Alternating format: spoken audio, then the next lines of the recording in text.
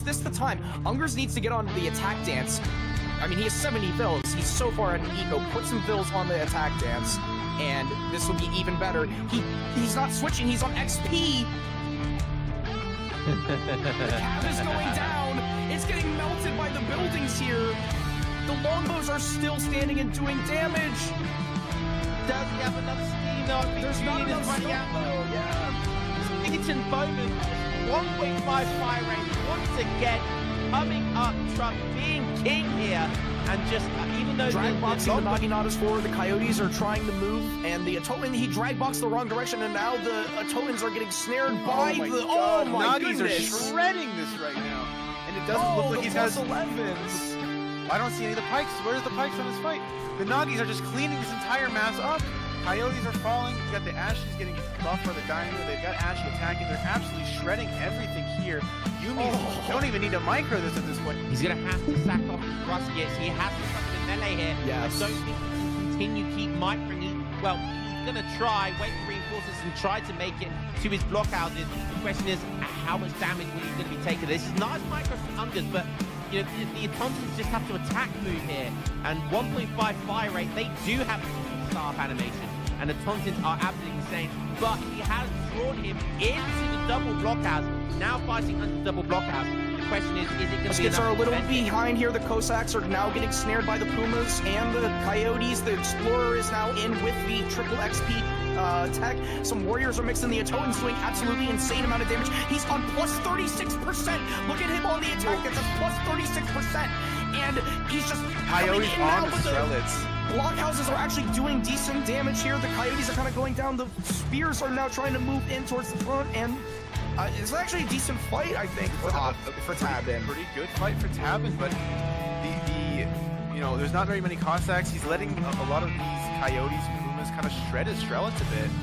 Finally getting his Cossacks where they want to be on the Slingers, and gonna be cleaning up. Here, the ESOCs are out of position. The Carolinians as well, and the ESOCs are gonna go up top. Oh, the tree carrying here. The tree is for Sweden, and there you go. We can see some damage here. The ESOCs, all the ESOCs are dead. That's quite a lot of mass.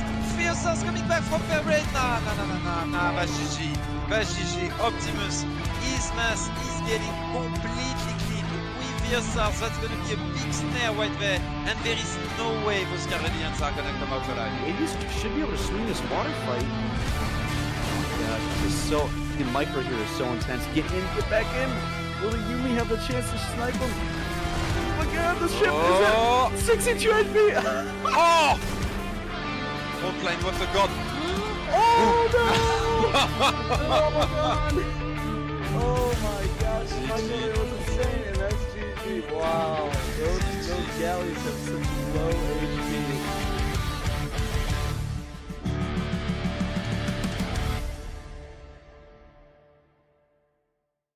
Salutations, ladies and gentlemen! Let's get hyped. It is finals day for the ESOC Spring Championships. We got the third place, best of 7, right, Baron, for third place? Yes, I believe it is a best of 7. And and then... Oh yeah, I was just saying we got these two absolute legends, Frontline and Phoenix. I mean, Frontline has been doing very, very well in the past couple of tournaments. In the last one, he actually was first, and now coming at worst he was top 4, and at best he can take the bronze medal today. So really standing up for NA. And Phoenix really not somewhat new to the competitive scene with ESOC here, but also very glad to have a player of his very high caliber in this tournament, and he's got some very good series so far. So what do you think? Yeah. Well, I think it's going to be a really interesting matchup. Now, if I were to put money on it, I think Phoenix has the slight edge in terms of micro. But I mean, Frontline, of course, being a very good player. So I think this is really going to come down to how strategic these guys are with their civ choices on the map pool. And it's going to be those small wins that are going to define who takes this this third place ranking. But I am so hyped, guys. Get hyped in the chat, because after this, it will, of course, be the battle for the championship between Hazza and Keturboy, which I got to admit, Baron, I want to get your thoughts on this. That is not the matchup that I had on my docket. for the finals. Keturboy did and you Hazza? expect Hazza versus Keturboy? Yeah. Yeah, I was honestly rooting for that the entire way through. I think Keturboy is an absolutely phenomenal. I mean, I posted my my bracket a couple of weeks ago, so you can go back and fact check me. But I mean, Keturboy, I've played with him. I've watched him play for a while now, and he's just a phenomenal player. So I was really rooting for him to make it to the finals. I think he absolutely has the quality to win as well. And Hazza, I mean, just an absolute legend in the game, right? One of the best players ever, and making a comeback right now, and obviously showing his quality, making it to the finals without dropping a single game, I think. So he's gotten 12 and 0. That's insane. Everybody. And Keturboy himself only dropping one game to Phoenix, who arguably is maybe the third best player in terms of mechanics, as you mentioned. So, yeah, I mean, these two players I think are just phenomenal, and we'll be very excited to see. But actually, so they're already in the first game. It's Malta versus Brit. So let's head over to the map video. It's Darfur, and then we can talk a little bit about the matchup when we head into the game. So we'll be moving on to the map video right now.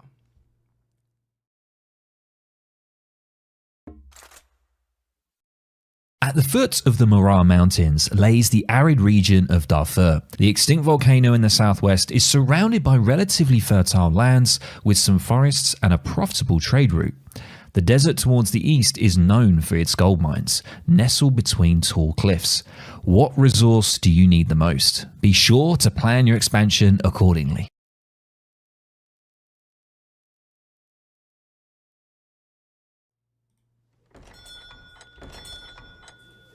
Oh man, shout out for the Widgie nostalgia. But here we are, ladies and gentlemen, on Darfur for game 1 of the third place best of 7 between Frontline, who is in the top of the map playing in the color blue, as Malta, and he is going up against Phoenix, who is in the south of the map in the color red, playing as the Brits. Arguably one of the two best civs in the game's current meta. But Brit versus Malta at this sort of high level, what can we expect, Baron? I think certainly Brit is a little bit favored. I'm actually a bit surprised you think Malta is in the top in the current meta, because I wouldn't expect them to be in the top maybe 7 or 8 civs. Oh, no. I mean Brit. Oh, yeah, Brit's yeah, is certainly one of the top 2. Yeah, no, Malta Brit is Malta is a very high skill ceiling civ. But even, at its high skill ceiling, because I mean, you need a lot of mechanics to play Malta well. And I really want to see what Frontline goes for here. I think a sort of Malta containment build that we've seen from other players, with commanderies, outposts, and maybe even some depots if we're lucky. I think that might be the strategy that will work against Brit on this map, because, Brit is a very food-heavy civ, right? They go through hunts very, very quickly. And so being able to contain them, or at least make them fight for each individual herd, could be a strategy Malta goes for here, and I think it might be the most successful one. But we'll have to see what Frontline decides to do. Any predictions on your end, Baron? Yeah, I think in this matchup, usually Brit has the earlier age up, and they can actually forward base Malta. And on this map, if you look at the hunt situation on the Brit side, they have a lot of very safe hunts kind of behind or to the side of their TC. And we kind of already see Phoenix posturing for this FB, or this mid-map barracks and tower here that he's planning to set up, I believe, around here on this hunt. So I think generally in this matchup, Brits want to go longbow heavy, because Malta struggles to add a big husk mass early on. And longbows simply beat bow pike from Malta, especially early on. And here what we're seeing from Frontline is actually a market start, no TP. Sometimes I see Malta liking to start for a TP, which kind of delays their age up by a little bit. So I wonder if we'll see a bow pike rush on the Brits FB. I don't know if that works. I think Brits can hold with musks as their second shipment, etc. But this is a very fast age up from Frontline, 2 minutes 40 with 15 villagers, and let's pay attention to see if he's going to send a forward Vil.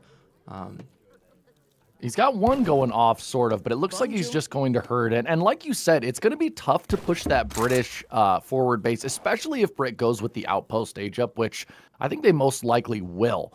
And so trying to push the outpost and the barracks with just bow pike it could be a bit of a struggle for Malta, but we do have to remember Malta, their hospitals do heal up their units, so that is a slight advantage if it's an extended fight in the middle of the map. But we've been talking a lot about what Malta's going to do. What do you think Brit does in this scenario? Just make musks, or like you said earlier, go for longbow pike and try to beat Malta at their own game?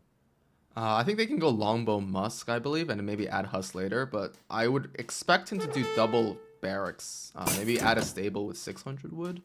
But I'm not entirely sure. I'm not the best player, Brit player myself, but so I'm excited to see what Phoenix does.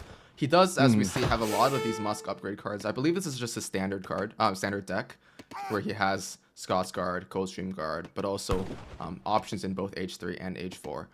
I'm a bit surprised he doesn't have the Gentleman of the Pike card, because I think that's I was just gonna say better that. than 20 longbow. But I don't know. Like maybe if he's going for some church stuff, the 20 longbow can convert to Rangers, and could be interesting. I don't think we'll see that. I think this game, one way or another, will be decided in H2. So let's see where this tower from Brit is going up. Ooh, it's going up in base actually. So he's Very scouted defensive. this forward And there it hospital is, from front the line. bow pike. Yeah, it's coming. Yes. Interesting placement there. I don't know if I agree with that placement by Frontline, because he's giving Phoenix just an absolutely wonderful view of everything that's going to be coming out when it's coming out. And I understand you want to be in the middle of the map, but is this maybe a mistake here to put your hospital so close to those manors? Well, I think he'll start with a pike batch if we see, and he'll try to siege down these early manors. I know people generally say you don't want to waste time sieging Brit manors, but I think early on it does actually do a good amount of damage to Brit's tempo, right? But look at when that, they're trying to double crossbow baron coming out, followed by 700 wood. So maybe not going for the siege play after all. Maybe going to try to harass some hunts here. But it'll just be interesting to see what Britain decides as their response. Do we see a barracks or a stable coming down yet for Phoenix? Yeah, okay, so barracks is coming down. Probably longbows being queued at this point. Yeah, longbows are in queue, steel traps being researched. And look at that, 700 wood followed by 600 wood. So yeah, I mean, I think your prediction about this being an extended H2 fight is going to come to pass. Yeah, for sure. Oh, it's getting a little bit laggy. Or hopefully it won't. Oh, it's gone away. Oh, it always scares me a little bit if we see a little bit of.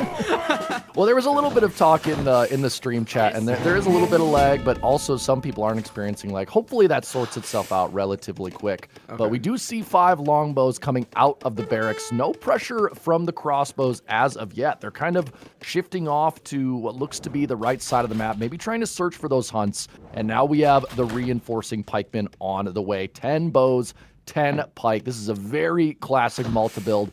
But against Brit, is it going to be enough? Yeah, but as you said, Phoenix knows exactly what's going on here. Any unit that's coming out of these barracks are being scouted. And yes, he's just going to poke a little bit with his bows. But see, Phoenix here already has 10 longbow out on the field. And with 10 longbow, I mean, 8 or so crossbows aren't going to be able to do anything under TC and outpost fire. And 6 more longbows coming out of the forward out. Yeah. Oh, this is a really great catch here by Phoenix. And I think you're exactly right about, he predicted the fact that Frontline was not going to have any cav early on. And so I think he feels very comfortable going pure longbow here. And I think he's going to get away with it, though Frontline being smart, pulling back out, not trying to take a fight there that he absolutely would have lost. And going to be content to take one of these manors, perhaps. And fight by his hospitals, that's going to be a nice buff for him. Yeah, but I don't see how 16 longbows is going to lose to 13 bows here. And yes, he has another batch coming. He's actually sending Germantown, which is an interesting build. I mean, usually I feel like you don't send Germantown in this. Well, because it costs 450 wood, and so that could have been like 2 batches of crossbows or a batch of crossbow and pikes. Yeah. So it's certainly going to stop your pressure, but maybe this is a good play by Frontline. Maybe he realizes that the pressure is not going to work, and so this is his way of pivoting and trying something a bit more boomy with the settler wagons, with the extra economy. Or maybe he's going to send the commandery to the middle of the map and try to use that to try to hold this forward position because we do see musks coming out now. So there is going to be oh my goodness, Phoenix going very aggressive. Look at that. 6 muskets now on the field, along with the 6 longbows that he sent earlier. And it looks like Phoenix is going to try to finish this game very early. Yeah, the issue is, I mean, Brit has gotten their boom off already. Look at their manor pop, 170 by like 8 minutes. So I don't know if it's enough time now for Malta to try to pivot into settler wagon play. Maybe he wants to do that, plus add some cavalry. But again, even that is too late now, I think, with so many musketeers out on the field. More batches coming out here. Phoenix has kind of survived by just having a single military building, right? He didn't even add a second barracks with 600 wood. So all of that went into manors and into more vill pop. He's already at 42 villagers compared with frontline at 27. So I think Brit is in a commanding position here. They have the military and the economic advantage. I mean, just look at the score here, Baron. It's like 5K in terms of Nothing's Phoenix's favor. Yeah. Nothing's happened, and gosh. Brit is up 5K score. Like, this is exactly what you meant by them being just such a strong civilization in some of these matchups. I think Malta... Sorry, go ahead. No. Go ahead. Say what you're going to say. Oh, yeah, I think Malta is just not the easiest to play pick into Brit when Brit has such a strong unit in longbows that just destroy bowpike in Age 1 or Age 2. Yeah. Well, the thing I was going to say is we were talking about smart adaptions, and, you know, I think the play of the game, because there hasn't been a lot of military action, honestly, I think Phoenix's choice to keep his outpost defensive and not try to put it up by those forward manors, I think that was the best move he made all game because it allowed him to hold that initial push of the 10 cross, 10 pike, and allowed him to really mass up these muskets. And now, and look, these Order Hussars, they're trying to be sneaky, they're trying to do some damage, but Phoenix is being very on top of his villagers, protecting them very well. And I just don't know what Malta does here. Maybe you try to age up, but the minute you hit age 3, I mean, Britain's just going to push and kick your teeth in. So I'm not really sure what the move for frontline is here. Yeah, well, he's shipped 8 bows in, and he's actually gotten the Red Sea wagons from the Sudanese trading post. So he will have a little bit more infrastructure. So I'm going to go use that as a commandery here. And he's going to push this mine on the right side. But the issue is, look at Phoenix's line of sight. He has complete vision of anything frontline is doing. He knows where his army is. He knows what his army is, and he's able to just kind of zone off his army with his own. We saw him catch those husks on the bottom left side of the map earlier on. And I think frontline's army is just not super effective here in causing any sort of damage that will be enough to swing the kind of tempo of the game right now. But and I mean, this just goes to show how strong Brit is. Like, how many civs can be triple producing at 10 minutes, right? Like, he's going double longbow plus Hussar. So he's using all 3 resources, and he's still doing it, I mean, fairly easily. He got a full batch of 4, well, not a full batch, but 4 cav out on the map. And yeah, I mean, this is just Brit Ocean. Like, that's so many muskets. And the longbows are able to do exactly what they want, which is just sit in the back, put down that critical DPS. And yeah, I don't really see Malta holding here unless he gets some amazing catch with his Hussars. But I mean, look at the reinforcing batches I'm not sure coming from. Brit wants to push into these 3 commanders. I think that's what frontline is trying to bait out of him. But I think if Phoenix plays this smartly, he knows he still has a little bit of res on the map. He has 1 hunt down here, 1 hunt here. Do you think an age is the potential here? It doesn't look like it. It looks like he's just gonna spam out more units. But maybe like you get vet musk, vet longbows, and you just push with falcos. That could be an option here. But we'll I see. think Phoenix not aging might be the only thing that saves frontline here. If frontline is somehow able to sneak up and age up, and I don't know, maybe switch over to like fire throwers or get steel boats and get those super uber powered crossbows, but I don't think it's gonna happen. Phoenix has decided that he does not care about these commanderies. He's gonna push in anyway, and he's got a lot of siege potential in this army. Yes, he does not have any pikes, but these muskets, they have plenty of siege attack on their own. And yeah, I mean, the Malta army is just gonna pull back, and they don't even know how to engage at this point. How do you push into this? And yeah, it feels very over for the blue player. But frontline Order Hussars coming out into the commander, and he's popping them out now in the front line. But I don't see that they're popping directly onto the musk. They're getting absolutely melted here. Yeah, and I mean, reinforcing batches of Hussars. Pikes are melee attacking longbows. Minutemen coming in. This feels desperate, and I don't think it's going to be enough. And look at that. Even if he cleans up this fight, it's a 54 Brit economy, full manor pop, and I mean, he's still triple producing from 2 Raxes and a stable. And, God, yeah. I mean, what a great example game of why Brit is so strong in the current meta, and they always have been, right? Britain has never not been one of the top civs. It's just, I think people forget about it because it's one of the more vanilla civs, and it's very basic, but in that basicness, there's a lot of strength. So, yeah, it's going to be a complete cleanup here for Red, and looks like game 1 goes to Phoenix unless Frontline pulls out something amazing. Yeah, I don't know what he can do here. He tried to raid with 1 Huss that got punched down by the mills on the right side there. He's sending in a trip to Jerusalem here, which will give him a lot of res, but I mean, his military production buildings are all down, so yeah, I'm not sure what he can do here. And there we have it. That is game 1. If we just take a quick look at the villager populations, Brits basically got a full manor boom while outmassing Malta. So yeah, like by the 7-minute mark, he's outmassing. So, and even here, right, with just a 5-unit advantage, there is just no way for Frontline to push into a tower, to TC fire, to the threats of min pops. So I mean, it just doesn't seem like Malta has a chance in this matchup against a Brit player as experienced as Phoenix. Yeah, and I mean, the H2 crossbow pike does seem like a weird strategy, even, you know, at its base against a civ like Brit. I've always thought that, you know, crossbow pike, it works well against like your semi-FF civs, right? Like, you know, your Dutches, your Germanys, maybe even like your Spains. Can even work against Ottoman, but, you know, against a civ like Brit, which is born and bred to play in Age 2, yeah, I just think you're not picking the wisest strat there. And maybe, you know, the more memey style of Malta with the commanderies and the depots, maybe that would have worked out better for him. But yeah, very convincing game 1 win for Phoenix. Though, I will say, Phoenix has now used Brit, which I think is one of his top civs. And I think one of the problems Phoenix has had in this tournament, especially as he gets to the higher levels, is, you know, there have been thoughts that his civ pool is not as deep as some other players. And so maybe using that strongest civ right away might come back to bite him, but we'll have to see. Yeah, I think Phoenix maybe kind of regrets not picking Brit in his series against Keturboy. And so he's going to start off strong. I mean, Darfur is a decent map for the Brits, I think. So doing that was, I think, definitely the right choice, taking that game basically for free. And also, Brits is a hard, it's a very safe pick, right, as a blind pick. Like, what would you pick to counter Brit? I don't think I know a single civilization now that I would say is heavily favored against Brit. So Brit, on such a good map, I'd pick Brit. Yeah, just go for the Brit mirror, right? Yeah.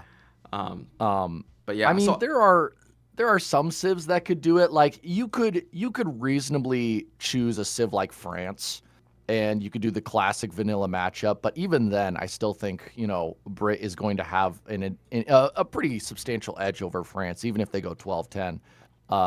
So yeah, sure. Like you said, Brit very, very hard to counter.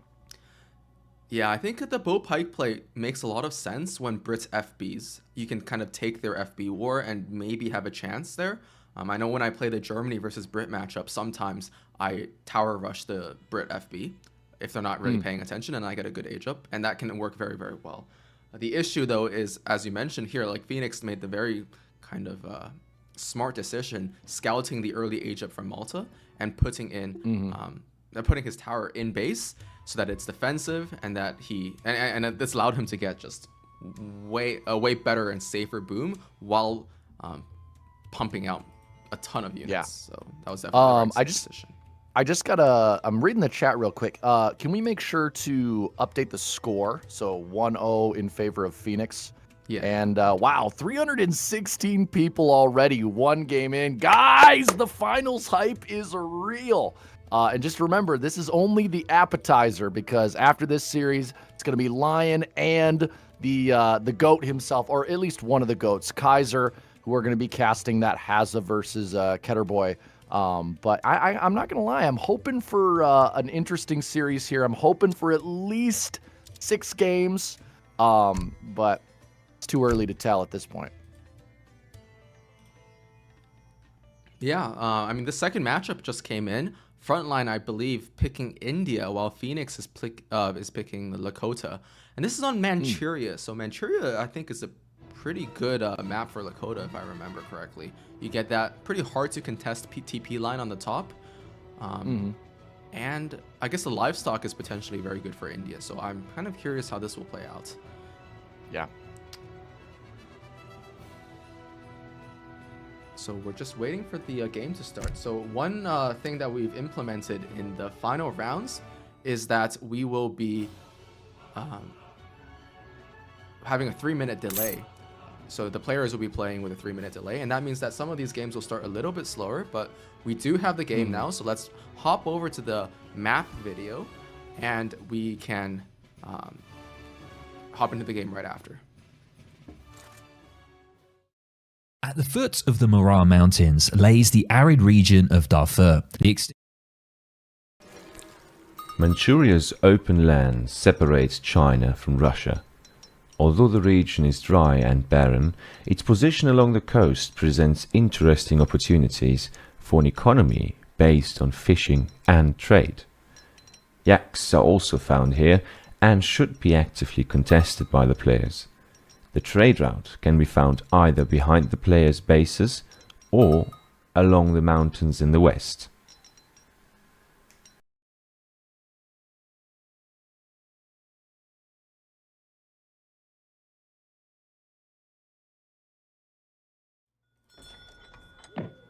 All right, and now we are back on Manchuria. This is game 2 of the bronze medal match between Frontline and Phoenix. And on the south side of the map, we have Phoenix playing in the color red as Lakota. And on the north side of the map, we have Frontline playing as the Indians in the color blue. So what do you think about this match, Mr. V, and this matchup? Well, like you said, this map, Mongolia, it has advantages for both civ types. So obviously Lakota, they're going to love that safe trade post that, is pretty much never going to be under real threat of being attacked. They're going to be able to use, that early, those early wood shipments to maybe even get down both early, maybe even get the upgrade. And then the other thing is that this is also a good civ, or a good map, for India, because, you do have the livestock, which they can gather with their 2 explorers, get a lot of XP in the early game. There's water potential for India as well. And, there's lots of room where you can place down an aggressive agri fort. You can go Karni Mata. You can put down trade posts of your own. A lot of diverse builds you can do on this map. And of course, India, a diverse civ in itself. They can play Age 2. They can play Age 3. They can even go up to Age 4, as we saw in the last series we casted in that insane India mirror. So yeah, excited to be seeing India again. Yeah, absolutely. That was Frontline versus Azad, if I remember correctly. That was an absolute wild game. We got some crazy mat help pops. Age 4 versus Age 3 for quite a long time. Armies and villas kind of running everywhere, and I think Frontline managed to pull out an upset there with a crazy comeback. But yeah, as you said here, on this map, I think one of the key Age 1 game changers is how many yaks India is able to collect. And so far, I believe I saw he's collected 5. But there's a couple safe ones on his side of the map that I think he will come back for later on after he steals the yaks from Phoenix's side of the base. Again, as you said, 2 of these explorers for India, each with 5 speed, will be very good at hunting these yaks down in the early game. Even though the Lakota explorer itself is an extremely speedy boy, 7.76 speed. Yeah, I'm so glad this guy doesn't snare anymore. Last patch, he would snare, and against Germany, I think this explorer was just overpowered, because in Age 1, he could just hunt down your explorer, snare him forever, and you would never really be able to get a TP down it, or you would have to kind of keep your explorer safe the entire time and try to build a TP in transition. So I was super annoyed and very glad that this change was made. I've made it clear many times my disdain for the Lakota scout. I've always hated him. I will continue to hate him even with the nerfs. But it'll be interesting to see what Lakota does here, because, sometimes we see Lakota go, oh, a treasure contention here, big wood treasure on the floor, but I think it's going to be picked up by Phoenix And that's going to be a very nice pickup for him, 75 wood. But as I was saying, you know, we do see Lakota go for the early infantry pressure a lot. We don't usually see the old meta of the kind of old bow rider spam.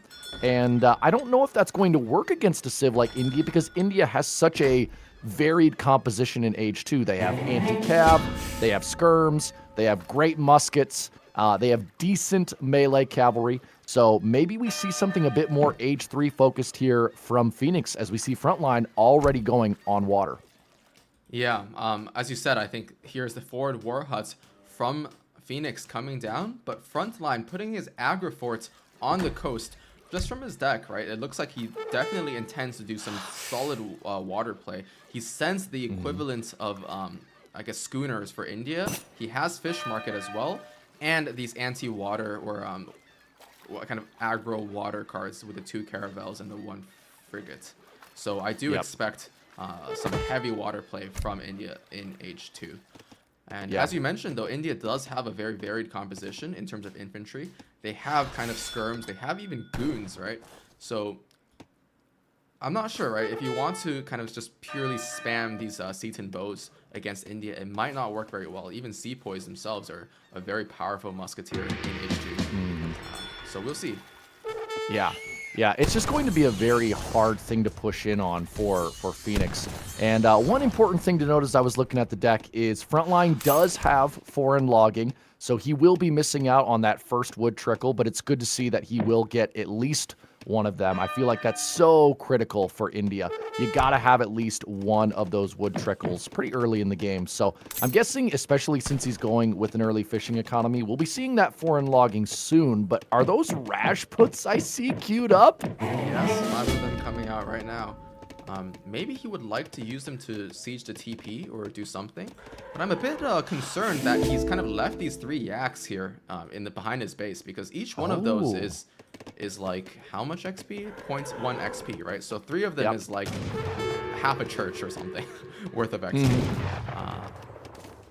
And yeah, I think he's gonna keep these Rajputs in his base to defend against any early cavalry pressure from Lakota. Let's see if he's actually scouted the middle of the map. So he does see this war hub, but I saw a lot of red. So yeah, Phoenix here putting a TP down and a corral. So he will be adding cavalry very, very shortly. Has a solid mass of Seaton bows out already, and there is that 4 Axe Rider shipment coming in. The Rajputs in base will do a good job at deterring these, but the Seatons will definitely focus them down quickly if micro correctly. Yeah, I mean, I feel like as long as Frontline plays this cautiously and doesn't lose too many bills, he's going to be fine here. Seaton bows, they are annoying, but I mean, they don't have good siege attack. They don't have that great of ranged attack either. And I mean, it's not like, you know, Frontline's done a really nice job with his infrastructure here. He doesn't have that many exposed villagers. Yes, he will be idled, but that's not really going to matter that much, seeing as most of his food economy is on water anyways. So, I mean, yeah, I think he'll hold the pressure perfectly well here, though it will be quite annoying if Phoenix keeps this up. Yeah, I think Phoenix certainly has scouted, or at least suspects water play, seeing this aggro fort right here on the coast. So yeah, I definitely agree with what you said, right? If most of the economy is on the water, it's very, very difficult for just pure land pressure to do anything. And Phoenix here only has this 3 Buccaneers card in H2. So without a dock, I'm not sure he'll be able to pressure India's water, because this aggro fort is just so oppressive. He's able to kind of take fights under the aggro fort, and this does, what, 100 damage every 3 seconds at a range of 40 to ships. So I mean, not to mention the Buccaneers, it's going to cost you 600 coin as well, which is just going to be so awkward for your macro. And I mean, more, oh no, we have some Club Warriors coming out now. How do Club Warriors do against Rajputs directly? That easily goes to Rajputs, does it not? Rajputs are just very, very good, I think. So let's take a look. 20% melee resist, 11 hand attack with a 4x bonus against cavalry. These guys have 12 hand attack, 150 health, and 20% melee resist. So I do think they're a little bit better. They're probably a little bit more expensive as well. So 50 food and 40 wood versus 90 food and 35 wood. So these are much more expensive though. But Oh, I thought we were going to see a clash in the middle of the map here, and it really is going to be quantity over quality, but there are so many Axe Riders on the map. The Rajputs are going to have to get in a good position, and now we see the Ottoman delis coming out from the consulate, and actually, the Elephant Explorers are doing a great job kiting. They've really kept Axe Warriors from getting involved, and there are enough Sepoy here to defend the Gurkha, and I can't tell who's winning this fight. It still looks like Lakota's going to be able to take it out, and if all these Gurkhas go down, that's going to be a huge loss for Frontline. Why did he push out here? I'm very confused. He had the superior economy. He has a hunt here behind his base. He has water. Why did he decide to push out so early? I'm a little bit concerned. I think that might have been, from what I saw, it looked like just kind of an accidental engagement in the middle of the map. I think the two armies just kind of ran into each other, and maybe Frontline in a moment of, I think I can take this. He decides to, try his luck. But, at the same time, he did, inflict quite a few casualties on Lakota, and Lakota has invested very heavily in this military push. But there are so many Axe Riders still left on the field, and now we see 5 Sepoys coming out. That's going to be a nice response, but plenty of C10 bows to keep them in check as well. I mean, maybe he thought Phoenix was aging, but I mean, is that really a thing that Lakota would do here? I'm not so sure. No. Man, yeah, and Phoenix is investing so heavily. He sent 2 Takala soldiers as well. Yeah, this is kind of all in from Phoenix, so if I don't think the game is over by any shots. I mean, you see that Frontline's score has bounced back immediately almost. And even these C4 are taking decent trades. I mean, there's so many low HP units here now. That guy can get one shot by the TC. Oh, careful not to lose a build here. He did lose one, yeah. Oh, another one here. That was a bit sloppy from Frontline. But, And he's called out both of his sentries as well, so there is going to be no more immediate relief coming from the TC. Azap's coming in. These guys might do fairly well. Not with these many Setons behind it. Yeah. Behind them, so. Yeah, I don't know how he'll ever catch up in military mass now. I mean, he only has 1 military production building. Lakota has 2. And yeah, but at the same time, I mean, 37 villagers. He still has his water, still has his agri fort, but without the agri fort to reinforce the TC, I don't know. He's resigned. Yeah. He might. I guess the all-in was enough to make him think that he wasn't. I mean, does this TC stay up? No, surely not. No. I mean, there's not that much siege here, but there's no shot for him to come back into the game, I feel like. What can he do? Like, maybe he can't make any military is the issue. That's the danger, right? With having so much eco, but no military to do anything. And I think this all came down to that one decision. I'm not sure why he decided to take this fight out in the open against Lakota, who he should have maybe scouted to have had lots of military shipments coming in. So Lakota was definitely way more all in than Frontline was, booming on the water. So that was definitely, I mean, obviously with casters we have like full vision, right? Of the map, so it's easy for us to say that was a bad decision. But I do kind of question that a little bit, because it doesn't seem to me like Lakota was anywhere near aging at that time. No. So yeah, I think that was a bit questionable, and that kind of swung the game. And you got to think to yourself, if he had not taken that initial fight and then still sent 5 Sepoys and still had both of his sentries, and then had taken a fight under his TC, he probably would have been able to hold that a lot better than he was able to in the middle of the map. But yeah, I mean, I thought he played that map so well, going for the early water against Lakota, seeing the war hut as soon as it went down. He kind of had all of the advantages, and then just one bad fight, one kind of luck of the draw, armies meeting in the middle, and at levels this high, that is all it takes to swing a game. Yeah, for sure. That was an incredibly bad trade, right? The Gurkha, he had like maybe 15 Gurkha that just went down for free. And as you said, he had the 5 Sepoy, he had the 7 Azaps as well. He had the influence to send them. So if he had all of that together for a slightly delayed timing, I think that fight would have went very, very differently. So a little bit unfortunate, but we do have the Civ picks for the next game now. We have Aztec for Frontline and Russia for Phoenix on Bengal. Oh, interesting. Also, another thing, Baron, I just counted up with what we have on Twitch right now, 386 viewers. Let's go, finals hype. Plus, I think we've got like 105, 106. So we are on the cusp of the 500 viewer mark for the third place matchup. Oh man, the energy is, I'm loving it. Guys, let's keep it going. Thank you so much for coming out. It is currently 2-0 in favor of Phoenix, but we're hoping for lots more games. And Frontline certainly not out of it, especially with this matchup. Aztec versus Sweden. Sorry, Russia. I misclicked. Oh, versus Russia. Okay, I was going to say, we might as well just put one in Frontline's side right now. But Aztec versus Russia. Okay, I think that's a lot more even. And no, Harrison, I will not take my shirt off. Maybe if Lion asked, but not for you.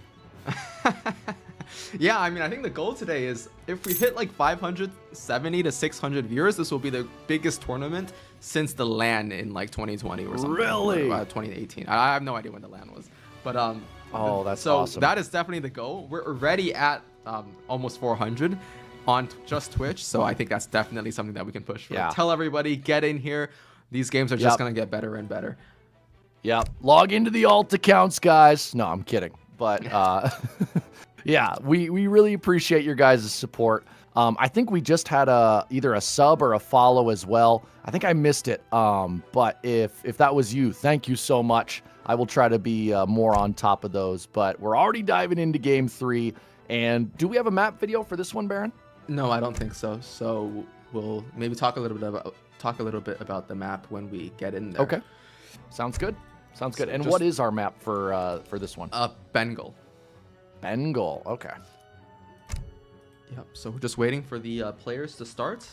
So Aztec versus Russia. I think Aztec definitely favored. Russia can't really FB with this threats of early Jaguar Prowl Knights and just the insane Aztec early H2 tempo. However, in the past, I think we have seen Russia, or Phoenix's Russia, be quite strong. I believe he won versus India, or maybe it was the other way around in one of the previous series. So, yeah, definitely can go either way, but I do believe Aztec is the stronger pick, just based off civs. Yeah, speaking of previous series, I might just take a second to say, guys, if you weren't able to watch some of the other series that were played, some of the other stuff that was played last week and the week before, I think, how do you say his name? Is it Grimacine? Grimescene? Grimescene. Yeah, Grimescene. He's been doing full recaps of all the tournament games, so definitely go check him out. His recaps have been very, very informative. But with that said, I think we are ready for game 3. Ladies and gentlemen, welcome to Bengal in the third place matchup between Frontline, who is playing on the, what would this be? Oh, the West. No. Yeah. Okay, Yes. I don't know my East and West. West? Okay, yeah. The West side of the map, playing in the color blue as the Aztec versus Phoenix, who is playing on the east side of the map in the color red as Russia. Now, interesting to note about this map is that there are only a few places where an FB might be put down. So if Phoenix is going to be on the defensive, it's certainly going to be easier for him to scout the forward war hut if one comes out at all. But maybe we just see the Prowler Knights into age 3 noble huts, some Aztec shenanigans. But what is the best strategy for Russia? Just completely turtle up with your blockhouses, or maybe try to go for counter pressure? What's the move here, Baron? So we've seen that on this map, the hunts are not the best. So after you kind of run out of this hunt here and the one in your base, you kind of have to go pretty far, either down south to this third hunt here, or to the middle of the map. So I do expect our front line to be placing his war huts either up here or in the middle here to secure these middle of the map hunts, which will give him a lot of time, I think, to play with in terms of natural res. But I believe Russia should probably place their war huts, not aggressively, but also not just directly in their base. I think they would probably want them somewhere out here. But so we'll see. I think in the past we've seen a couple players put their blockhouses here just to have the line of sight to see where the enemy is positioning their army, and to give a little bit of safety for the hunts behind here. So Yeah. Yeah, I think definitely playing for the hunts is very important here. Shout out to Hocus Pocus, subscribed for 4 months. He says, let's go in the chat. Agreed, my friend. Thank you so much for 5 months. And Aztec now picking up 50 food from the middle of the map. And I certainly think you're right about the War Hut placement. And can we get one more look at that Aztec deck? Looks fairly, yeah, I don't see anything too out of the ordinary there. And do we have a deck for Phoenix yet? So he does have the Mayan allies. So what if we see the Ooga Booga Rush from last patch? Yeah. Where you go Jaguars, these guys, and Coyotes very, very early on. It could do something against Russia, but I'm not sure. I mean, mass hand infantry is kind of one of Russia's weaknesses, right? Just because of how impotent their Ruskets can be, especially at, smaller numbers. But yeah, another very, 9 Manchu, very nice. But a standard deck from Phoenix as well. Yeah, I think the early hand infantry pressure is going to be on the cards, though not as strong as it was in the previous patch since they raised the amount of coin it costs for the Mayan allies, but certainly still very strong.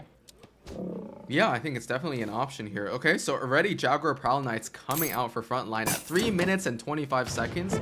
This is the biggest scam ever.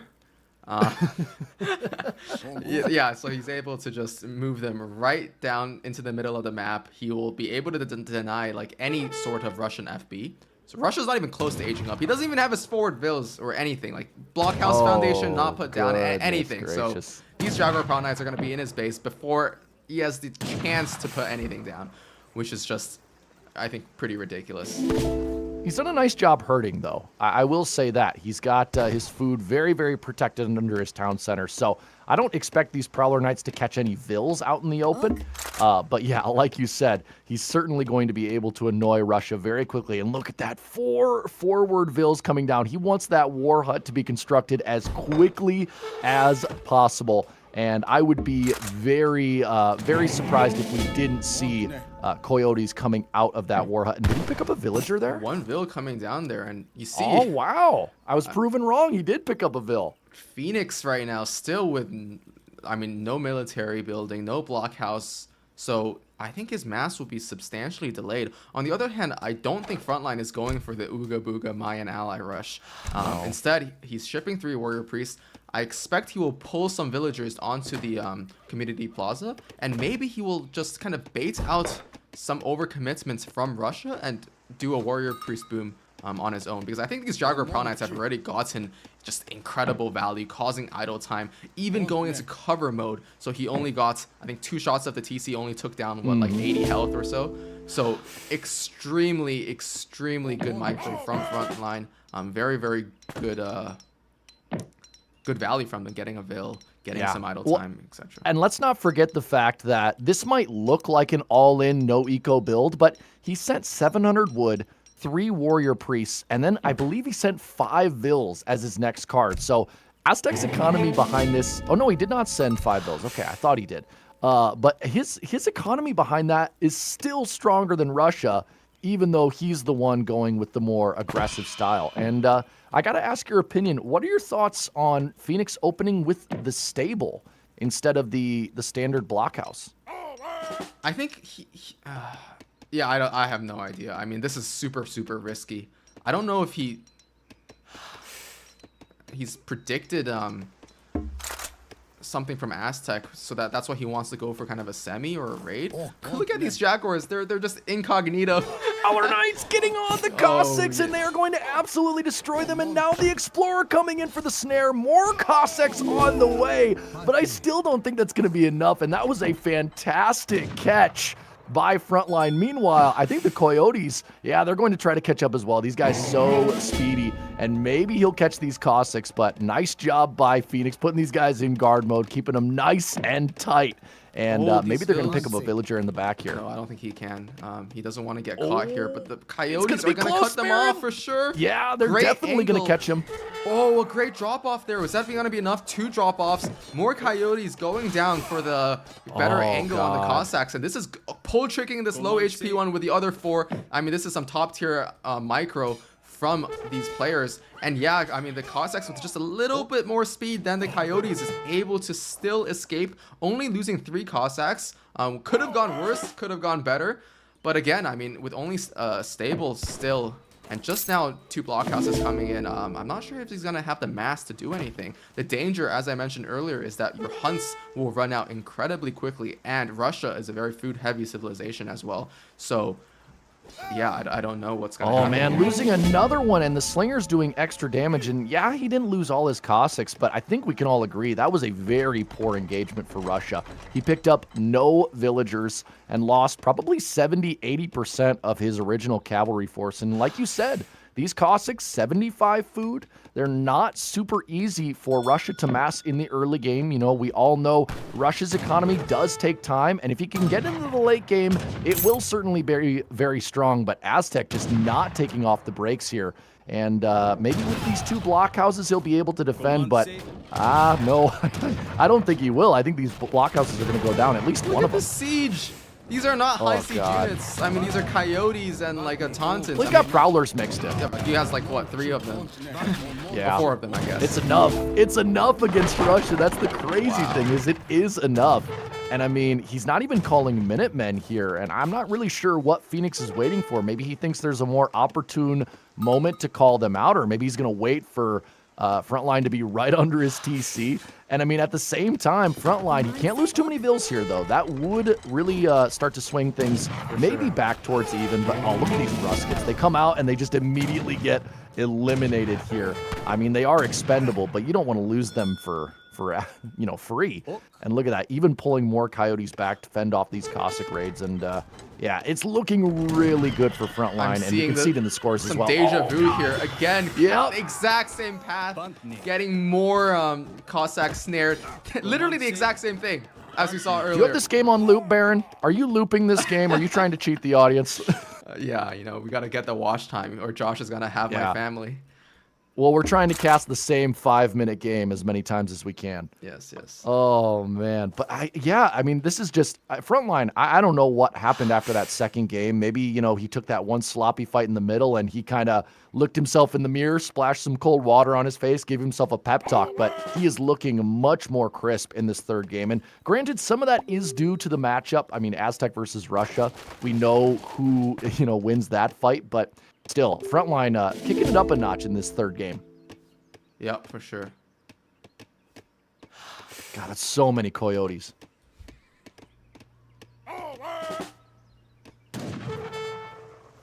What do you do to counter this as Rush? Do you just mask as many Ruskets as possible? Like, oh man, he's gotten a 3rd blockhouse up, but that's so much expenditure in terms of wood. And he's gathering up 700 coin. Is he trying to sneak an age up in here? Certainly not. No. I think he's just using that to spam the I mean, this mine is not even safe. Like, he can't gather from this mine. And this one is, I guess, pretty safe, so he can gather from that one. But here we have a big fight. More Ruskets popping out. A couple 1 HP Minutemen. You want to focus those down ASAP. But the Coyotes, I mean, there's so many of them. They're just going to be tanking forever. Not to mention the Slinger's doing great DPS in the back. Oh, Cossacks coming from the rear. Is not the best engagement all of a sudden. Oh my god, what happened there? 13 Strelic coming out as well. And just like that, the fight turns in favor of Phoenix. What happened, Baron? I thought that Aztec had that fight for certain, but I guess there were just enough Ruskets in that choke point there. The Cossacks were able to tank long enough, but just like that, the game is switched. Yeah, I guess Russia is just an OP civilization. No, I'm just joking. But I don't know. I mean, that was under 2. No, yeah, of course not. But they were under 2 blockhouses. I guess the Coyotes were in position very well. They were like in the front line. They got meleeed pretty effectively by their recruits. So yeah, I'm actually not too sure myself. I mean, that seemed like it was going well, but then Cossacks came out of nowhere. The 13 Strelets came out of nowhere. More Cossacks now coming out, and this is Phoenix's. Oh man, this is Phoenix's timing now to break out of the containment. And I don't think Frontline has anything to stop this. Just pure Coyotes. And he's got a handful of slingers mixed in, but that's not going to be enough. And we do have to remember that while Coyotes can hold their own against Cav, they're not really a counter to Cav. So these Cossacks are still going to do fairly well, and I think that's why Phoenix is so willing to engage them directly. And now with the infantry catching up, oh, this is going to get really ugly for Aztec. Oh, man, it looked so good. Oh, man, these games are just turning on a dime. Maybe he sends 6 Pumas here, but I don't know if that'll be enough. I mean, again, I'm not super certain about this commit earlier on, but let's watch this fight for now. I mean, oh, what's Strelets in melee? Is that a miss micro here? I don't know. I mean, Frontline's still doing a nice job keeping his Coyotes in cover mode. His Slingers being shielded by the mines, so the Cossacks aren't able to get to them. And I mean, he's making the most of the units he has, but there are just so many Cossacks here. Yeah, this is hard to do for sure. There's like the same number of Cossacks as Coyote now. But I mean, a lot of these Cossacks are low HP. We do have to keep that in mind. Some of them are falling. The Warhut is putting down some decent damage. Oh, I don't know. Oh, gosh. I mean, Russia's certainly losing a lot of these units here, but the reinforcing batches are just going to keep coming. And, I mean, Aztec is kind of tapped on military shipments. He can send 6 Puma, but that's going to be about it. Resources are very, very low. Sending 600 coin now. But, yeah, I mean, Russia now knocking on Aztec's front door. And all of a sudden, this just looks very, very good for Phoenix. Well, he does have like 8 warrior priests and almost 40 villagers, so maybe it's not 100% over. I mean, but Russia's economy will start outscaling. So yeah, I mean, I don't really see a way back into this game now for Frontline, but you never know. Maybe something crazy can happen. Yeah. I mean, the Cossacks are starting to get a bit separated from the rest of the army, and right as I say that, the infantry come back. I was thinking maybe if he can get a catch with 6 Pumas or something like that. I mean, if he was able to deal with the Cossacks, he would be, he'd manage to take out this infantry fairly well. But yeah, this looks pretty over. More reinforcing batches coming in. The middle of the map has been reclaimed for the motherland. And wow, I mean, just what a swing. That one fight in Russia's base. And that's all it took. Yeah. I mean, also, Frontline only had this one military production building, right? So maybe that was another contributing factor to him being outscaled in the military mass. But now, I mean, these villagers can't be dancing anymore because the Cossacks are in their base. Cossacks are in their base as well. And now Russia, I think, is outscaling. Frontline on 34 mils, Russia on 40. And Frontline decides to call it. Again, I don't know if this was a mistimed push here because he pushed under these 2 blockhouses with the last Russian Huns running out on the top. So if he had waited just maybe 3 or 4 more minutes, Russia would have had to push out and take map control. Because even, I guess around that mark, right, around the 10-minute mark where that fight happened, let's take a quick look. Frontline had the military and the economic advantage. Just looking at our resources gathered. I guess resources gathered does not really tell the whole story because he has so much XP. Yeah. Right. Well, so I'm reading the YouTube chat here, and I'm sure there's some of this sentiment in the Twitch chat as well. But a lot of people are pointing out the fact that if there had been some Pumas mixed in with that Aztec army instead of just pure Coyotes, that fight could have gone so differently because the Cossacks, they wouldn't have been able to engage because Pumas are just so cost effective against cavalry. And, maybe that infantry ball would have taken a lot more damage. And, maybe just a few of those pikes could have swung that fight. And it obviously would have given him a lot more siege attack as well. Yeah, for sure. But, Baron, I just got to give you the report here. We are currently at 438 in Twitch. And we have 116 on YouTube. So we are nearing the 600 viewer mark for the 3rd place match. Let's go. Wow. Let's get that finals hype, guys. Keep logging into those alt accounts. Keep telling your friends. All right. Tell your mom, tell your uncle. Okay. Give your mom a Mother's Day gift. Give her the gift of the ESOC Spring Championships. You know you want to. You know you got to do it. And maybe you can buy her a mug as well. for Mother's Day if Josh makes those available to everybody. But we're going into our potentially last game here, though I got to admit, Baron, I am certainly not ready to be done yet. So personally, I think I'm pushing for Frontline for this game 4. Yeah, for sure.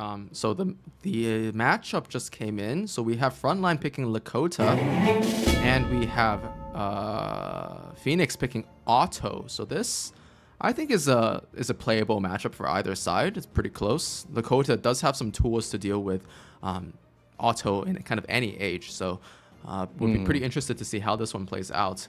We are going to be on Anatolia, so a very high TP map, which generally favors Lakota. They can do some H2 play, secure the TP line, and kind of take it away from Otto and kind of get an advantage in terms of economy that way. Speaking of mugs, though, we do have a quick announcement. During the grand finals, we will be picking a random subscriber to receive a one-of-a-kind. I'm pretty sure this is either one of one or one of two ESOC labeled mug. So if you guys, yes, and the mug is shipped worldwide. So for anybody interested in getting a ESOC mug, one of a kind, hit that subscribe button. And we'll be giving it to you. Yes, ESOC mug. We got a spam mug in chat, guys. Mug. Scam Mugs mug in the indeed. chat. Come on. Also, Keturboy saying that you are handsome. Oh, thank you, Keturboy. Keturboy playing next against Hazza, and I hope you're getting ready, man. Is that God? That's gonna be. I hope that's a close series. I'm hoping for the full 7. But I also wanted to shout out. Oh, where was it? There was yes, here it is. Lord Grigor. Currently tier 1, subscribed for 34 months. Let's go, Lord Grigor. Thank you so much for your support. Oh, look, I love it. Look at all those beautiful mugs in the chat. ESOC's mugging us. Hell yeah, we are. Big black mug. I don't know about that. Oh, man. You guys are impossible. Huge mugs. Incredible mugs. Terrific mugs. That's the best pretty good. mugs. Thank you. Oh, this is fantastic. Rosado mug. Oh, God. The best mugs, everybody. No tariffs on these mugs, by the way. Yeah, we'll be shipping them to you guys for free, I think worldwide. So definitely start spamming mugs. Start spamming those subscriptions, actually, because that's what really matters. I know I have my subscription queued up, so I don't know. Maybe I can do a little bit of finagling and get the mug for myself. Oh, Baron, come on now. They hate us North Americans enough. We don't need more heat on us. Maybe we should have it so it doesn't ship to Britain. Mug That pick? would be my only request. I don't know how I can show Mangpa. you guys mug pick right now, but I would be happy to if we can. 2-month streak for Mangpa. Let's go, Mangpa. Yeah, let's go. Keep those keep those subscriptions getting spammed in here, and maybe you'll have a chance to get a mug yourself.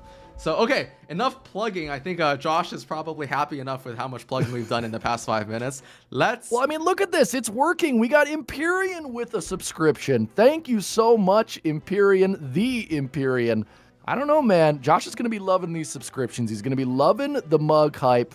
But yeah, I think you're right. I think it's time we hop into game 4. Lakota versus Ottoman. Take it away whenever you're ready, Baron. Yeah, let's quickly, so I don't actually see the game yet. They've started, but we do have that 3-minute delay. So let's hop into the map intro video real quick. This is Anatolia. The Anatolian Peninsula is the homeland of the Ottoman Empire. Its rugged landscape is bisected by an elongated grassy valley that separates the two players. This valley contains the only trade route and some grazing livestock. Each player begins with a local settlement of Fenerites near their first town.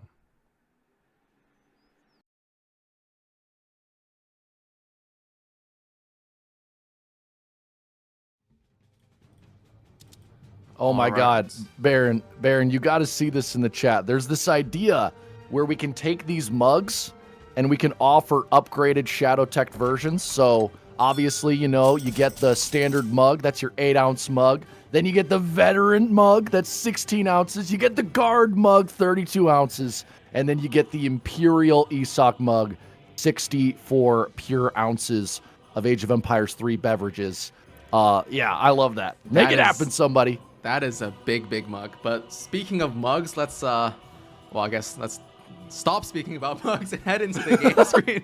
I was trying to think Well- of a segue, well but that just did done. not work. Anyways, That was an excellent transition. Greg. yes. Anyways, let's go in. They've started the game, so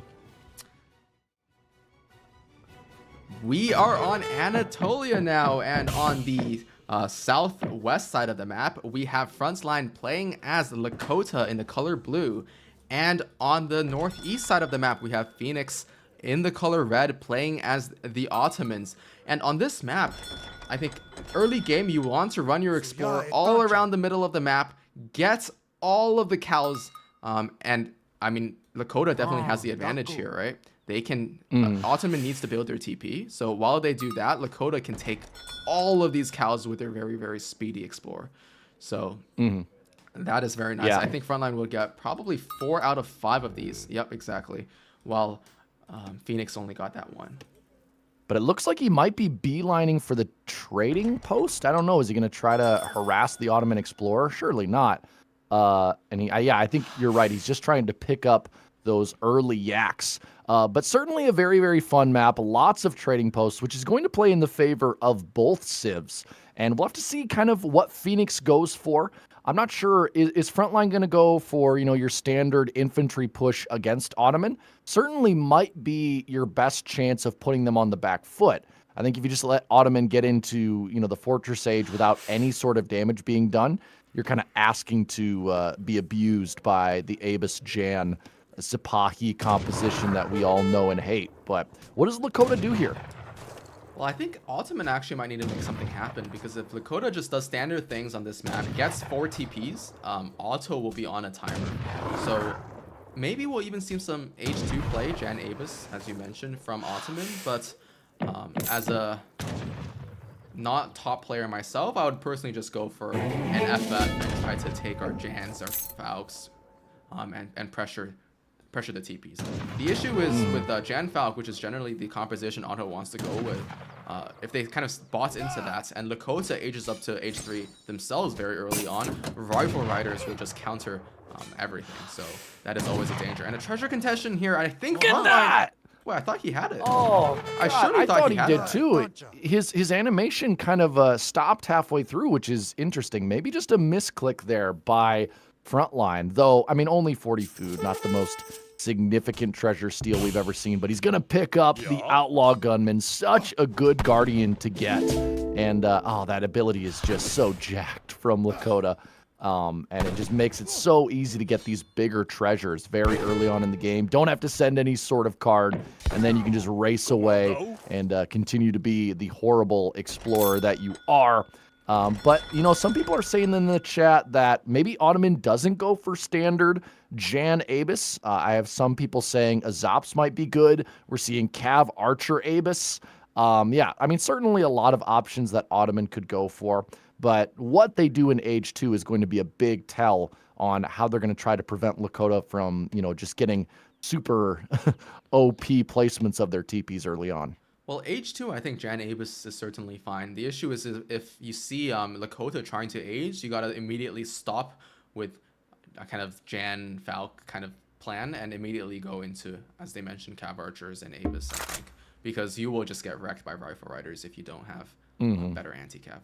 The best thing for Frontline, I think, in H3, if they go Abus Jan, is to just make pure cav, so Axe Rider, Rifle Rider, and the Rifle Riders will just melt the Jans, while the Axe Riders can destroy the Abus. So yeah, I think Cav Archers are generally a good thing to add in this matchup if it makes its way into H3. Have we taken a look at the decks yet, by the way? Especially Phoenix's deck is the one. Ooh, okay. So, yeah, look at that. Frontline does have the 3 TP Travois in his deck. I'm sure we're going to be seeing that very soon. And also the 2 Takala Soldiers, which is going to be one of the great counters against Ottoman's composition. If you can get a decent mass of Takalas, or maybe even go for the H3 big button. I have seen that swing a lot of games in Lakota's favor. But whoa, 600 and 700 food. We all know what that means. Are we going to be seeing double racks Janissary? It's certainly going to be H2. Yeah, this is definitely H2. He's getting double racks, Jan. Yeah, look at that. There's no way this works. Maybe. I don't know. I mean, I guess if Frontline misplays it and gets like his C-Tan bows out of position here, oh, man, I don't know. It's such a clear tell though. So if Frontline even takes a second to look at Phoenix's deck, he knows what's going to be coming. And of course, he's seen the barracks as well. His TP is actually going to be giving him really good line of sight of everything that comes out. And maybe Phoenix plays it safe and just goes for the TP. But now the C-Tan bows and the Axe Riders, they're going to be able to put a lot of pressure on it very quickly. And just a few Club Warriors for the Siege will be able to possibly take down this FB. And Frontline now attacking here. And we've seen him overcommit a couple of times before. And, oh, 5 Janissaries popping out on the C-Tans. But it looks like they are going to be able to get away in time. And we have to remember that C-Tans, they do have horrible kiting animations, so they're not going to be able to do as well as, say, skirmishers against this Janissary push, but still looks perfectly fine for Lakota at this point. Ooh, he smells blood of the 2 FB villagers, and he's gonna try looking for them, but I'm not sure if he'll find them. Phoenix did the right thing, trying to bring them back immediately. This is the danger with Otto, right? If you FB, and your Jans are not the greatest anti-cav early on, so he's gonna catch him! He's gonna catch him! No, they're gonna get to the TC. Aw. Dang it. But now the C-Tan bow's coming out. A lot of Janissaries on the map, though, as well. But I feel like C-Tans are just good enough against heavy infantry. At that 1.5 fire rate, 15 range attack, and 1.5 multiplier, they're just way better than X-bows in general, as long as they don't get like run into. So yeah, if Jans just walk forward, get a great snare on them, then maybe they have a good chance. But otherwise, it's going to be very good units. It's going to be very important, though, for those... Okay, good. The Axe Riders are coming back, because we did see Ottoman send 3 delis, so he knows that the C-Tan mass is going to be growing, and he wants some sort of counter, and those 4 Axe Riders cannot get wasted, or there's going to be nothing to defend the C-Tan bows, and now the Janissary is getting involved in melee, and why no kiting here from Frontline? He's just allowing those Janissaries to get into melee, and now the 3 delis are here. There is no Axe Riders left to defend against them, and the C-Tans are going to get cleaned up. Oh, no! Frontline! This is not looking good for Lakota at all. Again, I'm not sure about this decision making. Like, you know, the deli will be coming in around the 7-minute mark with this kind of Jan rush. So yeah, why and the commit once again. And this is perhaps the 3rd game in a row that we've just seen Frontline go all in, try to attack Phoenix and get caught by a really, really good pop. And I mean, these C-Tan bows are going to go down, and there's still at least 10 Janissaries on the field. The delis are still alive, though there are now some what looks to be... Okay, so there still is a bit of C-Tan bow left on the map. Maybe not the end of the world for Frontline, but all of this villager build-up time is certainly going to be in Ottoman's favor. And we do have to remember Lakota lost the trade post as well. So this push by Phoenix is actually going very well so far. Yeah, for sure. I guess the Janissaries here, there aren't enough to really do anything, but maybe Phoenix can just try to age up behind this. Nope, he's going to keep spamming Jans, which is also totally fine. Another batch coming in here. And will Frontline be able to mass enough C-Tans? Because I saw him get a 1 batch and then a 2 batch here, so that is definitely not very good. No villagers on food right now, which is the issue, because C-Tans cost a lot of food. Decent amount of wood as well, but yeah, there's no hunt to be gathered. I mean, he can't come here without dealing with this Janissary mess, and more Janissaries surely are going to be coming in here as well.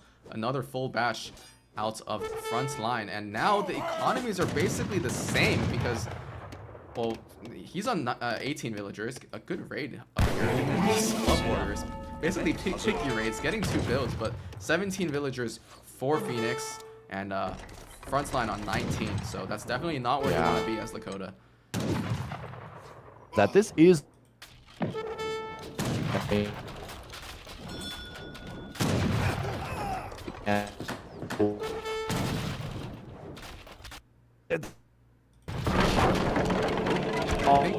You're cutting out a little bit. Can you hear me?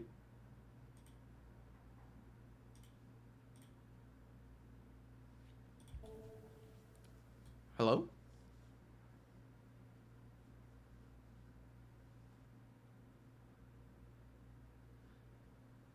I can't quite hear you, but so let me just talk to the stream a little bit while this gets figured out. Maybe try rejoining the voice chats. The So anyways, yeah, I mean, that's the game. And I believe this is the series as well, which is a bit unfortunate. We did see the double Drax Jan Rush, which I believe has a 100% win rate so far in the tournament. And no, don't go anywhere because we will be immediately going into the grand finals. So don't go anywhere. We'll be getting Lionheart and Kaiser Klein in the chat ASAP. So definitely don't go anywhere. But yeah, this is the fourth game done now with Phoenix 4-0ing frontline. And, well, GG's. I mean, Phoenix showing that he's a top player. Mr. V. Hello. Oh, yep, Am I back? Yes. I can. All right. Yeah. Sorry about that, guys. The wind on the Great Plains is kicking up, and it sometimes makes the internet a little bit spotty over here. But yeah, Baron, I'm sure you were just talking about the conclusion of that game. 4-0 sweep for Phoenix. Certainly not what we were hoping for, but I mean, Phoenix just playing very, very well. And I mean, maybe Frontline just playing a few of those games too aggressively. What are your thoughts?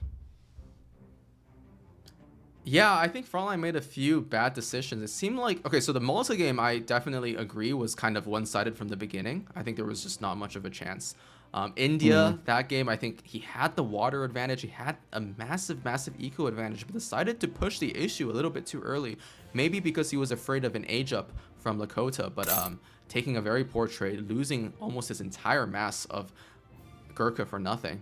And that kind of sealed the deal. Same thing with the Aztec game. He pushed under the war huts. I think he thought it was necessary to prevent Russia from outscaling, but I think that was just a little bit preemptive. Phoenix was clearly gearing up for his timing to kind of secure map control. And really, Frontline kind of ended up playing into his hands and pushing into his base instead when Phoenix was preparing to push out. And that's just something that you don't really want to do. And finally, in the last game, again, the Cetans, kind of monocomping Cetans, which is absolutely like the right thing to do against pure Jans, but at around the 7 to 7:30 mark, you should be expecting Delhi on the field, and you need to have some answer to them. So being outside of your base, there's no safety of War Hut fire, no safety of TC fire, and the Cetans getting cleaned up was just GG. Yeah, absolutely. And I mean, again, just Phoenix just playing all of those so crisply, and he never panicked. He never, just completely gave in to the pressure, especially during that Russia Aztec game. I think that might have been his most impressive display of holding in his base, moving all of his vills to the north, getting out resources, getting out those extra blockhouses. And, when we thought it was all over with those Cossacks getting caught, really what it was doing was it was buying him a lot of time to get, extra units out and hold that final push. But yeah, I mean, super well played to Phoenix. Well played to Frontline as well. Just a couple of bad engagements. But, I noticed that Frontline, his picks for the map were very good. His starting build orders were very good as well. It was just the execution in those fights that really found him lacking. Yeah, I think it's as you mentioned, it was the timing, it was the execution, but I think Frontline maybe a little bit nervous, or maybe he just doesn't care too much about the third place match, which I'm just joking. It's possible, right? Yeah, but I mean, go ahead. Yeah, I don't want to take anything away from Frontline. He's had a great tournament. He's won tons of pretty difficult matchups against Azad, against only Baus. So I mean, definitely a great run for him, and showing his quality, like the quality of player he is, getting to the final stages of multiple tournaments in a row. But I think today was just Phoenix's day. A little bit of, as you said, the poor decision making and stuff from Frontline. I mean, at the top level, any little bit of an off day, I think, is enough to guarantee a little bit of a swing. So, well, congratulations to Phoenix. That is our third place winner. Yeah. And in his first ever, I think, ESOC tournament, at least in the recent past. So hope to see him continue to play for ESOC. And now we have Kaiser Klein in chat. Maybe he can tell us a little bit more about what his opinion was on the previous series. Hello, Kaiser Klein. How are you doing? Yeah, hey guys. Great, and you? Good. Doing well. Yeah, I haven't watched everything, to be perfectly honest, because I came home a little bit late. But from what I've seen, yeah, there were a few quite big mistakes from Frontline, just taking, wasting his cav when raiding, for example. in that Russian against Aztec game. No, wait, that was actually Phoenix, right? Yeah. Yep. Phoenix But wasted. then frontline overcommitted and the other blockhouses, I think, or something like that. Yeah. Yeah, there were just some maybe some questionable decisions. Like the micro was fine, but let's say he just took fights he didn't need to take, or this kind of stuff. Like for example, Aztec against Russia, he could have probably just kept starving Russia. I don't think he needed to commit that hard, right? When he was ahead already. Or another example would be the India Lakota, right? Where I mean, he's water booming. Lakota is known to be like extremely scary, right? Like they are really good at taking fights, and you want to be super careful with your units against them. And then he just like lost all his army going forward, basically, right? So yeah, I think that was like the main mistakes from Frontline in this series. I don't know what you guys think about it. Yeah, I definitely agree. Mr. V, how about you start us off? Well, I'll give my thoughts here, and then I will probably bow out so that we can get Lion in here and we can start hyping up for the finals match. Because obviously, I mean, we got over, what is it, like we're up to like 550. So we want to keep the ball rolling. But yeah, my final thoughts are I thought both players in terms of their build orders and their civ picks for the maps, I thought it was really, really solid. I think Frontline had some great opportunities. He had a couple of matchups that he certainly could have won, especially games 2 and 3. And game 3 especially, I thought he had a huge civ advantage, Aztec versus Russia. I thought his early game was really, really crisp. But it really came down to his micro in the engagements and just not anticipating what Phoenix's follow-up was going to be, and then a couple of overcommits, like you guys said. Really, really happy to see both players come out. Obviously, congrats to Phoenix on the 4-0 win, and congrats to Frontline on the 4th place win as well. Still very, very impressive, especially given up the bracket that we saw. A lot of great players, but I will leave it to you two. I will give a chance for Big Lion to come in. There he is. I see him in the Twitch chat, you British bastard. But guys, I really appreciate it. I will be watching in the chat. Thank you guys so much, and good luck with the grand finals. Yeah, thanks, mate. Great casting, by the way. Thanks. Thank you. Awesome. So Lionhearts and Kaiser Klein will be casting. I will remain as a producer as the most parts.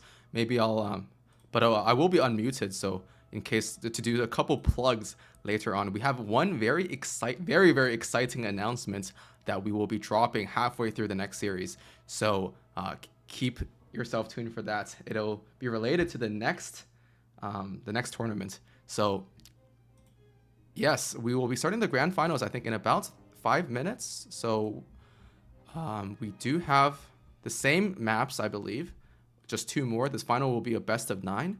And yeah, I don't know. We have 2 legendary casters, the biggest YouTube star in the community, I guess, Lionhearts, and also one of the greatest players of all time, if I do say so, Kaiser Klein. Oh, you're talking about both of them about me? Oh, I'm one of the best players and the biggest user. Yeah, oh, that's so kind of you, Baron. That's so kind. We also have this guy called Kaiser Klein in here, so better do an introduction to him as well. I don't know about you, like a Lion. I'm just some random dude. Never mind me, I'm just like some random player. Kaiser Klein is a random dude with the most beautiful hair. It's like it's the most gorgeous Jufro I've ever seen in any white guy ever. I'm gonna blush again. You guys are too much for me. I did donate that 50 quid, Kaiser, because of that luscious kiss. I just thought I'd let you know. It was the easiest 50 quid I've ever spent. Yeah, I mean, whilst you're here, go ahead. No, I should maybe just launch my stream, and just get people to give me $50 for kissing the camera and stuff like that.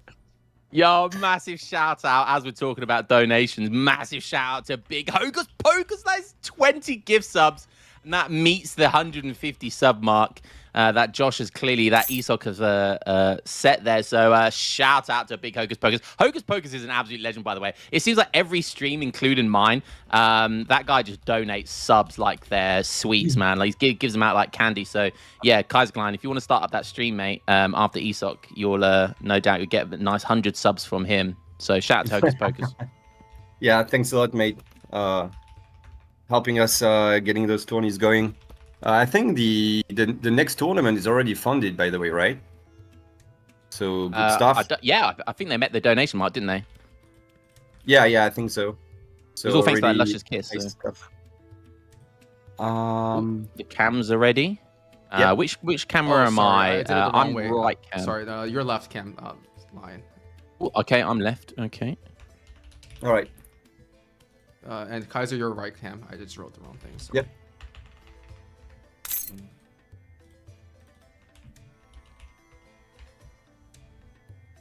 All right, should be good. All right, I'm setting. I've got a new setup going on at the moment because I'm having to. I'm literally. You'll see in a second. I'm going to be casting. I'm casting in my kitchen right now. Next one. Got to do what you got to do. I thought I'd take the glasses off as well. Go proper professional. Not quite suit and tie, but I thought I'd take the glasses off. So Phoenix is And actually here we are, setting boys. an interview. So we might be dragging him in so you guys can interview him for the next maybe five or so minutes before the next series starts. Yeah, sure. I've got a question for him. I've got a question for him right off the bat. He's in now. All right. Hey. After Phoenix. Hello. First question, Phoenix. I'd just like to know, what's your relationship with Revnag? Oh, Is it a sexual one, or is it strictly friendly? That's the worst question you could have asked at this time, not gonna lie.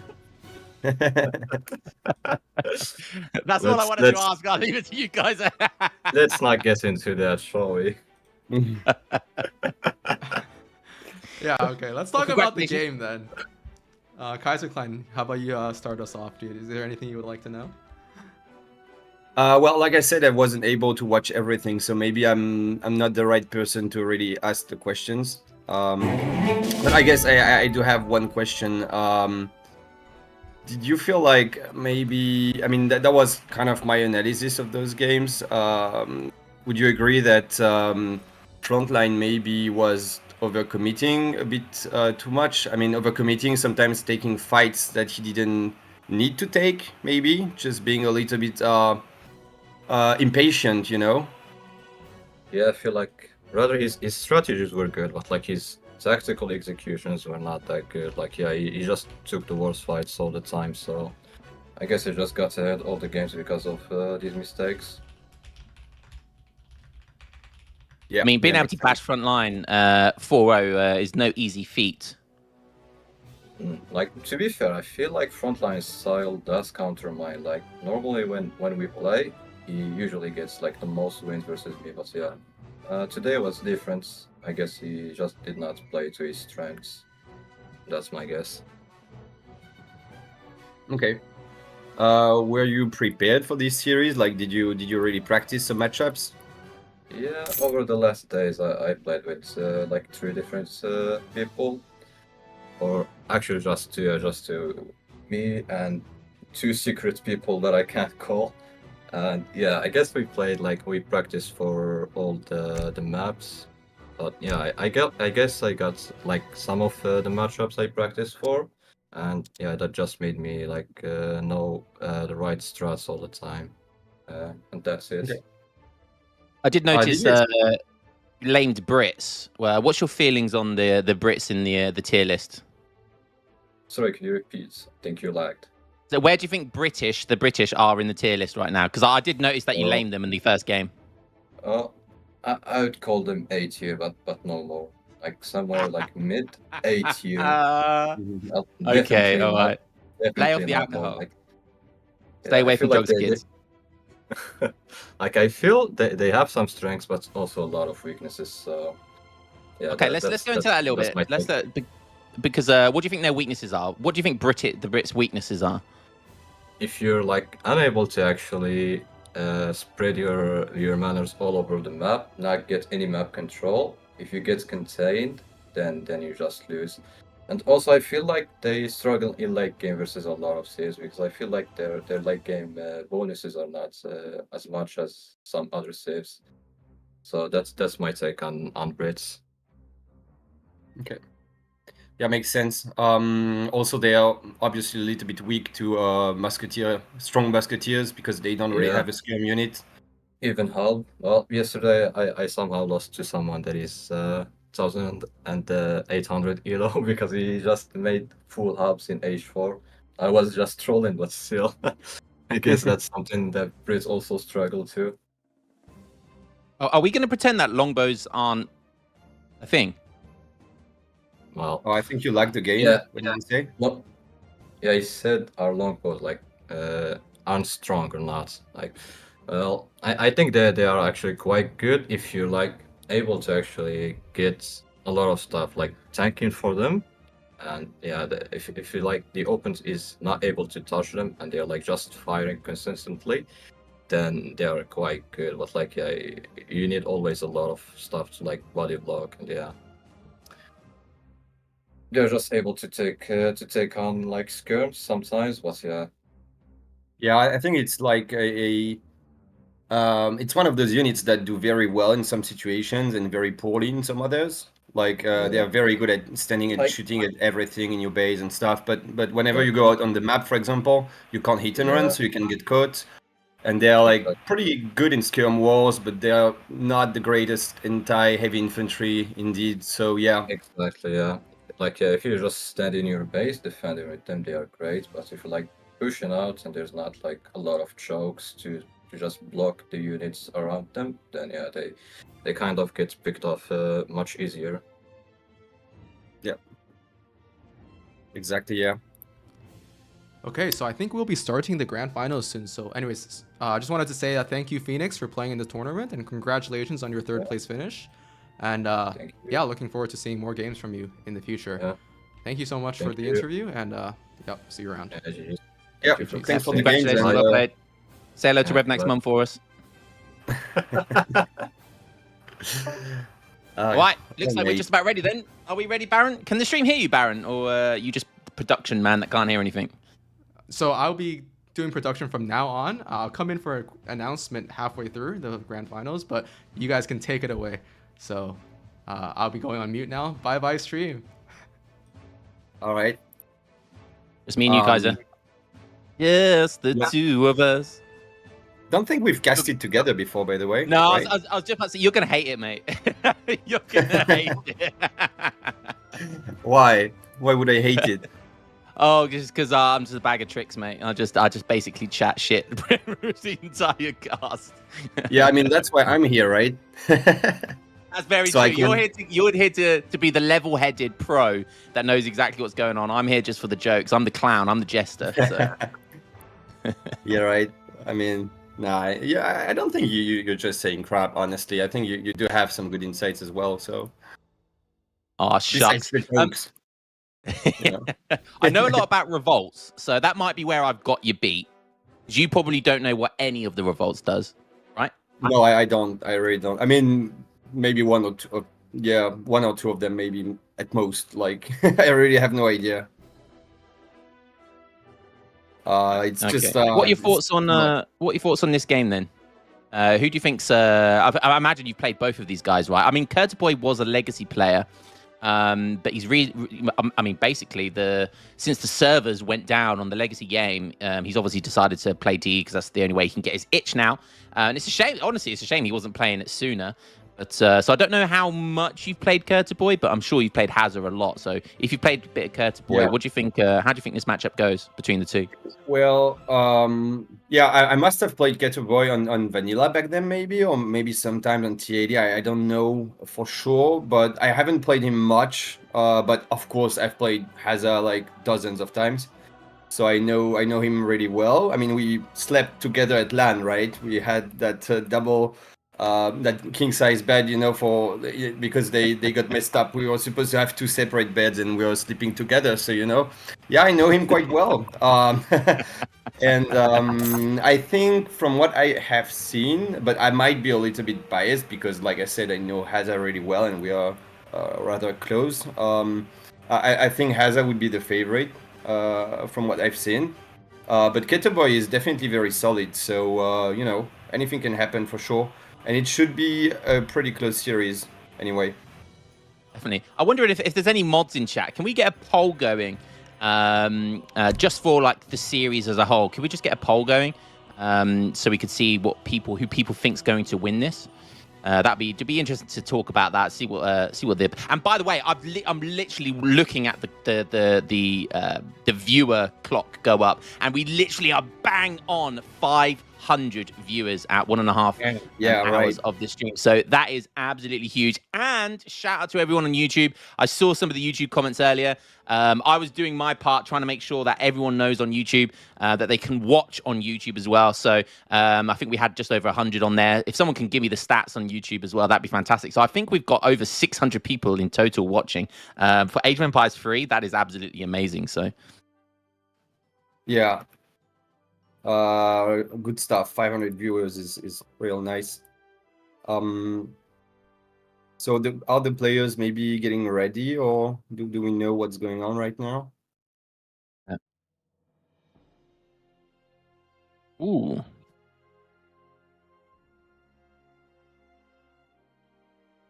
Okay, Keturboy France and Hazza Spain on Punjab. Interesting. So definitely a very good French map, but Spain does quite well against France overall, I think. So should be a close matchup. Yeah, I've said this before. I actually don't, because Spain is definitely one of my main civs as well, and I don't like this matchup as Spain. And I'm by all means not saying that France beat Spain by any stretch of the imagination. If anything, it's probably Spain that just has the edge over France. However, I do feel like France has the tools to do incredibly well in this matchup. There was last series I don't know if I casted the one that I was the last series I casted in this tournament. I can't remember who it was. It might have actually been a Hazza matchup, but we saw this exact matchup, and France just played so solid because they get that early. You 9 times out of 10, right? Spain are going to just fast fortress. So, France has a good kind of couple of minutes early. And with the 12-10, they've got a good few minutes to kind of play around with the map, siege down some trade posts or whatnot, cause a little bit of havoc, and kind of get that fast age up. So they're kind of aging up at the same sort of time as Spain as well. So I just feel like they have the tools to do well in this matchup. Yeah, if you can get away with the 12-10, it's definitely nice against Spain. And this is if there's one map where you can, it's Punjab, because you get food treasures and you get the livestock. So yeah, definitely. It's just you might still just die to a billion rods, honestly. Like it's pretty hard to micro against Spain. Their unit composition is quite scary, and it takes a while until you get like the beefy crews and enough goon as well and all that. While Spain sort of like can just double racks you and get a ton of units out early. But yeah, we'll see. I mean, like I said, it's a pretty good French map, so I'm curious to see how it plays out. I know you said you're totally right about the rods, and that can work against pretty much most civs. But another thing I think France has a somewhat of an advantage there is that they do have CDBs as well, obviously tanky, which they can do the classic Vil pool in those big fights, which can cause havoc for Rodoleros. So even though CDBs obviously have range resist, it's still Rodoleros are just kind of tickling them a little bit. But yeah, we'll see how this goes. Can't wait to see this. And I'm just looking at the poll, which has just finished as well. 39 votes to Hazza and 22 to Keturboy. So 64% of people think Hazza is going to win this. So 64% is the favorite for Hazza. But honestly, Keturboy, I've seen him play, man. He's scary. He is scary. So it's anybody's spectacle. I hope we get a really long series here. Yep.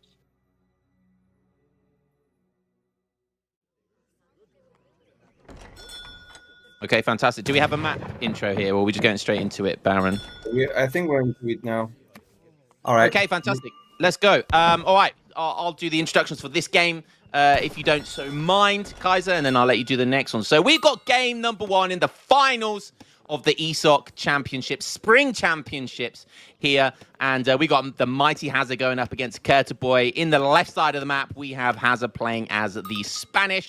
And in the right side of the map, we have Keturboy playing as France. And we are on the map Punjab. which it's a classic map, right? It's a decent map. It's got it's got a decent trade line. It's got kind of free trade posts where not one of them is going to be too close to the opponent's town center, so you can gain the entirety of the trade post if you want to do some trade post eco here. The natives are very meh. You'll very rarely see much native posts, but you do have that starting kind of livestock, which can be beneficial for certain civs. So yeah, it should be a good one. Yeah, definitely, yeah.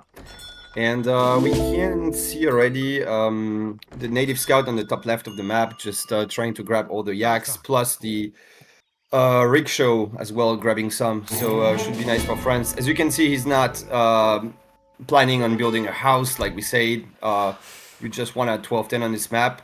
We do see he does have pioneers in deck, which is interesting. I guess it's alright. I mean, he's missing eco theory, which can be a bit sad in late game, but I mean, most likely we will not get to that point.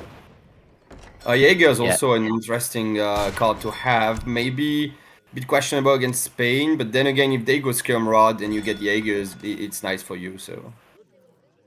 Yeah, I have to admit, I'm a DE man, and I am a fan of Pioneers. The amount of kind of comebacks I've seen from Pioneers is too many to count, and I just think it. I mean, in DE, there's so many things that Pioneers can buff. I talked about revolts earlier. There's a couple of revolts that really benefit from Pioneers as well. Obviously, against the Spain kind of fast fortress, it can be a kind of win condition where you do that villager pool I was talking about earlier, and you just kind of whip that Pioneers in there. If you feel like something like Freakers or Skirmishers isn't going to be enough to cut it, and you've got that kind of that really aggressive fast fortress kind of all in, Pioneers might be the card for you. So yeah, I am a fan of Pioneers, but that is because I'm a DE scumbag. I guess once you run out of hunts and it's a fight for the resources, Pioneers can be useful for sure. But sometimes you also just want to ship units, right? But it depends, I guess. But anyway, we do see France aging up already. So I think he's got a decent 12-10 going. I think that would be 345 age up. And Spain has a 15 age up, I think. With the trading post, which is definitely nice, because sometimes at Spain, it's easy to age 16 with the TP, but it's not so easy to age 15. So that's nice for him, especially against the 12-10, for sure. He's chopping a lot of wood, though, which is not second TP, maybe? But I don't know, he's not going towards the TP, which is... Oh, I guess it's still traps, and... Wait, yeah, that's a lot of wood. Okay, so maybe he's got something up his sleeve. I have seen Hazza do some Age 2 Spain. Now, there's been somewhat, I don't want to over-egg it, but there has been somewhat. I've seen Julian do it, before he quote unquote retired. Julian, we all know you're going to be back in a couple of months. And I've seen Hazza do it. I've seen Robot do it. There is some Age 2 play. I don't want to say meta, but there has been some Age 2 play recently with Spain, and it's kind of more like a semi kind of Age 2 play, because you have that House of Trastamara card, which if you send that, the more cards that you've sent, the quicker you age up. I think it's about 8% age up time and 8% cheaper resources, something like that, per shipment you have sent. So, you do that kind of semi-FF play, bang, House of Trastamara, which is a card that comes in quick anyway, and then you sort of aging up with 900 food and 600 gold, and you're aging up really, really fast. So there is definitely a strong Age 2 with Spain. I know they are known for their FF, but they do still have a very strong Age 2. I mean, it's an option, but it depends on what your opponent is doing. And here, France has aged with a 12-10, so I don't know how much Spain can really achieve. I feel like France could totally just make 5 Haas and age. He could probably even naked FF against this. I mean, if that was 700 coin right now instead of 700 wood coming on the floor, he would be aging probably before Musketeers come in his base, assuming Spain is going Musk. So it's a gamble, I guess, kind of. We'll see how it goes. Maybe not a fan of the stable start here for France. Going Musk is just pretty solid if you see your opponent is rushing you, right? Now he's gonna try to raid, I guess, with the Haas. But it's not very easy to raid Spain because of the rods.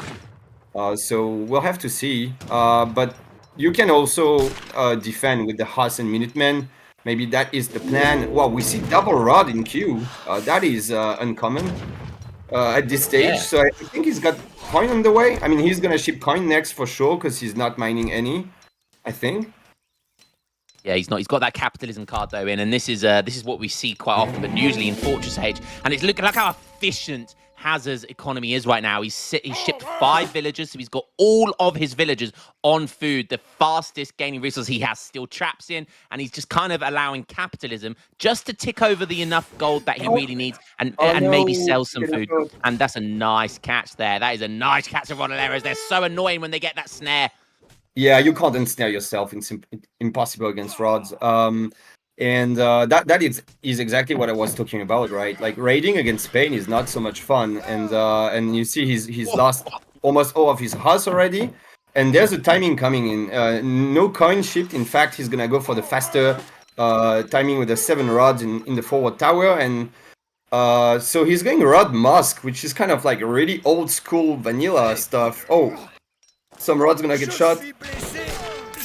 I'm pretty sure no one's complaining about old school vanilla stuff. I think we need more of that in the DE metas that we've been in for the longest of time. Yeah. No one's complaining. Don't forget, Spain have that pike shipment as well, which is just a nice to add in for that extra bit of siege if they want to push in and they want to punish maybe the Fortress Age or something like that. So maybe Keturboy's a little bit worried about that extra siege that might be happening here. So he's really just sticking this out in Age 2. You know, on paper, you know, France wins this, right, in Age 2, the kind of the semi-FF. You know, France definitely wins this, but when Rodoleros are catching your Hussars, it's a very expensive unit. Yeah, he's going to punish you, and this is looking scary right now for Keturboy. Why is he pushing with, like, he's got no units? I mean, this is like 5 Haas, 5 Musks, and a few crossbows, and but he's controlling his crossbows nicely, just pulling them, tricking them away so he can get more shots. Gonna maybe bait Hazza towards, like, the Minutemen, but even with Minutemen, like, that is just a lot of red units there, and I don't know that France can really hold this well enough, It's not right? looking good. It's not looking good. They do have the CDB pulls, which we mentioned here, but Minutemen coming in. There's so many Rodoleros, so many Musketeers. Look at the size of this mass. Don't forget the Doggos as well. Classic Doggos being OP as hell for 80 food and their mini Hussars, but it does look like Hazard's deciding to back up here. Yeah, and I feel like Hazza could have taken this, honestly. Like, he could have just killed the Minutemen, because he's so 700 coin popping, so you know it's not units, and you can commit after that. But he decides to play it safe and pull back, but he's lost quite a lot of units, and these Musks, oh, this could be a big catch. Nicely reacting in melee, though, so it's not going to be too bad of a trade, I guess, but still a bit awkward. And those rods are just not very useful right now. Oh, but they might get the snare. That being said. You had to say it. You had to say it. The Rodoleros aren't useful, Yeah. because I'm seeing them be very useful right now, Kaiser Klein. And this is exactly what Hazza wants. He baited Keturboy in and kind of brought that flank, the Rodolero flank, the Musketeer flank, the Doggo flank. And now it's looking really, really smart for him. Baited him all the way in. France is aging at the same time. Like, why would you push out if you're aging? That is a classic mistake to not, like, you don't want to do that ever. And I think he could have been fine if he kept his units in base and aged, but now he's got no units at all, and this is a lot of siege. He does have some pop space, thankfully, so he might be okay even if he loses a couple of houses, but it is looking worrying for France for sure right now. Yeah, look at that, and this is what I was talking about that pike shipment. The moment he brings that pike shipment in, that exponentially ups his siege potential here. But this beautiful micro from Keturboy, like, this is you love to see, and you're going to struggle with just Musketeers trying to hit these CDBs, and the CDBs, they just keep murdering those Musketeers one by one. And the agent has come in now, and skirmishers are 2/3 of the way here, or about 50% of the way here. Goons are in queue as well, so we're going to have a skirm goon mass very shortly. He still has the CDB pull, should he need to use that. And Hazza might be overstaying his welcome here. He's going to take that barracks down, thinks he's got enough time. And I think he's going to get away with it, though. Great stuff there by Hazza. Yeah, it's a good trick. You can count 40 seconds after the age up, and you know that's when the shipment pops. So, like, if you count, let's say 30 seconds, and you have an extra 10 seconds to retreat, and I think it's what Hazza did there. So he just did as much damage as he could and got away with it, and now he's gonna age himself. I don't know. Yeah, he shipped that card indeed to get the cheaper and faster age up. Can we go so to the he top should right? be okay. we go to the top right where it says the age 2. Okay, no, never mind, because it tells you how much it costs then in the top right screen. But I looked at the resources, and it was about 900 food when it was flashing. So 900 food and what, 700 coin? Yeah. To age up. But look how quickly he's going to be aging up. Look how quickly he is aging up. Yeah. That's the important thing. It's more about the speed for sure, because he is aging behind his opponent, so he needs to follow up quickly enough, and this is going to be easy for Hazza. I mean, aging up safely is going to be easy here because I mean, there's only 8 skirms for France, and you can't just push out with no anti-cav, anything, you know. So he's got 1 goon, 1 huss, and 8 skirms, and he's going for falconets, which is I think is good. I don't know. Maybe it's not good because maybe Spain is just gonna get vet rods and Z move on the falcs. Problem is, as France, what do you make here?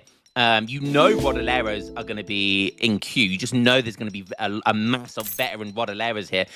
Does he need a meat shield unit? Is it better to make halberdiers maybe, or musketeers? Like, what does he make here? Because Skirmgoon, I just feel like he's going to get absolutely rickrolled by a big, huge flank of these Rodoleros. I think falconets is still right because you need to make something happen. It's a gamble. It's probably going to lose because France is just losing, I think. But you know, it's as good of a gamble as you can get, and he's going in already before veterancy, though.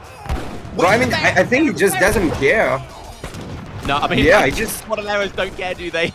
There go 2 falconets. There go the batch of skirmishers. Then there comes the veterancy, and now there's only a handful of goons, which is just a nightmare to try and micro. And that is going to be a huge cleanup. Fantastic stuff there by Hazza.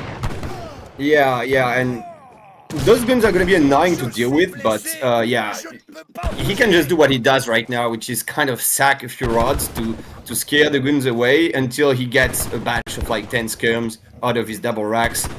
So very soon those goons will be quite easy to deal with.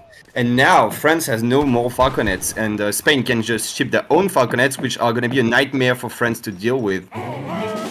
Yeah, I mean, he can send anything he wants at this point, can't he, really? I mean, other than Lancers, he can send Rodoleros and just mass skirms here. He can go for eco, even Spanish gold or something like that. I think he's going to be sending Rodoleros, that looks like. Or he can just go for the 2 cannons. Yeah, that's actually... Oh, no, he goes for the 2 cannons. He can do anything he wants here, but 2 cannons, I think, is just a safe bet here. Yeah, exactly. Yeah, that would have been my choice. You just need to be careful to have enough skirms to not let the goons snipe your falcs. Nice catch in there, just getting trying to raid, but getting sniped, and Blue also sniping a veil there. So some nice small skirmishes for Keturboy here, but it's still just looking like he's got way less units, and that is the main issue here. Spain also has a pretty good eco. He still has a TP. He's got capitalism. All that sort of stuff. So he's not really behind in eco. He maybe has a little bit less eco than France, but it's kind of close. So it's gonna take a very long time until France can catch up in the military. He's also focusing a lot on goons, which are not countering anything in the skirm rod composition. Maybe overdoing goons a bit. Maybe he just wants to abuse the mobility because he knows he can't take a fight. Yeah, he's got to keep chipping away here with those goons and try and do as much damage as you can. But when it comes to that one big fight that you just know is going to happen, these goons are going to really, really struggle. So he's trying to chip away, do as much as he can, and he's going to need to micro like yourself. I was about to say a god, but then I realized I'm talking to one right now. So he has to micro like he is Kaiser Klein on steroids in order to get himself back into this game. He's raiding with some goons at the bottom as well, just being super annoying, just going to try and deny the economy here. Like I said, the economies are very, very close right now. But again, I think that is negated by the fact of how much map control is dominated. We've got a goon raid at the north there, in the middle of the map at the north. What is going on over there? That's a nice huge raid, yeah. Does he have cap combat already? Does he have cap combat? No, he does not. Okay, so he's getting full cav, but no cav combat is maybe a bit sad, but he's doing a good job of raiding. And the clear switch is going to be a little bit scary here. Sadly, he's not going to get a nice batch. He's going to get only 2 of them, I think, or maybe 3 if the house is up in time. No. He already... That's a shame. 1 clear? Okay. Yeah, I think he could have gotten more for sure. Yeah, I mean, it'll be fine for his next batch. He should be able to get a batch of 5, hopefully. Yeah, the Kerr, that's interesting. No, like CIR or with skirmishers or anything to like really hammer down on the Rodoleros. That's a very ballsy move there. So Keturboy with those balls of steel deciding to go full cavalry here into Rodoleros.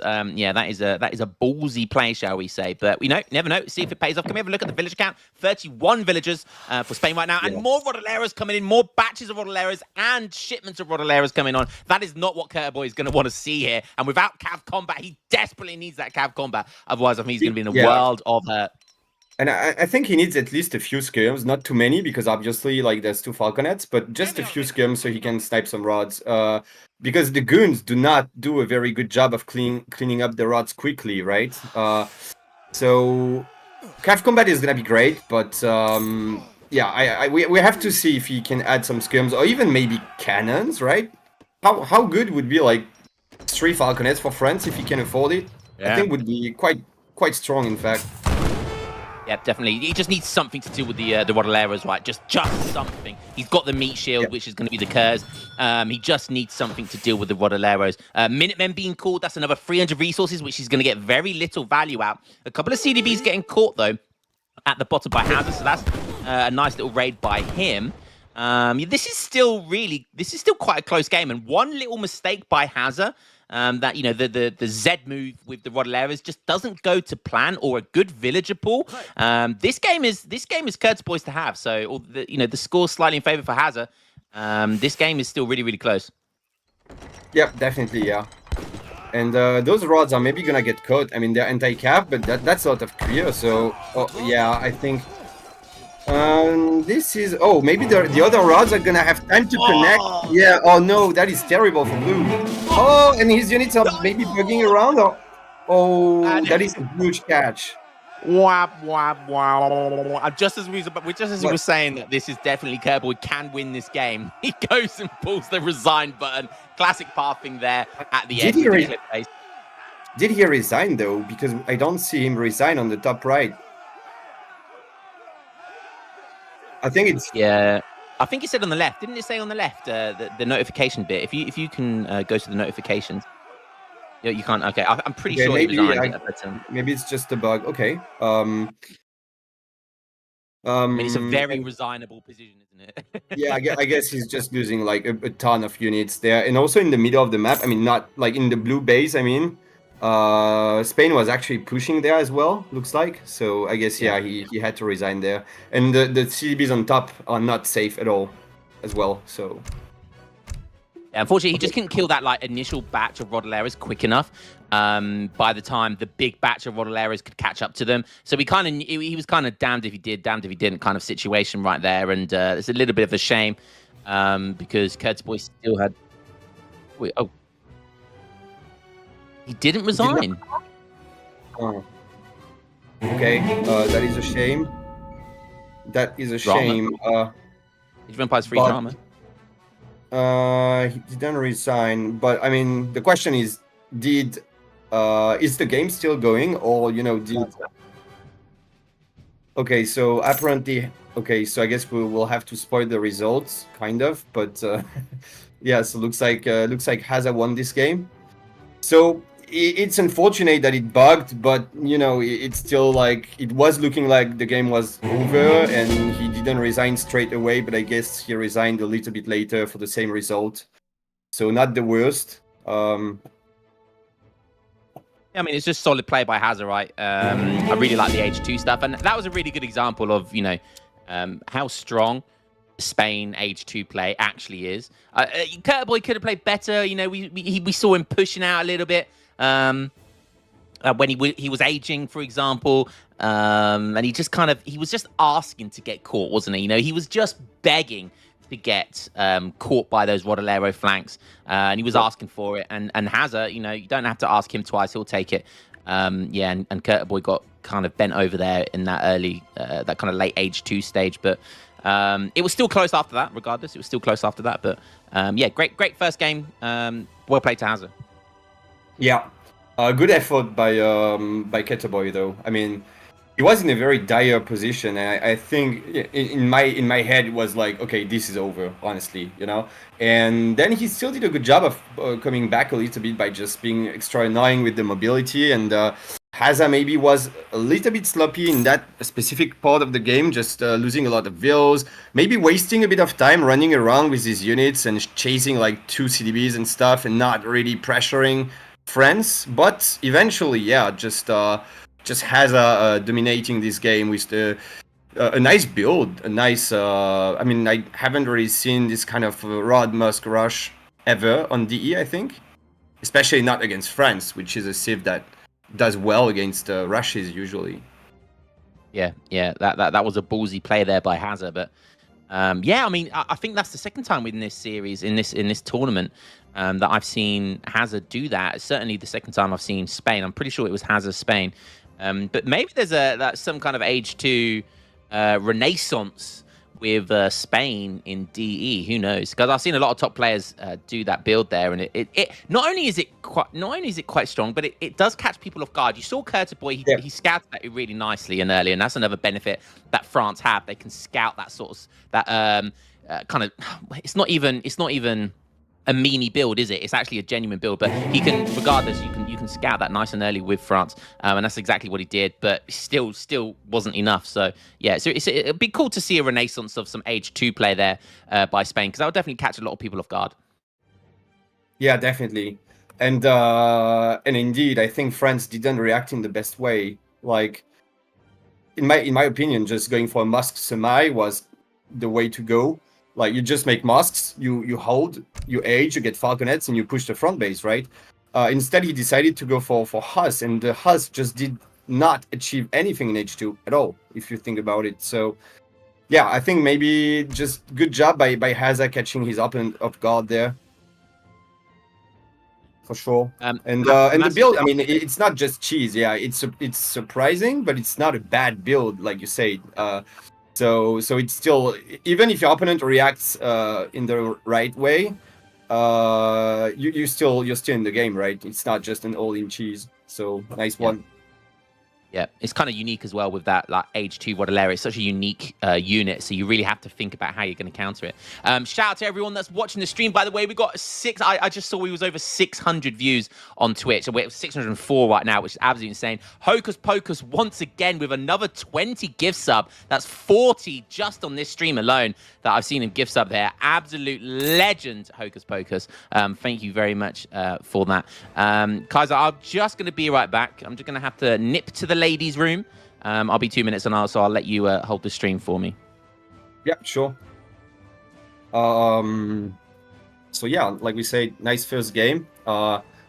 We do have Otto against France coming in. So Keturboy playing as Otto, and Hazza playing as France. So looks like Hazza has locked France, which is quite a standard first pick because it's solid.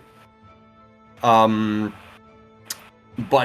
Otto is Otto. It's pretty strong for sure. So we'll have to see. It's the kind of matchup that can go a lot of different ways because both France and Otto have a lot of options. They are very versatile, and so it's quite hard to predict the kind of build that we'll see. And thanks a lot, Hocus Pocus, gifting subs again. Thanks a lot, mate. Wow, that's a lot of 20 subs. That's great. Thanks. And I do not know the second map actually because I am a bad caster. Because I guess Otto France is also very much map dependent. So it's depending on the map, it can go very differently. Like you can have Otto going water on some water maps. You can have France going 12-10 if they get the livestock and stuff. So I'm curious to see the next map.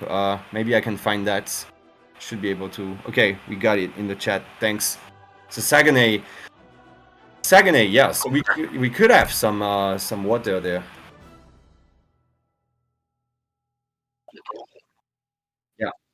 Yeah, I think we should hop into next game so we don't get cut off at the end like we just had. And Lion will just catch up, I guess.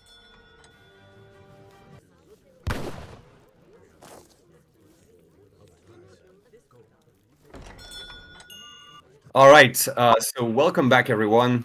Game 2 of this best of 9 between Hazza and Keturboy, the finals of this tournament. I hope you're all excited as much as we are. And we do see Keturboy playing as Otto in the color blue on the left of the map, and Hazza playing as France in red. On Saguenay, indeed. So yeah, Saguenay. Lots of options. You've got the trading line, which is obviously quite nice for Otto. We've got the Cree settlement, which can mean some extra eco options, because you can train the CDBs. And obviously there's water. This is the summer version, so you do have the islands, which make water much more viable, I think. And we do see indeed that Keturboy does have schooner in deck, and some extra water cards as well. And he's going for... is he building a house right now? I mean, okay, yeah, the house is up. Usually you want to build your house earlier if you can, so you get the XP out of it, so you can ship your villas a little bit earlier. But yeah. And maybe can we maybe switch to the French point of view? Curious to see. Okay, so he's shopping for a house. The summer version has some livestock. He's over chopping quite a bit of wood as well, 14 extra wood, which is not really what you want. I think he could have gone for the 12-10 because you get food treasures and livestock on this map, but looks like he doesn't really want to do that. His deck is quite unstandard. He does have the water cards, but he most importantly has like 8 industrial cards, which is very uncommon as France, I would say. I am back from the ladies' room. Everyone will be happy to know, or rather not happy to know. I'm sure that everyone loves just hearing your voice, guys. But what we've got going on here then, we've got Otto versus France. This is a very common matchup you see on Quick Search, right? And I absolutely love this map, Saguenay. It's such a strong map for Otto. Well, it's a strong map for both, right? There's so much kind of eco options here. 1v1 water Jan play from Otto. I was just about to talk about the water play. I don't know if you already have. Apologies if you have, Kaiser. But yeah, Otto just have so many like strong water options. Quick question for you, Kaiser. Like, who do you think is the strongest water? Like realistically, pragmatically, on a ranked ladder game, who do you think is the strongest water civ in the game? Well, I haven't followed all the changes to water, you know, but traditionally it would have been ports. Like ports have always been a very strong water pick, but it's also a matter of matchup. Like for example, Hero is not the best water civ, but it's one of the best when it comes to fighting water. So you know, it kind of depends. But yeah, I would guess sports, right? Yeah, no, that's fair enough. I mean, I personally, I think Otto are actually the strongest water civ in the game, and believe it or not, I genuinely believe that Karim has shown us the light, and I genuinely believe that Karim's water build is one of the strongest, not only water builds in the game, one of the strongest builds in the game. I would say if that man Karim had good micro, it would be over for all of us. So thank God he doesn't. But yeah, don't forget there's obviously the native options on this map as well. So you've got really strong native options. That could be, you know, for the CDBs. That's obviously very good for both of these civilizations. So yeah, so going to have a similar age up times from both of these guys. The naturalist age up from Otto. That's not an age up you see every day. And that is not a water start, by the way. He's just going for the straight FF, using the 2 extra vills to help him gather the resources he needs, and just going for a standard like 700 coins, 700 wood FF. Is he gonna? I think he's eating the cow as well. So, and we do see Hazza going for a forward barracks, probably because he does expect water. I don't know if we can have the maybe the French line of sight, so we can see if he scouted all the shore. Yeah, he's still scouting, by the way, just making sure that no dock is coming up later. So I think he knows there is no water just yet. And knowing that, going for the forward racks is quite risky, maybe. If you know your opponent is Otto and he's not going water, but you still go for the forward racks, you need some balls for sure. And he's starting Pike as well, so just wants to siege down the trading post, I guess. Maybe Kaiser, Yeah. You spoke about it needs balls, and if anyone here knows the size of Hazza's balls, I mean, you admitted it earlier. You're the one that knows, right? You're the one that shared the bed with him. So you let us know how big Hazza's balls are. Yeah. I just you just can't imagine. Can't imagine the size of them. And no, but more seriously though, I mean, he in terms of AoE 3 play, he does have some balls usually. Like he comes up with ballsy builds quite often, like we could see in the previous game, right? And now he's again like surprising his opponent, just opening pike, and he's making like 9 pikes. Is this not a little bit of an overcommitment to like just a unit that will be completely useless in Fortress against Otto? I mean, 5 pikes does the same thing as 9 pikes, right? It takes down the trade post. Like, what do you need the extra batch of pikes for? It's interesting because I like the style of Keturboy here. You know, he's got a 1v1 water deck. And Hazza did a fantastic job of like making sure he's scouting the water line. So it's just to double check that he's not doing that. But the decision making from Hazza could have been from the very start where he saw the deck, and maybe it was a bit of a bluff. So he saw that Schooner's in the deck, he saw the waters decks. Maybe it's a bluff. You know, I know that worked on other characters, certainly worked on me before. And he's just doing it almost as like a contingency. So if he saw a dock or if he saw a TP, you know, he'd make pikes regardless. So it's a good kind of contingency plan there. So the pikes will at least get some value, whether that be the trade post or the dock. You know, that's that sort of dynamic. But yeah, regardless, it's still a ballsy play by Hazza. Yeah, it is. I mean, it's quite a big investment. He will sack the barracks 100%, right? Like he can't. He's just not going to be able to defend his front base. So I think it is part of the plan. And can we see the French side? Maybe I don't know. He's probably aging. Yeah. Okay. So he just went, I guess. Probably 700 wood, 700 coin after the 4 CDBs. Yeah. And so he's got that nice infrastructure up. He's got a stable in base, I assume. But he will lose the barracks, so he will have to rebuild it, maybe. And he is rebuilding it already. Okay, so yeah, I think it was just part of the plan. Whether that plan is good or not, we will see. But he knew he would lose the barracks there, I think. Yeah. He might be losing. It'd be interesting to see if he can keep hold of his trade post as well. I highly doubt it. I think the trade post is going to be the next thing in the firing line to go. But he does have a church as well, so he's got a nice amount of XP trickle coming in. What does he make here? Just classics kind of skirm goon with the 2 Falconet versus 2 Falconet playoff. I think that's generally how this sort of stuff goes. Keturboy might be looking to get an early push and then maybe 1k wood into 3 town centers sort of play here. It's anyone's game to play, but control definitely going to be in favoured here for Otto right now.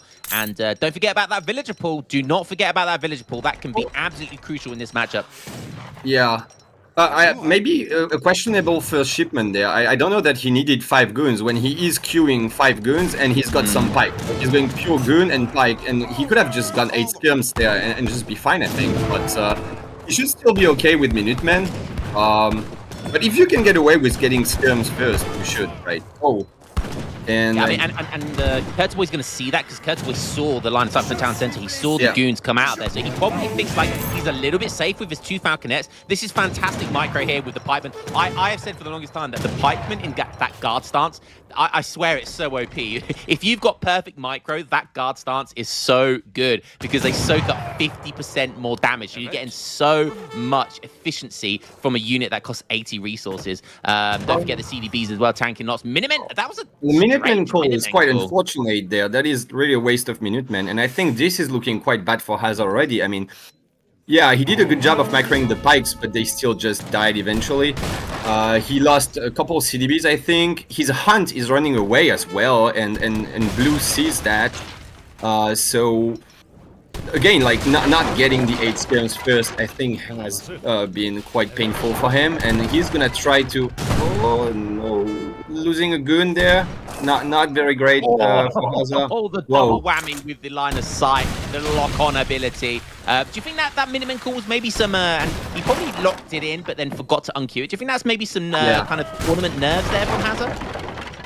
Yeah, I think he's under a lot of pressure, so he makes some mistakes. It's obviously always easier to commit mistakes if you are under pressure, and I think this is what's happening now. It might just snowball because Jan combat has come in, so the unit composition is not the best for Otto. It's only Jan Falk. Like you in the dream world, you would have Abus and stuff, Mams, but it's still like very strong Jans and a lot of them.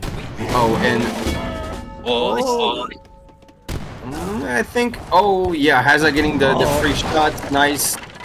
My palms are so sweaty. Mum spaghetti. It's always so clutch with these 2 Falconet versus 2 Falconets, because how often is the game won or lost depending on who can kill their Falconet? And generally it's whoever can keep their 1 Falconet alive. My balls are sweating now. I bet Hazza's are with the size of them. This is going to be clutch right now. There's nothing in between these 2 Falconets. I think what? Oh, no! Whoa, that was one of the weirdest exchanges I've seen in a Falconet war, and I think this is too much. Keturboy gets it, and now there's just a wall of Janissaries, and this is what Janissaries do best. They are just going to march on forward with their godly amount of HP, and they're going to just siege everything down in their path. And even with the skirmishes, again, keeping that 1 Falconet alive. Look at the leverage it gives him now. It's really on Hazza to try and deal with that. Keturboy's up in score as well. And when you're down in score against Otto, you know you're having a hard time. Thankfully, though, for Hazza, the Falconet is quite low HP, so he can TC fire it or even use CDBs, which have a multiplier against artillery, just like all the Vills, in fact.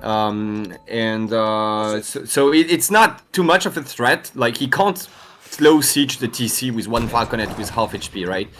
But it is quite annoying. It is definitely quite annoying, and in another situation you would be able to bully the Jans with skirms, but now you just can't.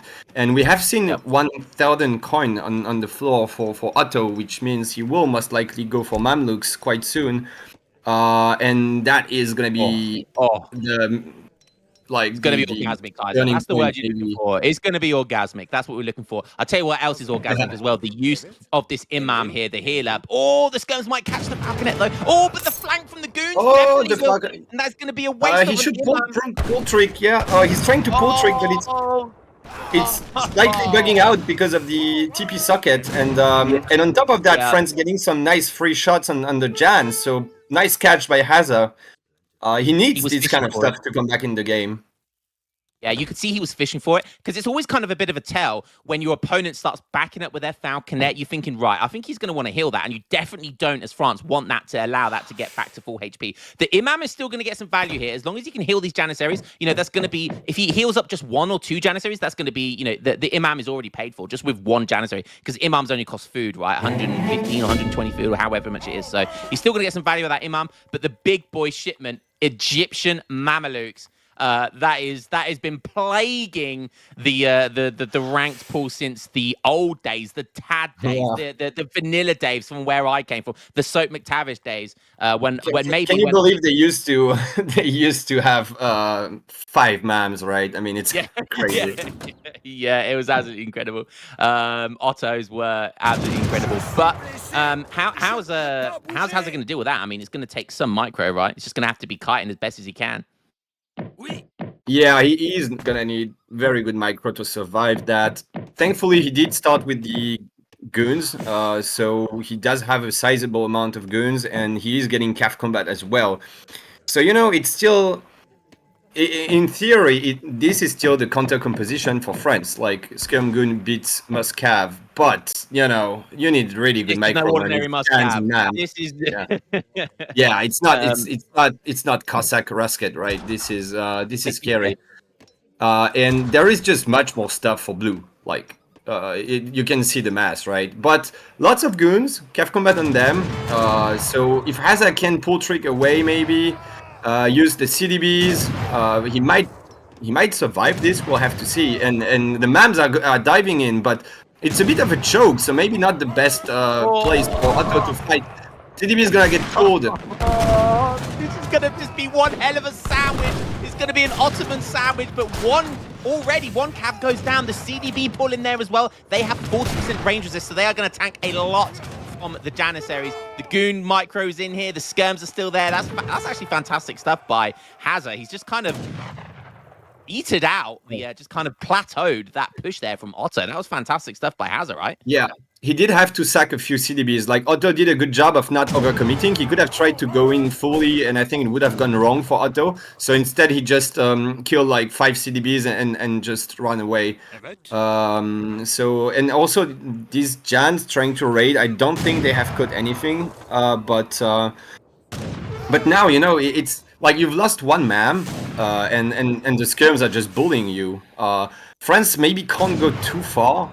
But again, he does have more goons than skirms, so he can pull trick his skirms. So, Mams maybe going in again, maybe not, hesitating a little bit. Oh, that's great, Micro. He's just keeping out of range of the goons until he decides it's go time. Second Mameluke goes down, 2 of them alive. They're going to get the snare. That's the important thing. He just needs to kill the skirmishers. But look at the pull trick. Look how he's mitigating the snare from the Mamelukes. He's literally pulling, pull tricking with his goons. So his skirms gain extra speed. It's absolutely insane, Micro. But the Janissaries are still the Jan's flank though. The Jan's. He needs to keep pull tricking his skirms away and just run. He just needs to get out of range of the Jans with his skirms, but he's not achieving to do it, and he has to sack some CDBs again. And he's gonna lose a lot of bills. He will survive again, but he will lose again a lot of bills. He needs to stay out of range of the Jans. And we do see Spahis probably coming now. A bit of an awkward timing for Otto to be pushing because Spahis are not on the field just yet, but when they come, I think it will be rough. It's round 2, baby. Yeah, it's going to be round 2, baby. And again, fantastic Micro on both sides, though, honestly. Hazza doing really good with his pull tricking and keeping the skirmishers as best as they can out of range of the Janissaries. But the Janissaries and the snare from the Mamelukes, the way he kind of baited the goons in and out again, in, out, shake it all about, that sort of play there, it was fantastic Micro on both sides. And that's exactly what you expect from the spring ESOC finals. So yeah, great stuff there. Yeah, and I think Hazza might have wanted to focus a little bit more on pull tricking and shooting less. Sometimes you don't want your skirms to shoot, you just want to pull trick them and kill the mams with the tools, right? But still, it was pretty good Micro. He needs to be careful now. The good thing for Hazza is that the Spahis are less scary. They do more damage, but they die faster to goons. So we'll have to see. And Hazza sees the Spahis, and this is big because now he knows he has to be careful there.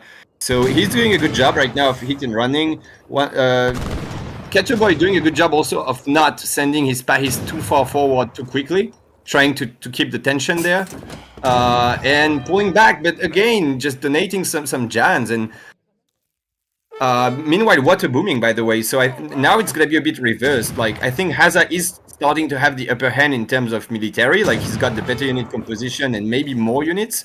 But now Otto has more eco than France, I think. So, but nice. Fantastic raid going on here with 3 Kers. Wow, the Spy are going to catch it though. But like you said, that Janissary mass has been whittled down constantly. And Hazza's just been taking pot shots and playing fantastically and really aggressive with those skirms. And the Janissary mass is not nearly as scary as it once was. More villagers going to go down to goon raids here. The Kers do finally get cleaned up. But are we going to need to see a second unit being produced here from Keturboy? Does he need to add those Abbas? Does he need to add in Delhi?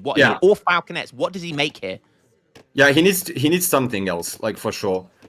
Even Delhi would help, but I don't think it's the best option at all. Yeah, usually I'm just a fan of Abus. I mean, they're just so good. Like, but abusive guns, yeah. It takes a long time to mass Abus, so maybe Falconets is the faster answer to this. We do see some Spahis trying to raid. Maybe a little bit risky because they are very valuable, and like we said, if the Spahis die, there's only Jans. So, but maybe it's a bit of a bait, trying to push on the other side. This is very tense. CDB is getting pushed off of resources, but he might use them yet again in a fight. One Spahi going down. Very tense situation, yeah. Yeah, and again, that's the power of France, isn't it? Those CDBs, like you can see Keturboy's decision-making, he just backing away from them. He knows that he would lose a fight there if he decides to take it under the CDBs, and that's the power of France. And utilizing those CDBs to keep that map control away from Keturboy right now. We've got a frigate there in the northern map. Is frigate a right? Is that a good shipment here? Maybe he'll hog the coastline. He'll get a couple of houses, but that's not really great value, is it? He's going to have to hog the coastline here and try and pray that Hazza gets baited in here. Maybe he's just going to blasting them away. That's a nice broadside attack, though. Hazza needs to be careful about that. This is basically a frigate that's just piling down. That is so difficult to kill right now, so maybe he's going to get some good value here. Yeah, right. Yeah, definitely. But it's still like it's an entire shipment, so at the end of the day, not too bad for Hazza there. And we do see a foundry, and I like that. Like I said, ideally you want A-bus, I think, because the unit is so good, but it takes a long time to train them, to upgrade them, although he could still ship 6 A-bus if he has them in deck. But yeah, just queuing a few Falks is just a much faster switch. It's much faster. So he's gonna go for that, and it's gonna be rough because now that Otto has a very good eco, we can see he's on 48 Vils and fishing boats. It's gonna be much easier for him to although France is still on 43 CDBs, he has been training 3 CDBs himself. They have both been doing that, in fact. So still, like, France is doing fine. The scores are so close as well. This is a tense game. And like you said, Falconets, I definitely think it's the right call. It's a much bigger power spike. Don't forget, Abbas guns are not a Shadow Tech unit as well, so he will have to spend 400 resources in getting veterancy, which again takes more time. So yeah, I think Falconet is definitely the right call here. The problem is the goons, though. The problem is going to be the goons because this is they're going to be able to bully the Falconets and bully the Spahi and Janissaries. It's always that kind of classic. They trade evenly, don't they, sort of thing. The goons don't want to get too close, but they can kind of get in and out of there quickly. So this is just going to come down to micro, I think. Oh, and Hazza just seeing the Falconets there.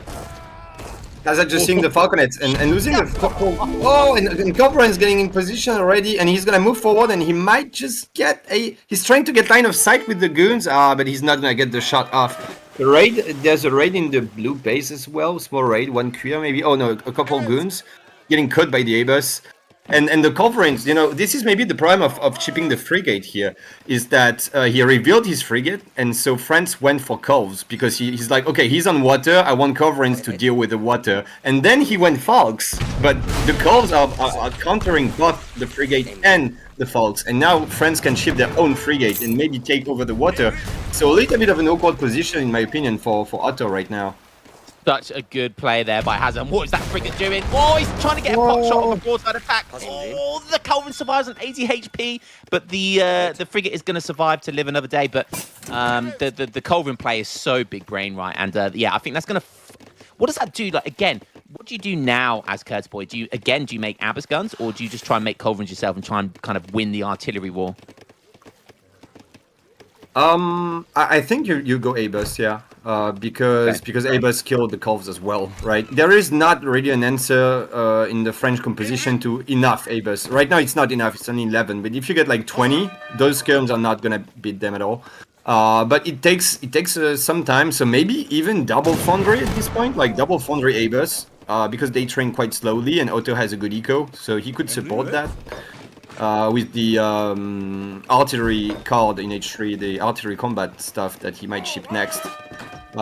Which will also, by the way, buff his Falconets as well. Yeah, that'll definitely be a good shot. But it looks like it's go time. And don't forget, now Otto has defended the advantage himself, so he's got his own Minutemen to play with here, and hopefully he doesn't waste them quite like Hazza did this time. And Shaboozits are better than normal Minutemen. Can't get the words out. The Minutemen himself do have Villager Pool here, but obviously they're not French CDB, so they're not going to be quite as formidable.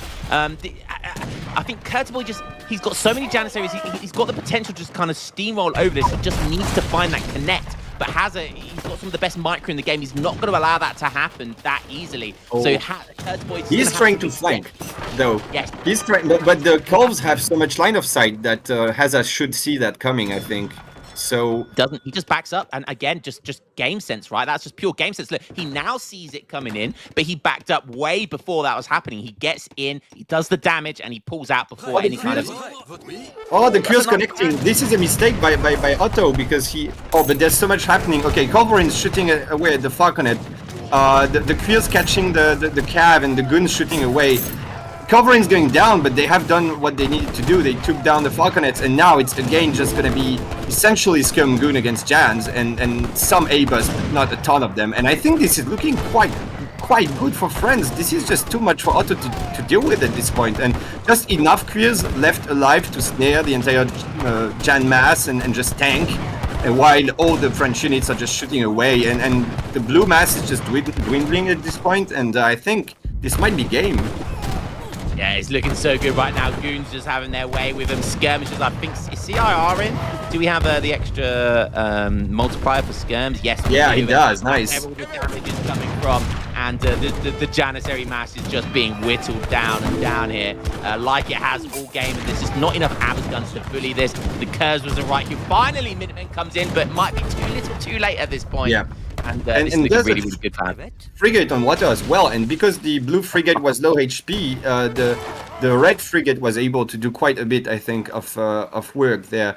And the win condition for Otto is probably to keep the water under control and just abuse it as much as possible. But I think, yeah, I was gonna say Hazza should definitely take Stagecoach now, and he is. He's gonna drop a second TC, or is it up already? Maybe in the middle of the map. I don't know if it is already built there. Yeah, it's up already, and we get a Stagecoach as well. And the French Eco should have no problem matching the Ottoman one, even though he's on water, right? He's even getting improved warships as well for that one frigate. Wow. Probably going to put down a dock. I think he's got a dock down as well, so might be making some more. Perfectly timed push here by Hazza. He knows he's got the advantage on land and water, and he wants to make a play here. He's making more culverins as well as a contingency against the water. He's going to deny that outpost. And what was that frigate? Someone's frigate just went down. I think that was Hazza's frigate just went down.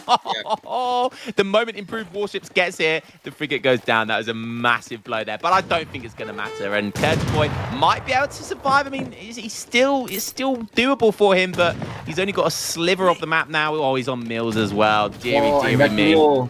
That mill is awkwardly placed, I think. Like, he wanted it next to the water. The build are going... Okay, they're going into the TC. Like, Otto has to water lane at this point. He has to stay close to the shore, abuse the frigates, and so on. And he can't just, like, build a mill in his base, because it's just gonna go down. And I think this is why Hazza knows... oh, wait. Jan's catching some kills and culverins. That is massive, actually. Wow, big catch. Might be able to run away, though. The Abbas guns need to connect onto them. Yeah, great snare, great micro by those two Jans there. And that's going to be enough to take down two culverins. That's 1,000 resources. But is that going to be enough to get himself back to the game? Because he's going to lose a good 6, 7, 8 villagers there. I don't really know. Oh, God. And that's the dock finally going up, though. I think the Ville died. It's almost up, but I mean, he can still build it. But I think Hazza has not noticed, and it will go down. Hazza needs to... Wow, okay, there we go. Towers on the island. That's the Karim gameplay. That's the Karim gameplay we came for here. Damn. But is it gonna be enough? Yeah, I think, like, Otto would need a lot of time until the water, like, really pays off. I mean, and by the time it does pay off compared to the French Eco, I think he will just run out of fish, right? So... Gonna be rough for Otto for sure, but he's doing a good job of, you know, getting some small, like, catching some reinforcements, harassing the Villes there, denying the hunt on the shoreline. And, you know, if Hazza is not careful enough, he might find himself eventually in a position where he's not winning anymore. Yeah, maybe an age up, a sneaky... I mean, he's not in a position where he can age up at the moment, but he's got a lot of wood. Maybe he could try and sneak in an age up at some point, maybe. You know, put some factories on those islands there and just completely dominate the water. I'm sure Hazza won't let it be that easy. He does have Stagecoach. Does have the trade monopoly option as well if he gets into age 4. But going to go for a big push here and timing it with the 2 culverins. Yeah, I mean, okay, this is still fine for Hazza because he's just got much more stuff, but the trade could have been better for him. Units will escape. Culverin's trying to shoot at the frigate, but they will not get it down. Can we have a quick look at the Culverin stats? I want to see if he's got the Arsenal upgrade, which is a very good upgrade against water. Oh, yeah, we can't see now because they need to be in the shooting mode. But yeah, we'll see. Well, there we go. No, he doesn't have it. Okay. I think he should get it. It's so cheap, and it's just 50% extra damage on your calves against warships, which is great. It's easy to forget, though, that tech. I'm not going to lie, I didn't think of that, and that's why I'm a 2K Elo noob.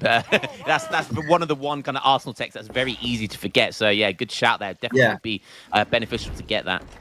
This one in the line of sight one for artillery is actually quite underrated as well. It's only 100 food and wood, and you get so much more line of sight, which wins you a lot of artillery wars because you're just aware of your opponent's cannons and frigates and stuff. While if you don't have the line of sight, you might get sniped by the frigate or something. But anyway, that's really important. Just on that note as well, is, we've got some going on the left here, but that's really important to get the church line of sight as well, right? Because they're very cheap techs, because they improve your building and military line of sight, right? I do like getting out of the Cauldron Wars. At this point of the game where you have so much eco, you should definitely get these techs. Yeah. And oh, holy 900. 900? We're on 9. Baron's just given us the lowdown that we're on 900 viewers on YouTube and Twitch. Holy cow, Age of Empires 3. Who says this game is dead, baby? This is alive and kicking. Let's go. Shout out to everyone watching. 1,000. I was lowballing it. Oh, let's go get one, Baron. Okay, Baron, I'm getting overexcited. Okay, stop me, Baron. All right, stop it. You guys can't hear him, but he's getting overexcited. All right. Oh, and yeah, thanks a lot, guys. But the covering was just sniped by the A-bus, and now the frigate is shooting away at the skirms, and this frigate has been so annoying for France to deal with. Oh, but he's not. He's maybe gonna lose it. Oh, he's gonna lose it. No, we didn't I go think down. I did not. And this is why you get the Arsenal tech. If he had it, it would have gone down. You see what I mean? It's huge. Yeah. But that's also likewise, it's really important that Keturboy got that improved warships tech card sent in, because that's why it survived right now as well. So yeah. And more rounds are coming in. Is that going to be for the meat grinder, because there are curs present, and they're just going to be gobbled up by those. The Abba's going to be gobbled up by those. Oh, more jams, but they're not in a good position. Can he micro around to get to the frigate? There's 2 frigates there. He just has to kind of go to the shoreline and let those frigates do as much damage as possible. We got the shimmy shape from one of those frigates, was just spatting out of nowhere. But yeah, those Abbas are going to all go down. He's actually holding. He actually is holding somehow with the frigate and just the pathing and some nice micro, and A-bus just being A-bus basically. And so there's only skirms left for France here, and he can't really do much with those. So I think Hazza has to be a little bit more patient here and maybe not push in this like corner of the map where he can get trapped like this. I think he needs to slow play with coverings and stuff, but it's always a bit frustrating. Like, you're like, dude, I'm 7k score up and I just can't win this. Like, I have to slow play. It's a bit annoying, so maybe he doesn't want to go into that, but I think he will have to.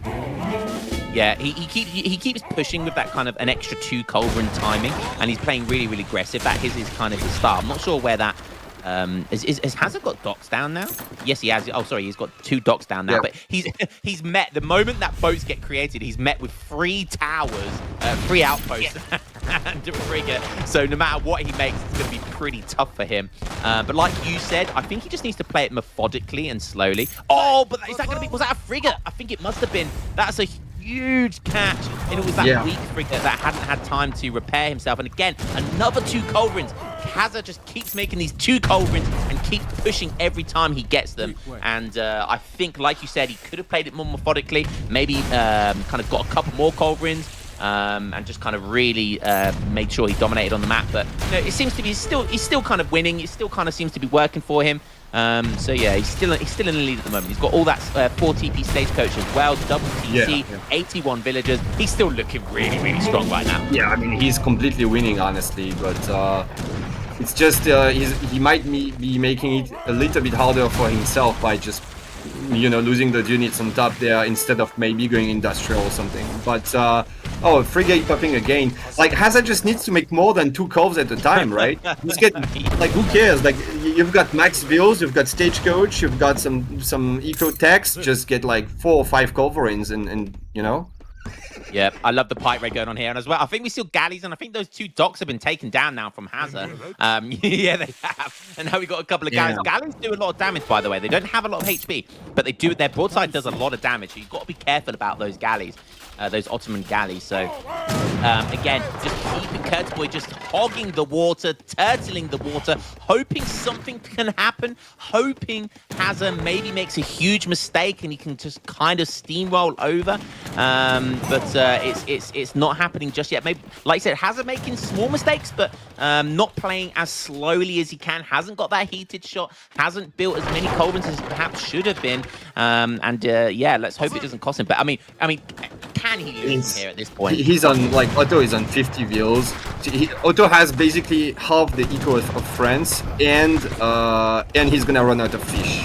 So, yeah, we don't really see how Otto would win that. And now we do have a fight. Not so many skirms, but they do have counter-infantry rifling, so they do great. The pikes tanking, but the skirms are not really focusing the Jans. But yeah, I mean... I told you. Oh, cap switch, okay.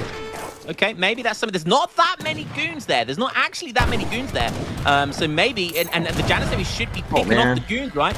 So maybe this is, again, another chance for Keturboy to get in here. Can he do it? Is it going to be enough? The Explorer from France here, very smartly coming there, soaking up damage, getting a snare off as well. Yeah. And some extra clears. Coming in.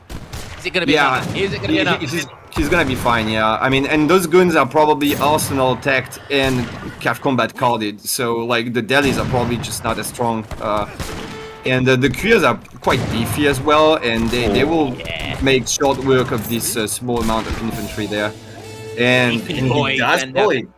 The boys win it, and Keturboy decides to call it there. I think rightly so. He tried to get himself back into that game. He almost made it happen. Almost, you know, it was looking like kind of close, but the where it was close was near the kind of that early to mid stage age 3. But the micro from Hazza, can we talk about that? Because the way he petered out the tempo of those huge masses of Jans with the Mamelukes and then the Spahi, the micro just calm under pressure. The way he box dragged, the way he pull tricked, the way he used his villagers, like it didn't look that impressive, but when you, especially you know, and myself to some degree, you know the kind of the ins and outs and how difficult that actually is, it was just really impressive micro by Hazza, wasn't it? Yeah.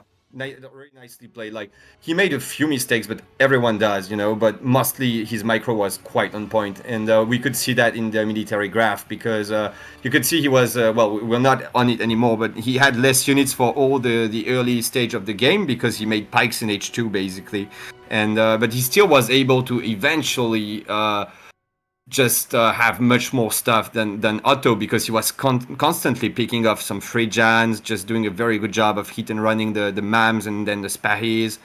And Hazza made it a little bit hard for himself at start, I think, with the strange 10 pikes semi build, but he just made up for it by controlling his stuff really, really well. So yeah, shout out to that. Okay. Great game. Great second game there. Very, very hype. Could have gone either way at some points. Let's go over some of the shout-outs, because I believe near the beginning of that game, we had 5 gifted subs from, is it Ace94? Ace, I think that's Ace94. So thank you very much for the gifted subs, Ace94. If you're still here, give us a wave. Give us a hello. Thank you very much for that. Another 5 as well from Hocus Pocus. So what is that? 45 gifted subs now from Hocus Pocus, the man, the myth, the legends. And Mr. V in the Discord telling me that we've passed 1,000. Did we just pass 1,000 viewers in total on Twitch and YouTube? That is incredible. Kaiser Klein, would you ever believed in your lifetime we would see such a feat?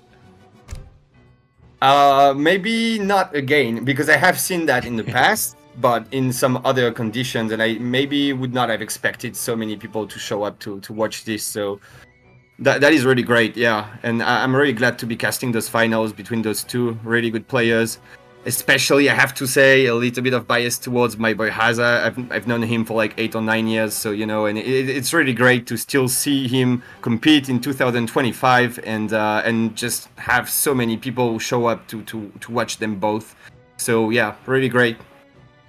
Yeah, shout out to my fellow Englishman holding it down against the Frenchies.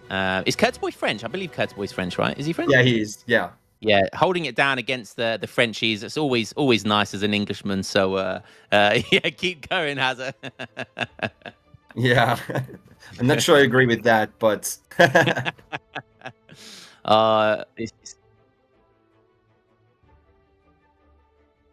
go ahead, mate. All right, so quick announcement from the ESOC team here. We mentioned this earlier, but we have a free ESOC mug going to a random subscriber. So we will be doing the first draw right now. Lion, maybe can you pull up the subscriber list on your on your Twitch, and then we can do a quick draw.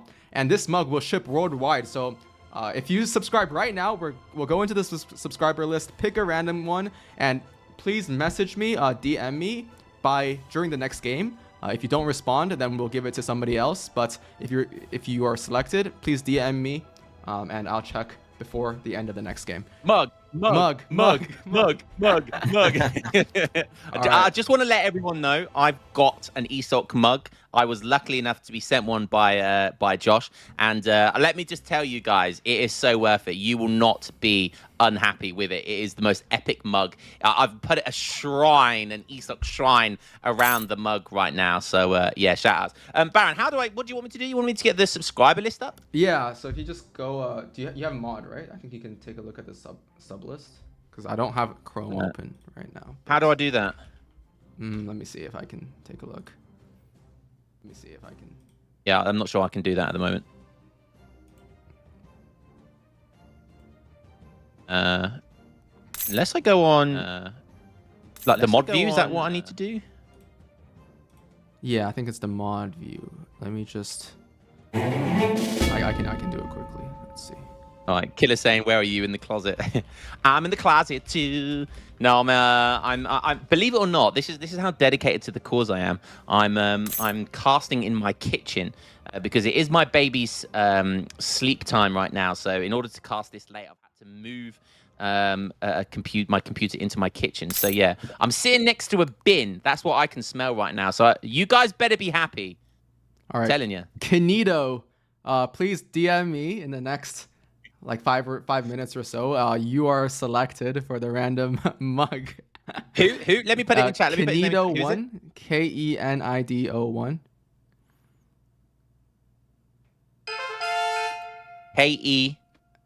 Kenido1. Yeah. Good stuff. Oh, Kenido, yo, Kenido, I'm gonna put you in chat. Let's go, Kenido01.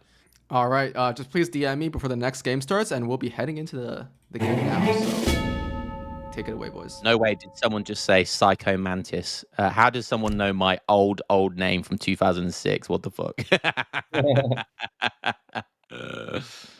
All right, we're getting into the next game, boys. Let's go. All right. Do you want to introduce the players? I'll let you go ahead now. I'll let you go ahead. All right. Yeah, so we've got in this game 3 of the grand finals, Keturboy as Russia and blue in the top of the map against Hazza playing Aztecs and red. We have seen this matchup so many times in this tournament and just in the previous tournaments as well. In fact, it's a classic no TP map matchup because the map is Grand Chaco and there is no TP.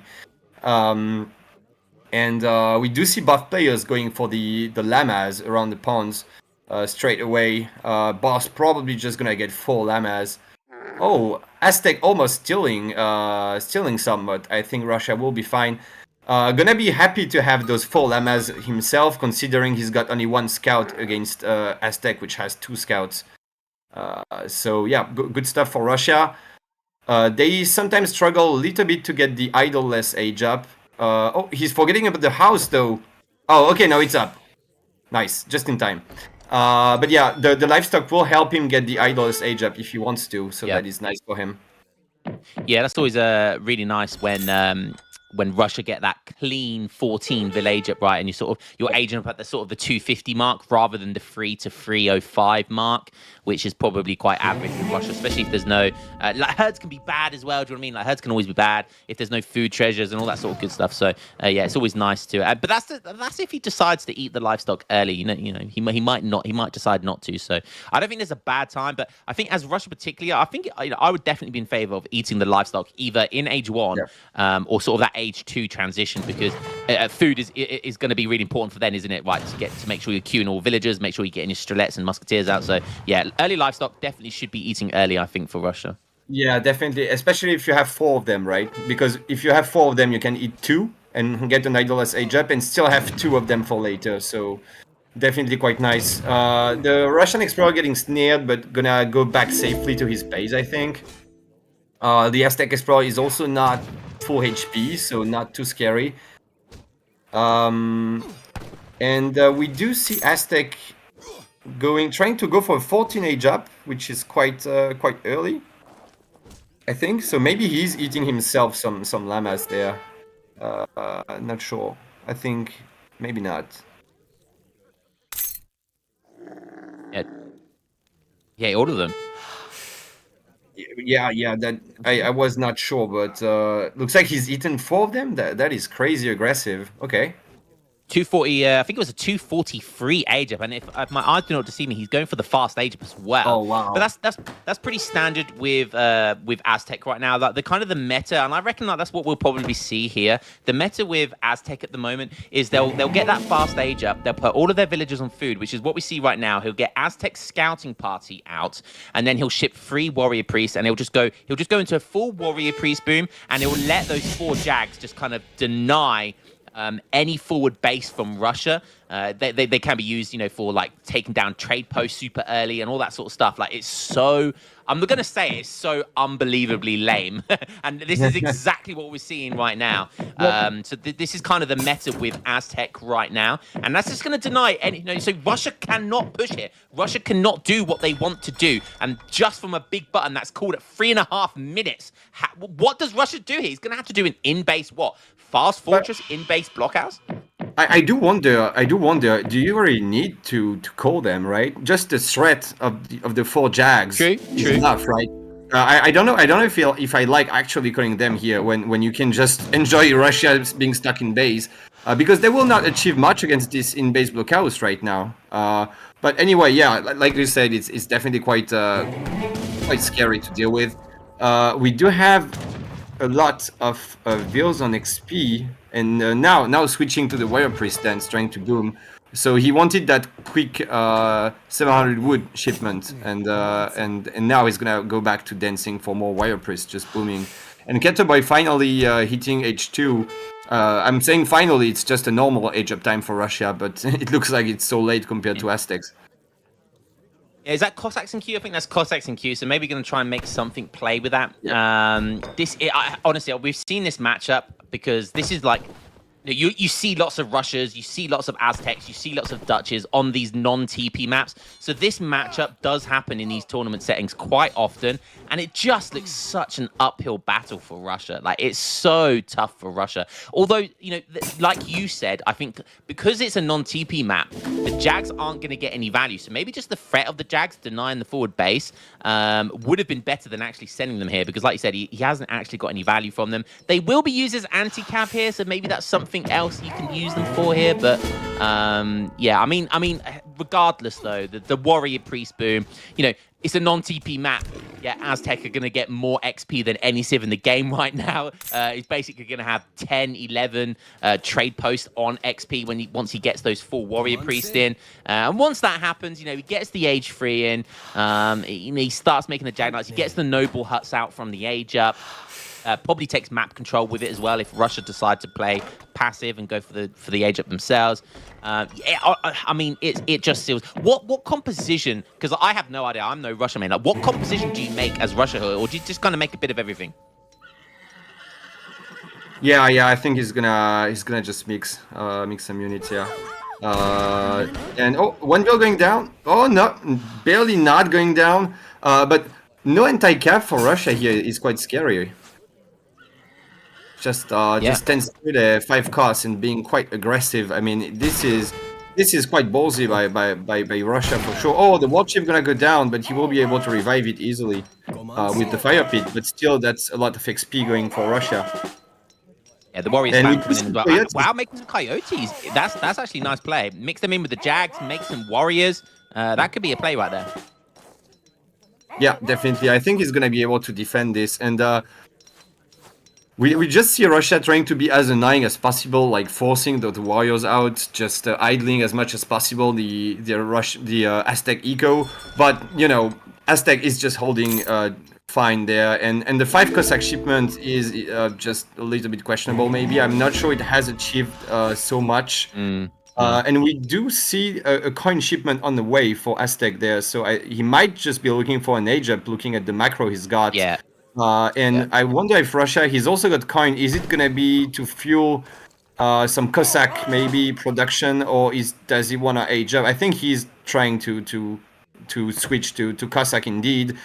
Getting placer mines at the same time, but he's got like no wheels on coin, or almost, I think, because he's got the coin crates. So maybe a bit of an awkward timing for placer mines upgrade. Yeah, I like those coyotes, by the way. There are the 4 coyotes I saw when the Cossacks were raiding around the base. The Strelets luckily went directly north because the coyotes Hazza dived in, to the kind of left side of the map to try and catch those Strelets. He knew those Strelets were unguarded by the Cossacks, and he kind of tried to make a gamble there, but unfortunately didn't go to the right area. The Cossack, there's going to be a play there to the north a little bit. The coyotes are diving into some of the Russian units right there. Going to get caught, but no, doesn't lose any of them. So quite lucky there by Hazza. Just going to be annoying with them, I think. And look at the score already, man. Like it's just honestly, it's going to be so tough for Russia, and it doesn't look like Russia's deciding to go for the age here either. Sorry, go ahead. I was just going to say, he's making more units. He's got Cossacks in queue. He's making Ruskets as well. Is that the right play, or is trying to go for the fortress to match him here going to be the right play? Yeah, the thing is, usually if you ship crates to fuel your unit production, then you want to ship units behind to have a strong timing. And Russia is shipping coin again, so he doesn't have as many units as he could, right? If he had like an extra 4 Cossack or 13 Striat or something like that. So I think the plan to going for a timing push was a good idea, but I'm just not sure about the execution, like the build order, because he might just not have enough units to actually punish the age up here. And we do see Aztec about to age, and that might be a little bit of a cold shower for Russia here, because I don't know that he really has the ability to punish it. Yeah, one thing that is, I do think it's always important against this noble hut fast fortress that we see Aztec. This is going to be a nice catch for Hazza. Look at the mass of Cossacks out of nowhere. The Aztec hero tanking so much. I think the reason Hazza is trying to take this fight is because he wants those sneaky noble huts to get in a decent position where he can take some map control. And that's what I was just about to say. This is what it's all about. If you want to deny those noble huts, it's really important you deny those noble huts. But now the Cossacks are running ragged and the noble huts are nowhere near them. There's no units here. Wow, Hazza losing a lot of warrior priests. Lots of warrior priests going down, and I think that was maybe a tiny. I think he tried to bait the Russian army for this Jaguar pop, but is it really enough? I mean, those are H3 Jaguars, but there's just a bunch of units from Russia, but more of them popping. But it's only Jaguars, and how is he gonna kill the Strelay? And this is gonna be close, I guess, with the warriors popping as well. This is okay. I mean, if he can take a good fight, the problem is here that the units from Russia are expensive, and he's having to kind of fork out for all of these. Whilst Hazza is literally just sending shipments, and he's getting so much XP, and it was a big button. The other big back was a big button. So, he's just kind of, he's sending these units in, but it's not that big of a deal, Whilst Russia is losing lots of his hard-earned resources in these units. And now we're in a position where it's kind of a stalemate, but Hazza is in age 3, and Russia's still in age 2. Yeah, and he's gonna try an age, I think. Looking at his macro, he's actually taking amalgamation so that he can gather coin faster, because he does not have any remaining coin crates to ship to fuel his age up. So instead, he's just going for the grid and just gathering everything. And I think this is quite. Oh, never mind. He's queuing units, in fact. So I don't know. Maybe changing his mind a little bit there, or maybe he's just queuing units just in case and might cancel them. But I think Russia should age now. He does not have enough units left. Really. Why is he making units? Cancel that. I hope he's got a shipment ready to go as well. So if he just gets into age 3, he's got that 2 Falconet shipment or 7 Cossack shipment. He's got something. I just feel like this is just not the right play here. Sticking to his guns in age 2. He cancelled some Cossacks there, so maybe he's thinking about it now. Yeah, but imagine if he just didn't pop the Ruskets here. He could click up just now, basically. Yeah. Almost. Also, because the food situation is a bit worrying for Russia there. You can see he's got a hunt on the right of his base and a hunt in the middle of the map. So if you age, you have to age now, because if you wait longer, then you will have to go hunt much further away and just not very safely at all. So Is he gonna really get away with this age up? I feel like he might. Like Aztec doesn't have a ton of units to punish it, I guess. Well, he was shipping 1k wood, that's a nice catch as well, the Coyotes. He was shipping 1k wood, so I'm guessing probably going to want to put down a second town center and maybe some other bits and bobs. And probably will go for like 8 villagers behind it as well, knowing Hazza or knowing this Aztec meta that we're in. So, yeah, probably going to go full greed here, which is probably what Russia wants to see here. Russia wants to survive in Age 3. And, Russia, not considered a good civ, but... you get into the late game, Russia are very, very scary, right? Don't want that to happen. Yeah, definitely. What's the Okay, first so now we'll see how Hazza reacts to the age up now. Does he try to make something happen? Okay, 5 cav archers. What's he on? He's on 44 villagers. So he's got the economy lead and the 10 warrior priests. If he has 10 warrior priests, I know he lost. No, he's got 5 warrior priests by the looks of it. So wow, that big fight cost him 5 warrior priests. That's actually really good value. That's 10 vills, I think. Yeah. Kind of. For sure. So that is huge, and Yeah, he has. I don't think he's been able to dance back for them at all. As well, he is like fueling his unit shipments because he feels like he's maybe a little bit in the back foot and just dancing for XP. So he's not booming anymore. So I think the longer this goes, the better it gets for Russia for sure. And Hazza needs to make something happen, but can he really do that? I mean, the Russian army is looking quite scary already. Yeah, I love that. It's not every day you see the priest, the Russia Orthodox priest there, and you can see him walking that Chad walk from the priest. It's not every day, and I'm pretty sure like Keturboy is pretty much has he made a healer in like every game so far? We definitely saw the Imam. Look at Chad that guy is. Look at it with his little magical box there of tricks, beautiful. Yeah. And I said this recently, like there's pretty much 99% of games, or even 100% of games, it's always going to be worth getting a church and a priest, right? Because you're always going to get value from a priest, right? Priests are very cheap for what they can provide. Generally, you only need to heal like 1 or 2 units for the resources you've put into getting one for it to be worth it. Yeah, especially if you want a church anyway, right? If you have to pay for the church and the priest, I don't know if it's really worth it. But if you anyway want a church, then I think it's good. Who doesn't want a church? You atheist scum. Huh? I who doesn't want a church? Oh yeah, I mean Russia doesn't always want a church, I guess, right? But yeah, it depends. I mean, at this point in the game, I think they do for sure. Small raid on the left. Just gonna snipe 1 vill. Maybe 2. Yeah, not bad. Just being super annoying. Don't forget, he's going to kill 2 vills, but there's like 10 idled right now, so that's just going to be really, really super annoying. 5 Ruska's going to have to come back to deal with that. Going to catch a nice raid on the right side, though. Oh, but the locale's going down, so is it really worth chasing those Jaguars with the entirety of his cav mass? I don't know, because he's losing the map now, and he needs those hunts quite badly for sure. But he's sitting on a comfortable amount of food right now in the bank, so I guess that's enough for the time being. His population is a lot higher as well, and I know Russia units aren't as good, pop for pop, but he's got like an extra almost 50 population, and their village accounts are very similar. So Russia army looking very, very scary right now.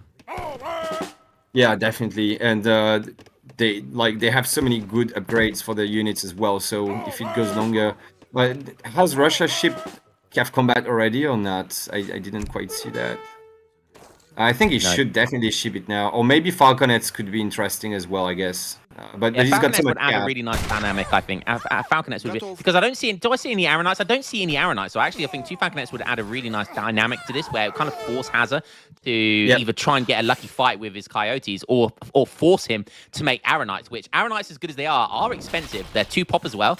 I think they're the only 2 pop unit that Aztec have. So that I think 2 Falconets would actually be a really good shout here. But he's going for Cav combat, which is also I think just a very safe option. He doesn't have to worry about the micro there either. A couple of Coyotes getting caught there with some strats. So this is all going on. It's all going on. Just trying to out APM your opponent, trying to out kind of lame them, out micro them, and just take pop shots up at villagers. They're both doing it on either side. This is what high level gameplay looks like, ladies and gents. Yeah, and finally, Russia is getting the bayonet upgrade for his musketeers, while also queuing cavalchers. So I think he wants the mid shield because we all know that Aztec can just make a ton of melee units and just attack move your units and swarm you. So I guess he wants to get those beefy musketeers there. He might want to ship infantry combat as well, I guess. I'd like to see the other Arsenal techs as well. Yeah, I'd like to see other Arsenal techs like Cavalry Cuirass as well. So he's got the Arsenal down now, which is quite a hefty wood cost. But now it's down, yeah, definitely be worth getting other. I like the socket bayonet as well. You don't see that very often, so I really like that. I think that's a really smart idea because there are quite a few coyotes on the map as well, so I think that's a really smart idea. But yeah, now has an Arsenal, so can definitely get lots of Arsenal techs down. How many? Is that 8 warrior priests now? I think we see on the community plaza. It's not 8 villagers, is it? No, so 8 warrior priests. So it is making more warrior priests, but again, that's that's denying the warrior priest time to either make XP or anything else. So yeah, that was always a really good win fight. The scores are really tight, but still favourable for Keturboy. And these blockhouses very strategic. He doesn't want to lose these blockhouses. Very important for map control right now. This is going to be a really good fight. Yeah, the thing is, like right now, Russia doesn't have quite enough streetlets to challenge the. I don't remember the name of that unit anymore, but the maces, from Aztec. Yeah, and so like we said, he either needs falconets, or just a lot of Cossacks, or a lot of streetlets, or something to deal with the maces. But I think he might have made a little bit too many muskets. They're not great against Aztecs, generally speaking, and Hazza is kind of abusing that, just abusing the fact he's got the ranged infantry advantage in this game, and if Russia, I think Russia is ahead, but if he loses the map and he can't make any more units, he could be in trouble. Just one bad fight, if you can't secure hunts, and then you're dead. Oh. Yeah, this is good. This is going to be a nice little volley here, but he's not paying attention. Neither of them are paying attention, and it's only Strelets that he gets to see, but he will lose a batch of coyotes there. That's really nice, and every little counts right now. Every little counts, because this is one of those games which is just building up and building up. This is so tense right now. I can feel it in the palm of my hands, just like Hazza's balls. And it's going to end. I can see it ending on one huge fight right now. And it's all going to come down to micro. It's all going to come down. You know how the pathing in this game, you can get tree lines, TP lines. It can just kind of really ruin, make or break any game. So yeah, this is one of those games. Again, this is going to come down to micro. This is going to be a close one. Aztec hero making the march forward there, but looks like Keturboy's going to just, again, back off. He is in a difficult tree line there. And in this game, in DE, I've found, well, in any Age of Empires 3, but in DE particularly with the pathing, it's really important that you pick and choose your fights really smartly. And, taking fights under tree lines like this and horrible choke points with, the native posts and stuff, really awkward. And you can see Hazza anchoring down, should I say, in this kind of area where he's got that choke point advantage. Really smart play by Hazza. So Keturboy doesn't want to take a fight there, wants to back off and make Harkebusers. We could see some Harkebuser play. Hazza's going to see that tavern go down, but he's not going to know what's coming out of it. This is going to be, if we see a Harkebuser raid, oh my god, wet dream come true. They are really scary for sure, and also I think they are buffed by the Russian cav combat, if I'm not mistaken. Oh really? Yeah. It's all cav, yeah. So that is quite good. Nice. Also, if he gets some Arsenal upgrades, some of them might also affect them, like the ranged caracal thing. So interesting, and he might just be baiting Aztec into pushing him right now. And Hazza doesn't actually need to push; he just needs to contain to just deny the hunts. But if he does push, then it could be quite scary. Some villas are on the right of the map, I think, and he might just be heading towards that. Maybe not. Oh, when is this engage going to happen? Russia are going to want to take this engage now because their max population, he's 210 pop with 59. He can't make anything else right now. He's getting the cav upgrade, cavalry crash. He's getting CIR. He's getting counter infantry rifling. He's getting everything right now, but he can't make any more units. So he definitely wants to take a fight here, and I think this is what he's kind of looking for. Yeah. Score's still really close though. Yes. Oh, where are the Harkebusers? Where are the Harkebusers? They're in there. They're in the mix. They're in the mix, and maybe Okay. Hazza won't see them. Maybe Hazza won't see them. Finally, we've got an engage going on, but that is a lot of Eagle running ice. Oh, they do so much damage. Look at them go. Look at this man. fight here. Aztec Yeah, is so just OP. like Russia kind of hesitating a little bit too much. He had to go in or not, but he sort of like lost a lot of cav trying to take the fight, and this is just a giant ball of Aztec units at this point, and I don't know, like he's got Manchus on the way, but they will come too late, and I don't know. This is kind of close, but the trade has been good for Aztec so far for sure. Yeah, definitely. And Hazza once again displaying his dominance with micro here. Don't get me wrong, Aztec have the micro advantage here, but Hazza is utilizing that advantage to the best of his ability, just showcasing how unbelievably strong Aztec units are. I've been saying this. These things are one pop, guys. A Tauntauns are one pop. The Eagle Runner Knights are one pop. Coyotes are one pop. They are all one pop units. It is so freaking strong. And don't forget, he gets the War Dance from the Community Plaza as well. And I think he's not back up to 10 Warrior Priests, but he's got 8 Warrior Priests, which is pretty close enough, right? There's a difference between a few percent. So he's always has that buff. Every engagement, he has that buff. So yeah, looking, but maybe the Manchu there could be a nice decision making here. With there's definitely going to deny any Coyotes. But again, like I think he overmade Musketeers, and now he's shipping Manchus. But he needs something to deal with the Maces and the Eagle Runners, and I don't think Manchus are especially good. They are a strong unit, and they also get buffed by Cav Combat, but it's just not the right choice, I think. Yeah. And this is precisely why Aztec has the micro advantage, like you said, because Russia is making muskets. If he just had a bunch of Stride, it would be much harder for Aztec to abuse that. But the far left side of the map, near that wall, it looks like there's blobs of units. Okay, there's little raids going on, little cheeky walls going down as well. What would you do with your Hark abusers right now? Would you kind of keep them in your mass, or would you go raiding with them? I think you have to fight at this point. I don't think it's decided by Eco, and the fight is happening, and he's pulling the Vils as well. Some more Stride coming from the right side, but is it enough? That's just so many Aztec units, and they're so strong, I think. It's a sea of red. Villager Hazza is needs nice to- because he can't attack move with them, so he has to be he can, but he's going to soak up a lot of damage. So that's actually, I think, a really good engage for Russia, but he has sacrificed a few villagers there. Yeah, and Hazza needs to pull his Eagle Runners behind the Maces, I think. But he's just, I think Aztec is just taking a good trade, because again, there's just not so many Stride. But regardless of the trade, he might still just lose the fight, because Russia has a bunch of stuff. It's gonna be close, honestly. I'm not sure who wins this right now. And that Aztec hero being there as well is going to tank up so much HP. Is going to be super annoying. And but yeah, it's close. The Ruskets are still going to do a decent amount of damage, even though they're going to get absolutely mauled. Like you said, there's not enough threats, but there's more threats coming in, and it's going to be close. More reinforcements could be coming from that war hut. Double batch of Cossacks maybe coming in as well. Eagle Runner Knights coming in. It might be kind of an even Stevens trade. I don't know. It's really, really close. But I think he might have wanted to cancel some Stride, because some of them are going to cross the map for a long time, while instead he could have finished the double Cossack batch and got 10 of them.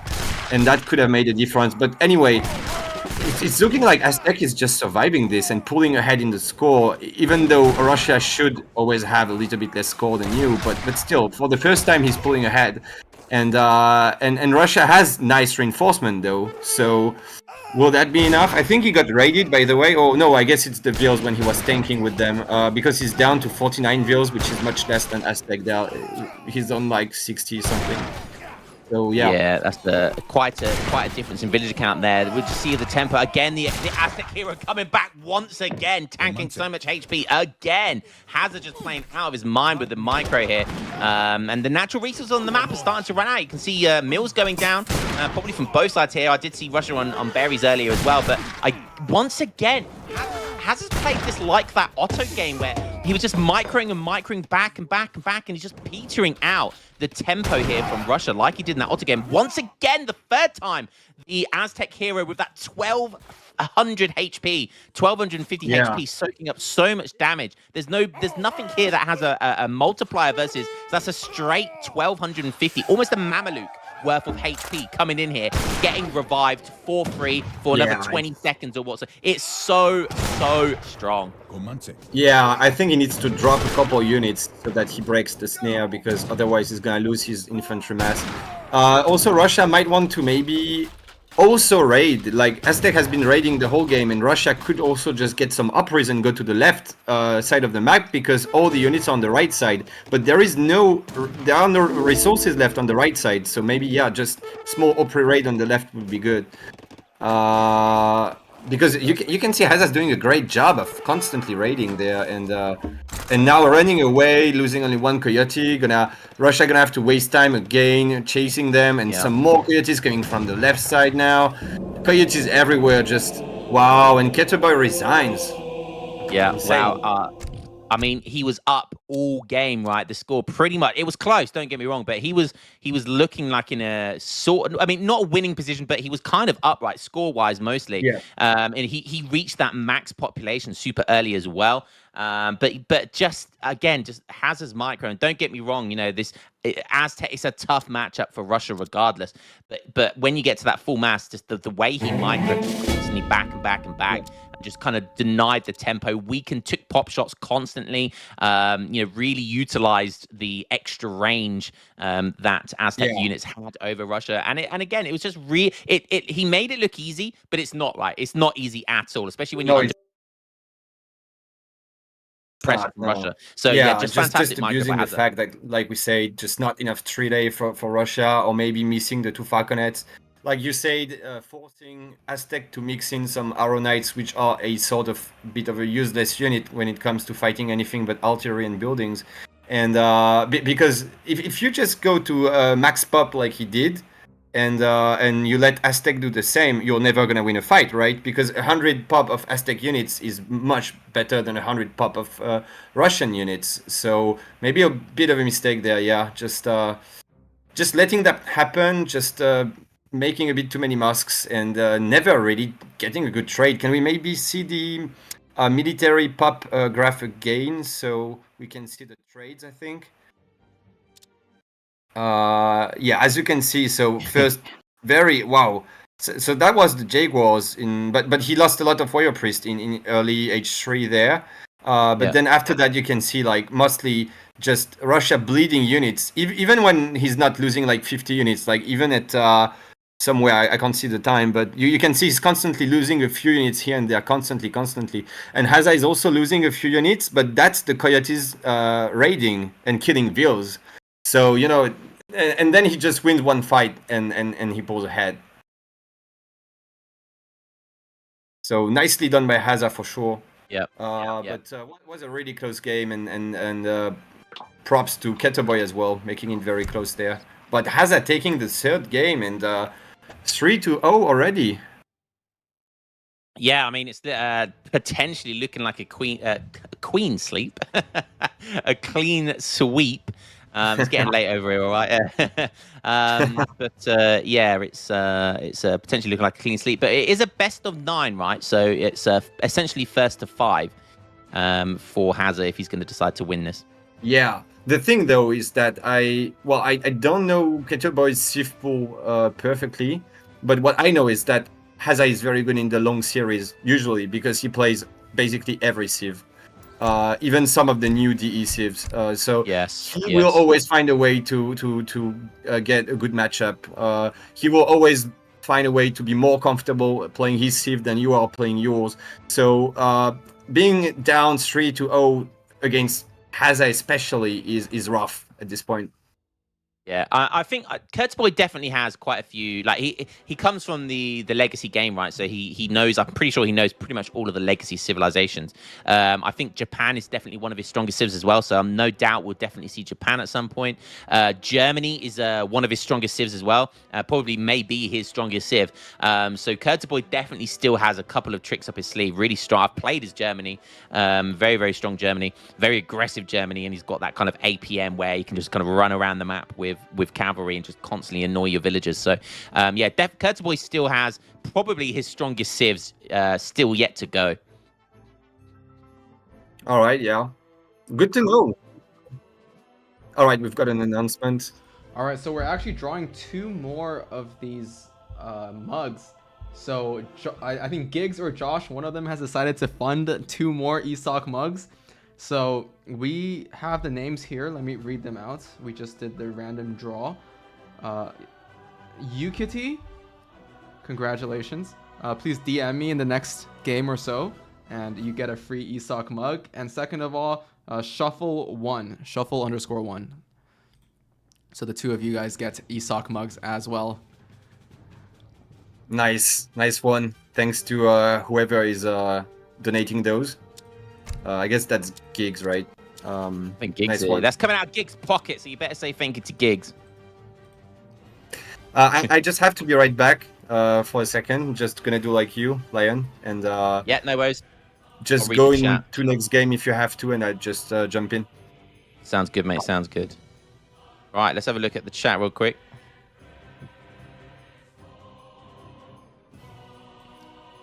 We do have the Civ picks for the next game. We've got the Civ picks. All right, let's go ahead, Baron. Oh, okay, they're on the screen. Fantastic. Okay, so Keturboy playing Lakota. What's the map going to be? Can we do we know what the map is? What's up, CV Mask? I see you. How you doing? How you doing, everyone? Big Mini, Hocus Pocus. So Mexico is going to be the map. That sounds like a fantastic map for Lakota, actually, because Lakota and a TP line is a match made in heaven. So no doubt we're going to know what Keturboy is going to be up to here. Going up against Otto, I think that must be a counter pick, right? I think that was a counter pick. I don't know what the picks like are at the moment. That definitely looks like a counter pick to me. Lakota into Otto. I doubt Hazza would pick Otto into Lakota. It as lame as Otto is, I think it's one of Otto's worst matchups. So. All right, how's everyone doing in the chat? I can see. Does anyone know, Baron? Do you know what we've been up to? I know we got just over 1,000. Has anyone kept an eye on the old view count? I've seen a couple of times that we've had over 700. It does drop in between games. For a little bit on Twitch and on YouTube. I think we were at 150 or so. So we passed 1,000 total, which is quite nice. Shout out to all my boys on YouTube. I hope some of you are here from the last few days of my videos. I've been pushing out the ESOC on YouTube. So shout out to all my boys on YouTube that are watching over there. You're a bunch of goddamn legends. I'm going to see your comments. Yeah, shout out to all the scummy wummies in Twitch. I see you all. I see you all. Where's the copy pastas, boys? Where's the copy pastas at?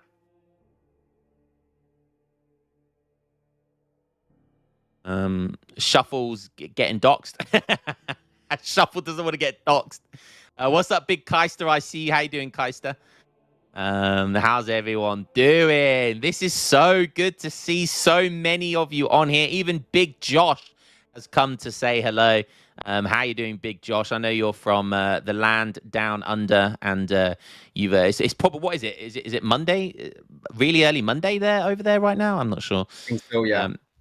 Yeah, so shout out to Josh. What's up, Kaiser? We're just trolling chat right now. Here after Lionheart's YouTube announcement about the ESOC tournament. That's what I'm talking about. That's what I'm talking about. Here come the copy pastors. Scab sock rig nerd. Oh, I love the copy pastors, man. I love the copy pastors. Oh, great stuff. Toblerone saying, think we nearly hit 1K viewers. I think someone said, Baron said that we hit over... we got to the 1K mark. Big Mr. V in chat. How you doing, Mr. V? I was enjoying your casting earlier with Baron. Over 1K is absolutely insane. Pretty good cast right there. Indeed. I'm just going to grab a drink whilst you're back, Kaiser. So I'll be back in 2 seconds. Yeah, sure. So looks like next game is going to be Hazza Otto against Keturboy Sue. And so let me think. Hazza had to first pick in game 2, so he's first picking again, so that makes sense. Lakota being traditionally seen as a counter pick to Otto. I don't know how true that is anymore, to be perfectly honest, but all right. Yeah, so we are into game 4 of this best of 9. Hazza being up 3-0 against Keturboy there, looking rough. rough for Keturboy so far, although the games were pretty close and that is not reflected in the score. And maybe this is his chance. So because, like I said, Lakota is a bit of a counter pick there. So Keturboy playing Lakota in the top of the map in the color blue, and Hazza playing Otto as red, and the map is I don't remember the new name, but let's call it I think it was Arizona on the Mexico. All right, Mexico, nice. And this map has a solid 4 TP line, a solid first XP as well. You can see Otto already getting his trivial card because he got the perfect TP. Like this is the best TP you can get. You get the earliest XP, and it's like almost 100 XP, I think. But Su is also gonna get XP for himself before shipping his villager shipment, and that is always nice. It always helps you age up a little bit faster when you can get those reveals in. So good stuff there. So yeah, we'll have to see how this game goes. Otto has a lot of options, generally speaking. I was saying, Kaiser, before you went away, I said I feel like this was a counter pick for Keturboy. He probably wanted Lakota anyway, but I highly doubt Hazza would pick Otto into this matchup, because I was just saying, and correct me if you think I'm wrong, but this seems like one of Otto's worst matchups. Would you agree with that? Yeah, I think it's not a good matchup for Otto for sure. Maybe one of the worst, but I think it's not a free win for Lakota for sure. And Hazza is probably comfortable enough and might have some tricks up his sleeve. We have seen him do some interesting builds so far in some games. So he might just have a build for this. I think Hazza expected the counter pick. Like he knows it's a possibility. So I think he's got something prepared, maybe. We have seen this matchup in the previous series. In fact, was on some other map, and I think Phoenix went for double Rax Jan, and I think that should not really work if Lakota plays properly, because you can actually rush the double Rax with Setons and Cav basically. Yeah. So we'll see. And Bowman are pretty insane as well, right? Because they've got that 1.5 fire rate. So when they set up and fire, they just absolutely obliterate Janissaries, right? Yeah, and Jans are not. It's not that they're a bad anti-cav, but they don't DPS cav quickly. So this means they can tank, they can block, but they don't melt the cav. So if you have your axe and your dogs and stuff like that, just constantly baiting the Jans into going in melee and stuff, and the Setons in the back are just shooting away and dealing a ton of damage, and this is just very hard for Otto to deal with. So we'll have to see. We'll have to see what Otto decides to do. Even in this matchup, they still sort of dictate the pace of the game, so we kind of have to see what Otto does and how Lakota reacts. It's probably going to be a fight for the trade post line, right? They both kind of want to go for the trade post, right? That's just generally how this has historically been played. Like, they're both very good TP civs, right? TP line civilizations. So definitely, it doesn't look like Hazza's going to go for a straight fast fortress either here. He's going for aging up the quartermaster, so definitely going to see some H2 play from him. We see the TP going down for Keturboy, so I imagine I saw lots of villagers on wood. I still see quite a few on wood as well, so probably going to want to see. He's probably going to age up with the wood as well. So again, is it the chief, isn't it? Yep. So going to be aging up with the wood himself as well. Early community plaza though. What is the early community plaza about? I'm not sure, but it looks like he's gonna start stable, right? Because he would be chopping much more wood if there was a war hut. He's gonna. I didn't even know that was a thing, not gonna lie. No, I didn't know it was a thing. It might not be a thing, which is why we haven't seen it yet. But the 4 healer first shipment coming in. Man thinks he's playing Aztec.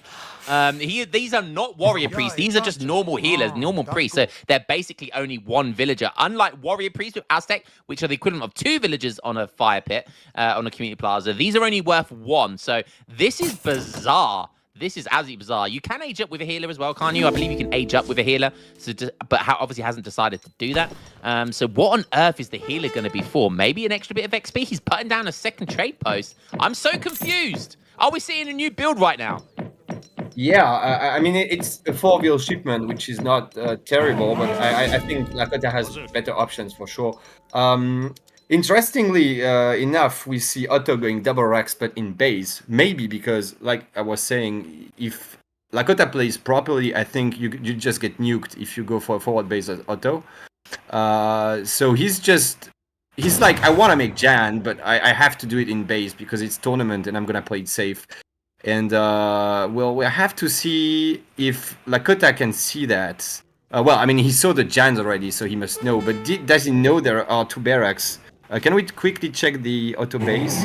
Okay, so he scouted the double racks, so he's gonna be able to handle that maybe. I think he might want to ship 700 wood now, and oh, okay, no, he's gonna age. I thought about 700 wood and just some war hut, or maybe even the 2 war hut shipment or something. I think that's a thing. But he's just gonna try and age. So the question is, will Hazza's timing be early enough with the Jans to really deal some damage and prevent Lakota from just getting the rifle, like the classic rifle rider, Duck Soldier, Wakina stuff, which is a nightmare for Otto to deal with when they're stuck in H2?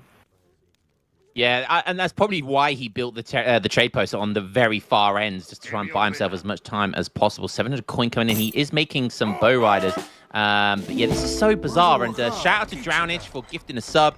To Brem, I see you, Drownage. Thank you very much. Spanky, I see you in chat as well. Very much a Lakota enjoyer. I'm sure you're going to be enjoying this, Spanky. The Janitor is marching forward. We do have the healers on the community plaza. Not much healing going on right now, though, and they can heal each other. So the Janitor is, what are they going to get done? Bow Riders, he does have that Bandit Rifleman pounding the Janissaries as well, doing a lot of really good help there. The hero comes in. Yeah, this is interesting because Janissaries are coming to reinforce this as well. They may be backing up by the looks of it, but Janissaries is kind of scouting there really and seeing what's going on, and probably going to make the decision on whether or not he wants to push harder here or not. It looks like he's kind of looking for it. Waiting for that timing, and I think, yeah, I mean, he doesn't really see any Seaton Bowman. He sees nothing that really counts as Janissaries here, so he's probably just going to push right in. Yeah, and that is scary because there's going to be an axe pop, there's going to be Setons and the Bariders, anti-fire. Oh. And the coin. Yeah, this is rough. Oh, and Dead is coming in, but 3 dealies are not enough against this amount of Barider. But then again, there's only 5 Setons, so we'll have to see. Maybe he wanted to ship 7 Setons instead of 4 Axe there, or 6 Setons, I don't remember. Okay, this is enough for Lakota to hold, but not the worst trade in the world for Otto, right? Yeah, not the worst. Okay. I think it's probably slightly favoured for Keturboy, but he lost those Setons, and they didn't really pop where he wanted them to. And the cav as well, because of all the choke points around the town centre, the 4 cavalry couldn't pop forward, so kind of 2 of them popped forward, 2 of them popped behind the town centre. So it was kind of unlucky for Keturboy. It could have gone a lot better for him. So Hazza got a little bit fortunate there, I would say. Yeah, definitely. Might have wanted to not pop the Setons in the Jans, yeah. And just pop them on the other side of the war hut and abuse the range. But now it's enough Setons to be quite annoying against those Jans, I think. And thing is, like, the macro is just very awkward for Lakota right now. Like, he's got a ton of coin and not enough wood to retrain Setons, but he's shipping Setons. Looks like he wants to age, but he's not able to, and sort of like does an in-between weird macro thing, like just stacking this coin, and yeah, he's gonna train Bariders now, and I think that's the... I don't know if it's the right call. Nah, he doesn't know as well. You can see he's hesitating there. I think he should still queue the Barider, and you can always cancel it just in case. But thing is, Otto is more flexible, kind of, than Lakota, so he could still age behind or something, you know? So it's not like he's completely all in or anything. He's on 25 vills. He will need to get the tech, or maybe he's got it already, in fact. Because he's got the vill on queue, we'll see. Oh my god, March of the Terminators. The T-1000s are coming, and oh god, they're going to siege that Warhawk down so quickly. Only 2,000 HP. It's going to be 3 swings, and the Warhawk goes down. Oh my goodness me, so fast. The Seaton Bowman, is there enough there? I don't think so. The Janissaries are just going to march forward. They're going to do what they do best. There's not a lot of meat shielding here. There's no Warhawk fire. There's 3 healers. But yeah, I think this is just going to be... Riders, though, I think this is enough. Yeah, I think this is enough for Sue, in fact. This is such a clutch pop at this point, and the Jans keep walking forward. They have to snipe the Citans because if the Citans can sit and shoot, they are so strong. But why did the Jans chase the Citans? The Beriders are shooting away, and Beriders have so much attack as well. Look at the healers. The healers. Yeah, man. I mean, he's just using everything he's got. Let's go, healers. Wow. So Let's go. this was a great hold, but Hazza still looks fine. I mean, his score is fine. His eco is probably better than the Lakota one, in fact, I think. And he's got 2 TPs as well, to 1 in the church. And he will train Age. I think both players are now going to train Age up, in fact. But they both have to gather quite a few resources to get that Age up going. Yeah, it's very never mind. Macro. Oh, 600 coming in for Hazza. This is gonna be. I think this could be bad for Curtis because he needs to be aging right now. He decided to make another batch of bow riders, which is definitely the right decision. However, it's obviously denied him being able to get age up as quickly as he wants to. He's using the healers there really, really nicely. I told you, Keturboy loves a healer. I've said it right now. Every single game, I think we've seen a healer. Yeah, that's true. And now he's using these healers to heal his army, getting great value from them. Fantastic. Finally gets that age 3 in. Is shipping 2 Takata soldier. Honestly, though, I think I'd like to keep that in queue. Like, I think he doesn't want to send that, and it's gonna get sent. That's a bit unfortunate. Yeah, I mean, the good thing is that they will shadow tech once in Fortress, but it's just 2 of them instead of 3, so it's a bit awkward. I guess he wanted to play it safe, like he's got another shipment after that, so he was like, okay, I can afford like shipping a suboptimal card just to stay alive, and he might be right because as we can see, Otto did not age up. He was macroed for an age up, but in fact he made Jans instead. So if they but now he's aging. Okay. I guess he might have steel traps or something because he was gathering food pretty quickly. Yeah, that is why. Okay, he had all wheels and food and 600 coin coming and steel traps, and even though he's Otto, well, he has a pretty decent eco at this point. He also has capitalism, I think, right? So definitely not a bad eco for him. Yeah, he's going to need to make something other than Janissaries, though, of course, because the moment Age 3 comes in, you know what that means. You get those rifle riders, which absolutely obliterate Janissaries. They also obliterate cavalry as well. So I think the only realistic unit that Hazza is going to want to make here is either Abbas guns or Azats. The invention of the Aztec, when that came into the game, that really changed things up for a couple of the Otto matchups, like, some of the ones that they historically struggled with, like Lakota, like Germany, and it definitely just gives them another option, right? So Azaps could be a decent unit for Hazza to make here, but I think we'll just see some classic Jan Abbas. Yeah, that's also fine, honestly. Abbas are so strong. And that's gonna be 5 dead wheels, I think. If he wakes up and starts getting the snare, finally. The Jans are gonna. But he's gonna lose the Jans. There's more of them though. Wow, that's so many Jans again. He's just massing so much, and I don't think Lakota can take this trade. He wants to take the fight before veterancy comes in, but is this enough? There's gonna be Minutemen. There's gonna be 6 Abers. And there's villagers there. The villagers are kind of just not allowing him to kind of do that attack move. And he's doing it now, and he's focusing on the villagers. And yeah, I mean, I don't think that was a good fight. The villagers being there was a massive distraction. Yeah, that was unfortunate, but it's not over. He backs up, but yeah, this is a tight game. Yeah. And one thing we have to keep in mind is that so this was pretty good for Otto, but at some point Otto will have to make something happen because eventually, like Otto, unless you TC boom, but otherwise you have to be aggressive with Otto. And the thing is that the second you leave your base, Sue is running around like he's doing now, and the Ottoman army is very immobile. And the thing is, yeah, now he's adding Cavarchas, and I like it. I was gonna say even before Cavarcha was the meta as Otto, like something like 5 or 6 years ago, people were sometimes already training Cavarchas specifically against Lakota because Jans just don't do very well against rifle riders, like we were saying. So I like the Cavarcha. Ideally, you want the Manchu shipment because they are faster. They have 7.25 speed, so they are faster than Cavarchas, and they can actually catch up with the Lakota speed. But yeah, I like the rifle rider. But if you go rifle rider, you also need I mean Cavarcha, but then you also need Abus because only Cavarcha is not enough, right? Because they get Wakinas, so. Definitely. I think Cavacho, like you said as well, catching the raids is so difficult in this matchup. If you're going for like that very static military kind of barracks type composition. So yeah, adding in cavalry here is really nice. He's marching forward with Janus on the left-hand side as well. He's denying that trade post going down as well with just some cavalry archers, and that trade post almost went down as well.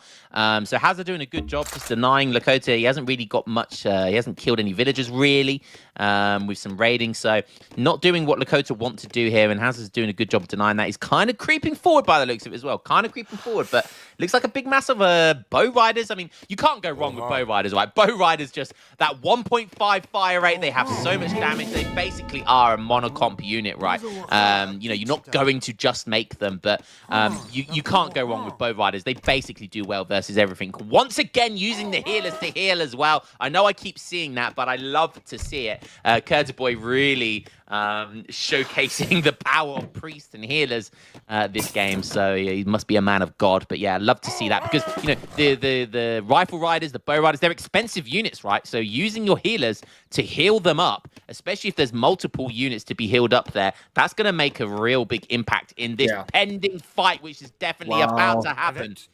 What a nice Cavalcher switch though. 16 Cavalchers so quickly. Does not have Cav combat in deck, which is a bit questionable against Lakota because you know you might want to get Cavalchers. But anyway, for the time being, it's going to be good enough.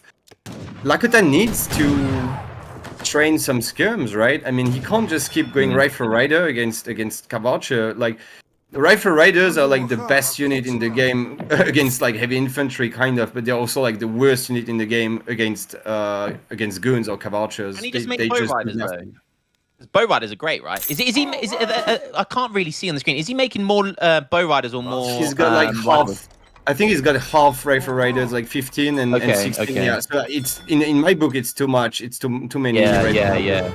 You want more bow riders, definitely, I think, and just have a handful of rifle riders. Bow riders are, like I said, bow riders are such a good monocomp civ, and bow riders beat cav archers, right? I know it's quite close, but I'm pretty sure bow riders beat them as well. They do, but it's sort of close. Yeah, cav archers are actually stronger than goons in a standing fight, so they do better than goons against those how are they? Those bow riders, yeah. Villagers inside that warhut, by the way. There's so many villagers inside that warhut, so we're going to have a second fight. But this might work in his favor. It could be a big villager pull here, but he's backing away. I think he had to fight. I think he had to fight now or never. Yeah. But I mean, he's also stacking a lot of food, so maybe he wants to wait until he gets the 6 Dark Soldiers, which is the right time in the game. So. How much is Great Hunter giving him? Is that the age 2 card that gives you food? Is he Oh, so he's gonna use that because it's calm down. Retroactively giving you some food, you know, for everything you've gathered so far. So he's gonna be able to get the dogs instantly, I think. Okay, what are we at? We're at the 18-minute mark as well, so that's a really nice sweet spot timing as well. It's 1 per 3 minutes, right? So yeah, that's going to be a nice batch of Takala soldiers coming in here. And is it going to be enough though? That's going to be the question. He does have a community plaza, so he could stick a load of villagers onto there along with the healers, and it'd have a really big spike here in power where he can try to end this game. The tempo may have swung now towards Keturboy. They are very valuable units. Is this going to be enough, though? That's the question. Is he going to be able to micro around? He's going to see, Hazza is going to see the Takala soldiers now, and I think he's going to back up. And again, he's using the geography to his advantage. That TP being super annoying, he instantly puts a wall down to kind of try and give him a situational advantage as well. Again, really, look at that, just a tiny little quick wall going down to give him as much of an advantage as possible, and that's a really smart play. It's going to be go time. Is he going to connect? Yeah, but he's not going to build the wall. That build barely just surviving a volley. Okay, it's going to go down. But yeah, what a nice Abus switch again. Like, just first switching to Cavalcher. I was a little bit worried that Hazza would keep committing to Jans when we all know it can't work in the long run against Lakota. And what a nice switch, right? Just switching to Cavalchers, then switching to Abus, and now he's got the unit composition that he wants eventually against Lakota. If he can card those Abus, sadly he can't send Cav combat, but he can send artillery combat. I don't know if he has already. He does. Nice. He does have that card in. So So yeah, and he's just ahead in eco, I think, kind of. Yeah, this because and that last kind of almost engage that we had was once again, it's been the way that this whole series has gone. Hazza just kind of peating out that tempo, that spike that Keturboy wants to push, and Hazza just doing it by via quick walling and just kind of choke pointing once again. So Hazza has just been king of taking these fights and kind of manipulating the map to his advantage to take beneficial fights and just kind of peter out the tempo and kind of micro really, really well. So yeah, again, Hazza denying that push because that big Takala soldier push was a huge tempo swing. Because if he didn't push it then, he could have pushed it now, and he could have had in a few more seconds time an extra Takala soldier. So denying that tempo swing really, really important for Hazza. But he might be getting caught off guard there. No, that was a fantastic fight to take with the Cav Archers weren't there. But again, the trade post, the empty trade post might have proven to be quite too difficult to push into, and maybe that's why Keturboy backed up there.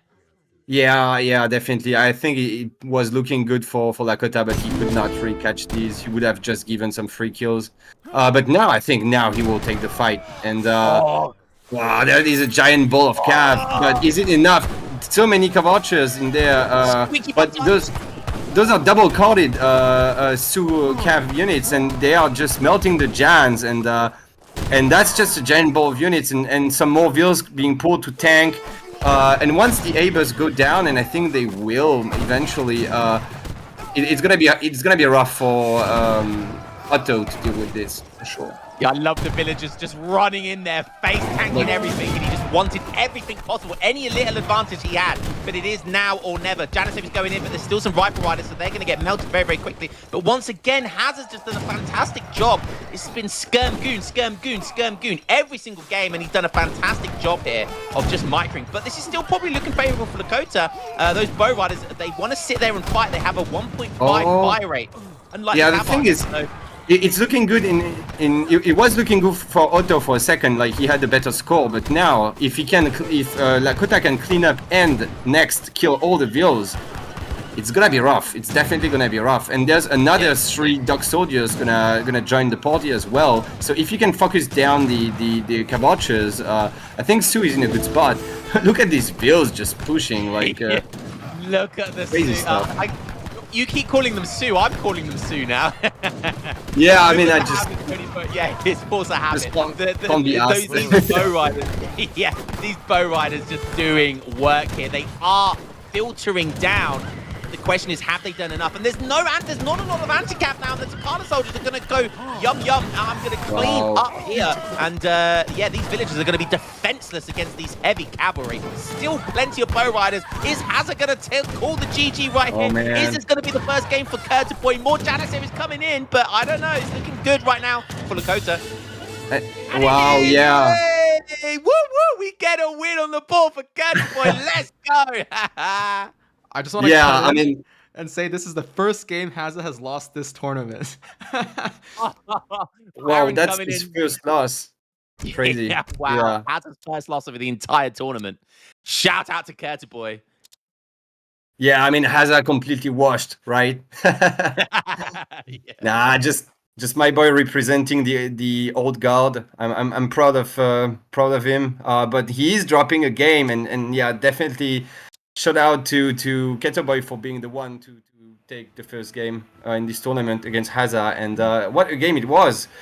Very close one, and just a very nice Vil pull, very nice timing by Lakota there, and maybe just maybe having cav combat on all those cav archers was maybe enough to just hold, you know, like it was maybe that close, honestly.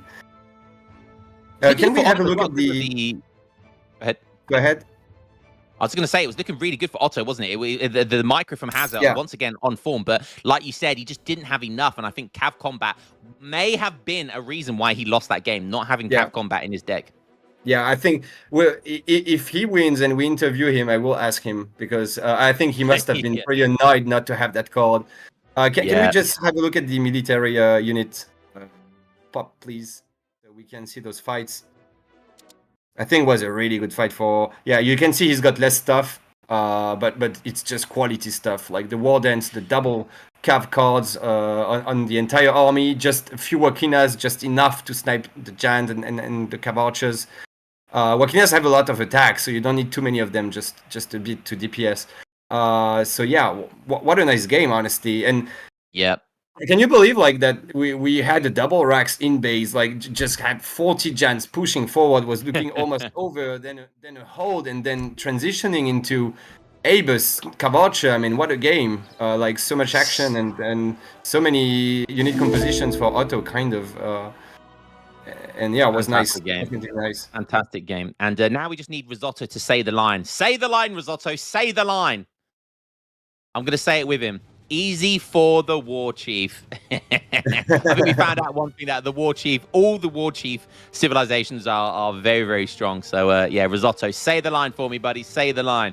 But yeah, I'm not going to lie. We've got a switcheroony thing going on here. Kaiser Klein's rooting for his English boy, Hazza. I'm not going to lie. This may be the first time ever I'm rooting for my boy Keturboy. I'm rooting for a Frenchman. I never thought I'd see the day where I'm rooting for a Frenchman. So we've got the English versus French switcheroony going on right here, Kaiser Klein. Yeah, yeah. I guess that's just our countries finally being at peace. You know. Yeah, after thousands of years, it's all good. Yeah, right. We had to get best of 9 with Hazza for that to happen. Yeah. The Treaty of ESOC, yeah. Oh, right. Fantastic stuff. Well, at least it's not going to be a 5-0, which is always good to see, especially in a final. So Keturboy being able to do that, that's already a win in my books. But definitely still not over. Like I said, still got very strong civs for him to go. So does Hazza, to be expected with finalists of a tournament. Keturboy still has his Japan to go, still has his Germany to go. So could very easily make this a 3-3.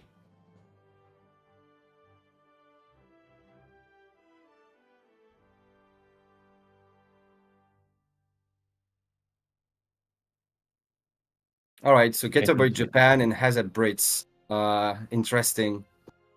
That's a matchup where sometimes you see Japan just making a billion ashes, and it can be hard to deal with as Brits since you don't have skirms. Yeah. This is a. I mean, I think in DE this is just kind of just oozed in my opinion, Brits are just S tier. Brits are just such a strong civ, and I think they just do so well against pretty much most civs, and I think they just do what Japan do, just better, right? But what map are we on, Baron? Can we get a map pool? Guanas. Is that the? I think that's. Yeah, TP on either line. Okay. With the very good treasures on boss TP lines, yeah. Yeah, I think it's an okay map, I guess, from either side. I don't think either civilization particularly benefits on that map. Nah, I think they're just kind of running out of very good picks. So because I don't see like what's good on this map about being Brits, right? Like there's TPs, the hunts are rather far, so you don't really want to be Brits there, but I guess it's just a comfort pick for Hazza. So he decided to actually counter pick Japan with Brits, which is interesting. I don't know if it's much of a counter pick. Like you could have seen something maybe like Russia against Japan. I don't know. Maybe he wants to Russia. Go ahead, Baron. So we're having one big announcement about the next upcoming tournament. So this was probably the biggest tournament in recent memory for this game. Josh was just letting me know that we've hit basically top of the line viewership in basically every possible benchmark throughout the season. So to do this, we're actually reviving the following. We are announcing EPL Season 5 starting in less than 2 months. Go. So we will have 4 teams. Go. Yes, very, very exciting. We have 4 teams. The first of which is the Mandarin Duck Squad, or MDS. We have the Hudson Bay Bigs, the Somali Kabuli Gaming, and the Cuirassier Management Co. So you guys should really tune into the news, and we will be making announcements about who's on each team, who the managers are, very, very soon. I believe the actual season will start within the next month and a half or so. So looking forward to that. Yeah, good Let's stuff. go, baby. I mean, EPL is always a lot of hype. I think it's one of the probably one of the favorite formats from what I've seen for the viewers and the players. It's just a good format. Like people just enjoy it, enjoy playing it, enjoy watching it. So looking forward to that for sure. Yeah, I'm just gonna say, me and Keister, we won last time. So, or no, did we come runners up? I can't remember. Did we win or did we come runners up? I think Oh, no, I we think won. my team lost last time, but I mean, like we were in finals or something, and we just lost by 1 point. I think something like that. I got the badge on ESOC, so I can't remember if that means I won or I came runners up. Where's Keister? Keister, tell us. I'm pretty sure we won, right? I'm pretty sure we won, but I can't remember. Is that gonna entice you, Kaiser Klein? Maybe we get a Kaiser Klein captain there. We'll see. We'll see. Could be. I mean, Oh, I well, Josh- love EPL. I could have played, but I think I'm just not. Like, I don't think I'm gonna play this time. But maybe I could be a captain. Yeah. Yeah, We'll see. all right. Well, Josh and Giggs, I'm forcing their hand now. Josh and Giggs, you heard it here first. All right, looks like we're getting into the next game. So we've got Keturboy versus Hazza. We are on game 5 now. It's currently 3-1, and we're on Guanes or Guinness or Guineas. I don't know how you pronounce this word. Apologies. I'm just a scumbag English native. And we got Keturboy playing as Japan, the Japanese, which is, it's not one of the least popular civs, but it's definitely not a civilization you see that regularly on the ladder. Definitely more of a tournament pick type civ, just because they struggle against a lot of the kind of the DE tempo civilizations, and they can really struggle on maps as well against things like Spain and Otto and all that sort of stuff. Going up against Hazza, who is playing a very popular civ on the ladder right now, which is Brits, which I think they are just the jack of all trades. Really, they're just such a oppressive civ. They age up early. They age up with the best kind of eco in the game as well. They have manor houses, which are so versatile for things like line of sight, taking map control, obviously booming. So going up against Brits, this is going to be tough for Keturboy, but I have seen Keturboy, and Japan is definitely one of his strongest civs. So I'm going to be interested to see how he decides to play it, because there's lots of different ways to play Japan these days. I don't know if you've seen any recent builds, Kaiser, but we're far from the Heavenly Kami build days, which you might be more familiar with. And Mountain Warrior coming in just to proof is in the pudding right there. We are seeing Mountain Warrior right now. Now maybe that was the reason he decided to pick this map, because there's lots of treasures on this map. He's going to get, now with Mountain Warrior, not only will it buff his heroes, but they're also, and look, he's waiting to pick that 90 coin up. So the moment Mountain Warrior comes in, he's going to get 180. It doubles the treasures. Fantastic stuff there by Keturboy. Already, that is worth it.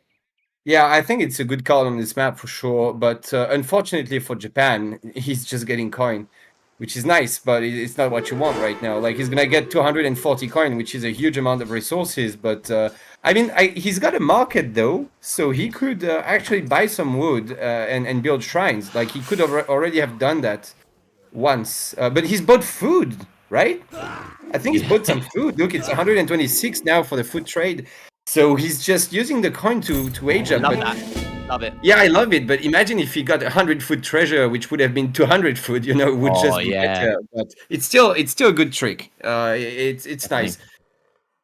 Just one shout out that I have to give. I think I don't know how to pronounce that name. I can't really see it, but I think it's called like Kaiser's something, Kaiser's Chan, or something like that. Is that $100 that's just been donated? Holy cow! Who is that from? Correct me if I'm wrong, chat, but I think I did see a $100. I'm sure Baron might be able to confirm that. But yeah, I think we just had a $100 donation from someone called Kaiser something. So yeah, massive shout out to you. Thank you so much. And any donations that you do give, guys, because we try and not run ads during the games and stuff. So if you guys can donate anything, please do. It all goes towards these tournaments. So if you've got any spare buckaroos, please do donate now. So as I'm saying that as well, more gifted subs coming in from Competencies. Sorry, I don't know how to pronounce that name. But yeah, gifted sub going to Flunkenstein. So shout out to you. We're at the 233 gifted subs, and the mark was 150. So we are absolutely smashing that. We're on a level 2 hype train as well. Guys, keep on giving. You guys are such legends. The viewership is up. The donations are up. Everything is up. This game, let us support this game, baby. Let's get that DLC.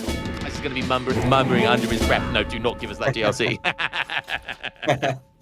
Yeah, nah, cool stuff, guys. Really, really nice. Let's keep that going. And but yeah, back to the game. We do see 2 shipments already in queue, because I think with the Mountain Warrior card, he's just got extra XP from the treasures, and so he's gonna go for the export first, and then I can't quite see, but I think it's the shrine card. Five shrines. Okay, so I'm curious to see if the export is for the Dutch consulate to go full grid, or it's just a more standard, maybe Japanese consulate. He did age up with the Tori, which is less greedy, and I think we've got the samurai almost getting the tower down. Might still be time yet. And don't forget those mountain warriors are buffed. Oh, but musketeers coming in just in the nick of time, and that's that power of that age up from Briss. So yeah, going to be an early musketeer start here. Mountain Warrior's got fantastic stuff, and like you said, it's going to be a Dutch consulate. 5 shrine wagons on the way. Just quickly, another shout out to Spanky. Thank you for your gifted sub to Hawk, and Gujar with the 5 gifted subs. Thank you so much, and an anonymous gifter for your sub as well. So gifted sub. Thank you so much to everyone that's donating. You guys are absolute legends. Absolute legends. Thank you to every one of you. So yeah, this is going to be a nice early push here from Hazza. I think this is how Brits want to play this, right? I think that's the right play. Go for that early pressure. Interesting build order from Keturboy here. Now going for a bank. That's going to be, you know, a nice little coin trickle coming in. Doesn't want to lose any of those shrine wagons. Could almost have lost them, but yeah, going to make some Ashigaris here. Now Wood being followed up behind this. It can be difficult, I think, for this map's got it's quite a horizontal map, isn't it? So it's quite wide. So there's lots of kind of easy shrines to be placed on the sides of the map, which can be quite difficult and time-consuming to get to, right? Yeah, big maps are just usually good for Japan, and also when the map is large, Brits will have to send their veil pretty far away from their base at some point, and that's when you can try to raid them with your ashes. So yeah, definitely in a way that's good for Japan. That's already quite a lot of units from Hazza here. So we've got 10 masks, 6 longbows. I don't know if that was a 6 longbow shipment or just trained. Does he have 1 or 2 barracks, by the way? Still 1, I think. Okay, he might add a second rack soon. Okay, so 700 wood, 600 wood, 6 longbows. So that's a kind of classic infantry timing. Usually you kind of do it with 2 raxes to spend the wood and longbows. However, I think he wanted to boom a bit more, so you can see he's on 120 men or pop instead of maybe say 80 or 90 and have a second rax and more units. So but that second rax is going up now. Some ashes coming into raid. I think they might kill 1 veil at least. Yeah, that 4.5 classic ashy speed coming in clutch there. Somehow the villagers seem to be pulling away from them. The Ashy guys are having a tough time to catch up to them. But is it going to be 1 pop? No, it's not. It looks like they have their greatcoats in then. So it's going to be tough to micro there, and the musketeers are going to probably finally catch up to them. But this is classic Ashigari raids, and the whole point of this, right, is just basically to buy him lots of time. You can see Hazza running, chasing after them. I mean, he knows this is all about buying him time. And more builds here as well. Builds. There's no way. Oh, nice little one. Ashigari raid. Shame there's only 1 though. But again, another one down, and he's having to split his musketeers again, buying him so much time. Another villager over here down, and really utilizing that extra speed that Ashigari have. It's gonna be tough for those musketeers to catch him.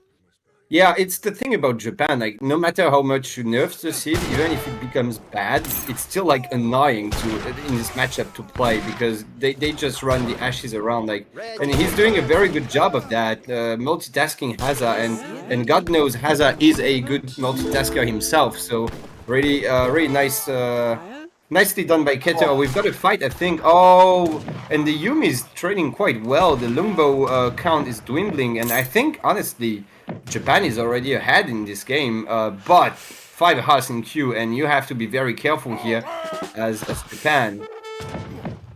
Yeah, that was a really... Those Yumi kind of came out of nowhere as well. I mean, Outpost has not been healed up, so that might get taken down. And there's more Ashigars coming in, which is good to see. he didn't repair the tower though, and that's kind of a big mistake there. Yeah, huge mistake. Huge mistake. And now he doesn't have any leverage, right? Because that outpost is really important for either unit shipments to come forward. He's shipping musketeers now, so he's not going to be able to ship them forward. And obviously, it gives him that added protection as well. And somehow, Keturboy with this mass here, the scores are quite similar. And now the Daimyo coming in is just adding towards that military mass of tempo, and this is looking really good for Keturboy. What happened the last 2 minutes have been insane APM, chaotic with Keturboy, and Hazza struggling to deal with these Ashy raids. Yeah, and also some of Hazza's musks were on the right side, which is why he was not able to defend his barracks. So and they will get caught by the Ashes, I think. I don't know that Masquerade as Brit against Japan is the right call by Hazza. Like usually you see the opposite, and this is why, just because you will get caught. But I guess they are expendable, and he just wants to buy some time. Yeah, so now it's the switching it around, wants to buy himself some more time. But he's going to get caught by a huge pop of Ashkars. Double raxing. This is such a good build. The Mountain Warrior build. Don't forget his Explorers can still be in the fight here because they are buffed. So they tank a lot of damage. He got insane value, way more than the 300 you would expect from an Age 1 shipment. And that's kind of given him the tempo to, and then the bank on top of that as well with the church from the Dutch consulate. His eco is now popping off, and the Ashigaru raids have bought him enough time to where he wants to be right now. Double raxing these Ashigarus with the Daimyo buff. This is so tough. Ashigaru Musketeer attack on top of this as well. But Japan is housed. Like he needs to invest a bit more into shrines. He's building one shrine now, but he still can't queue units. He's starting to stack a lot of food. He needs to switch some builds to wood. And but the fight, I don't know that Brits can really take this. I mean, these Ashes are pretty strong, but more Huss coming though, and Ashes are not the greatest anti-cab, so the Huss are gonna tank a lot, and I think Japan has to pull back in what is looking like a pretty good trade for Brits so far. Yeah, finally, he might want to hit and run a bit more than this instead of going melee. Oh yeah, and the Daimyo might go down, and he's not box dragging it to the front. Okay, that was close, but he's not box dragging it. That was that was looking really good for. Oh wow, these Ashigaru raids though still going on. Interesting. That was a good fight for Hazza. That was a really good fight for Hazza. Was looking really good for Japan, and somehow just Hazard's proving why they I don't know that that Japan already had to fight there, right? Like just keep running. It's only gonna get better for you if you keep running around. Only fight if you have to, I think. So we'll see, but it's looking like a hard to challenge army for Brits. Like there's just more stuff. If Brits doesn't just fall apart, like just getting raided and stuff, ready to death, I think it's gonna be hard for Japan to really take a fight. And he has to ship the Orchard, and he's gonna military rickshaw. Yeah, well, it would not be sniped. He couldn't really snipe that, but awkward time for an Orchard shipment for sure. Yeah, it's a bit awkward as well for Keturboy because he stacked a load of stuff and he wasn't making anything, and he was stacking a load of resources. But maybe he thinks he's got a timing here now. The Daimyo goes towards the front. He's going to put it in harm's way. And I think he's going to lose it there. Oh, God. More Hazards coming in. Minutemen are coming in. The Daimyo going down. I think this is a cleanup for Brits, and this is looking rough. Again, I don't know why he wanted to fight this. Brits was about to pull back. Why did he want to fight this? And Hazza doesn't even need to re-micro at this point. And well, I guess he should have. Maybe it's not looking that bad for Japan. Yeah, I mean, don't forget, I was saying it. His heroes are buffed. They were tanking a lot of HP there, and there was another reinforcing batch of Ashigarus there as well. And now he's pushing the other way around again. This game is absolutely chaotic. Mistakes being made. Actually, probably the first time we're seeing in a game here in this series where there's kind of mistakes being made on both sides. Yeah, definitely. But it's also because they're both multitasking at the same time, so it's pretty hard. But yeah, Hazza, I think, wanted to micro his Huss so that they don't stay into melee Ashes. I think that was the difference maker in this fight. And this raid is just so annoying to deal with. We've got low HP Minutemen. They should be enough to deal with the two Ashes on top. So yeah, nicely defended by Hazza, but he has lost a couple more vills. And we see 38 vills for Japan, with 9 shrines and the Torii XP and the bank. While Brits is on, what is this 37 or 57? 57.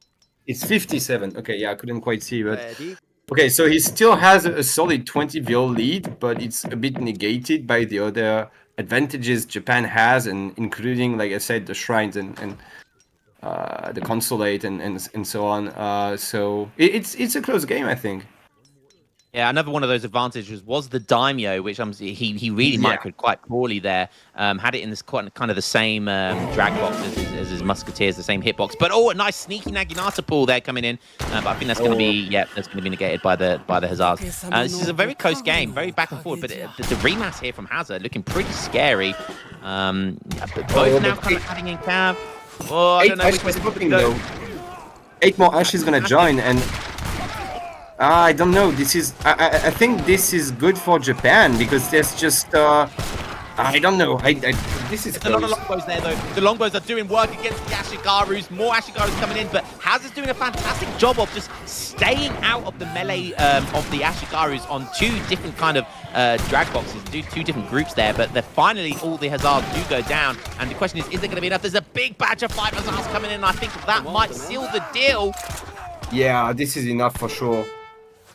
He's just gonna catch this, but I don't know, there's not much infantry at the same time, so he needs some infantry to snipe the Ashes. So yeah, I guess he's gonna have to pull back. So I think this was a kind of even trade, maybe a little bit better for Brits. Hazza might want to make less Haas, honestly. Like, he keeps getting full batches of 5 Haas, but Japan is mostly making Ashes, so I feel like going a little bit heavier on Longbow and Musk would be interesting. He's got a 3K score advantage, but yeah, I mean that's a nice lead, but it's not a comfortable lead, especially against Japan, because Japan tend to underscore and Brits tend to overscore. So 3K could definitely be a close game. Why is Keturboy pushing out? What's he doing? That is so many Hazards. He's got to be careful about that. He's finally on the Japanese continent making units. Yeah. Some Shinobi. Is he going to be sneaky with them? Or is he going to use them in the big fight? Because they're very good at villager raiding, right? So he might go sneaky with them. Yeah, I think he is. I think he needs to defend. So, but maybe not. Maybe he's gonna raid. But you know, at start of this game, like, Japan was doing exactly what they have to do to be annoying against Brits, right? Multitasking, raiding everywhere, abusing the Ashy speed, picking up some free kills. And now it looks like Japan is not doing what he wants to do, right? Like, he's just taking fights that he doesn't really want to take when he could just not, you know? Like, again, why is he pushing again now? Like, he's taking risks, I feel like. But at the same time, he does have a solid mass of Ashes now, and these are buffed by Japanese consulate and the Ashi attack. Sadly, he does not have the daimyo anymore, but they are still pretty strong. But then again, the British musks will soon be double carded as well, so... Yeah, like you said, a fantastic start here by Keturboy. He was doing everything right, and it's a really fantastic build that we're seeing from him as well. Utilizing Mountain Warrior is really fun to see, and he's got a lot of value at that from these defensive fights of those heroes soaking up lots of damage and actually dealing a decent amount of damage as well. But with that being said, that's a nice rematch from both sides. Scary rematch from both sides. Shinobi going to try and be sneaky. They can go into stealth, so I'm surprised he hasn't put them in stealth. I'm not sure if the houses would unstealth that, but he's going to run into...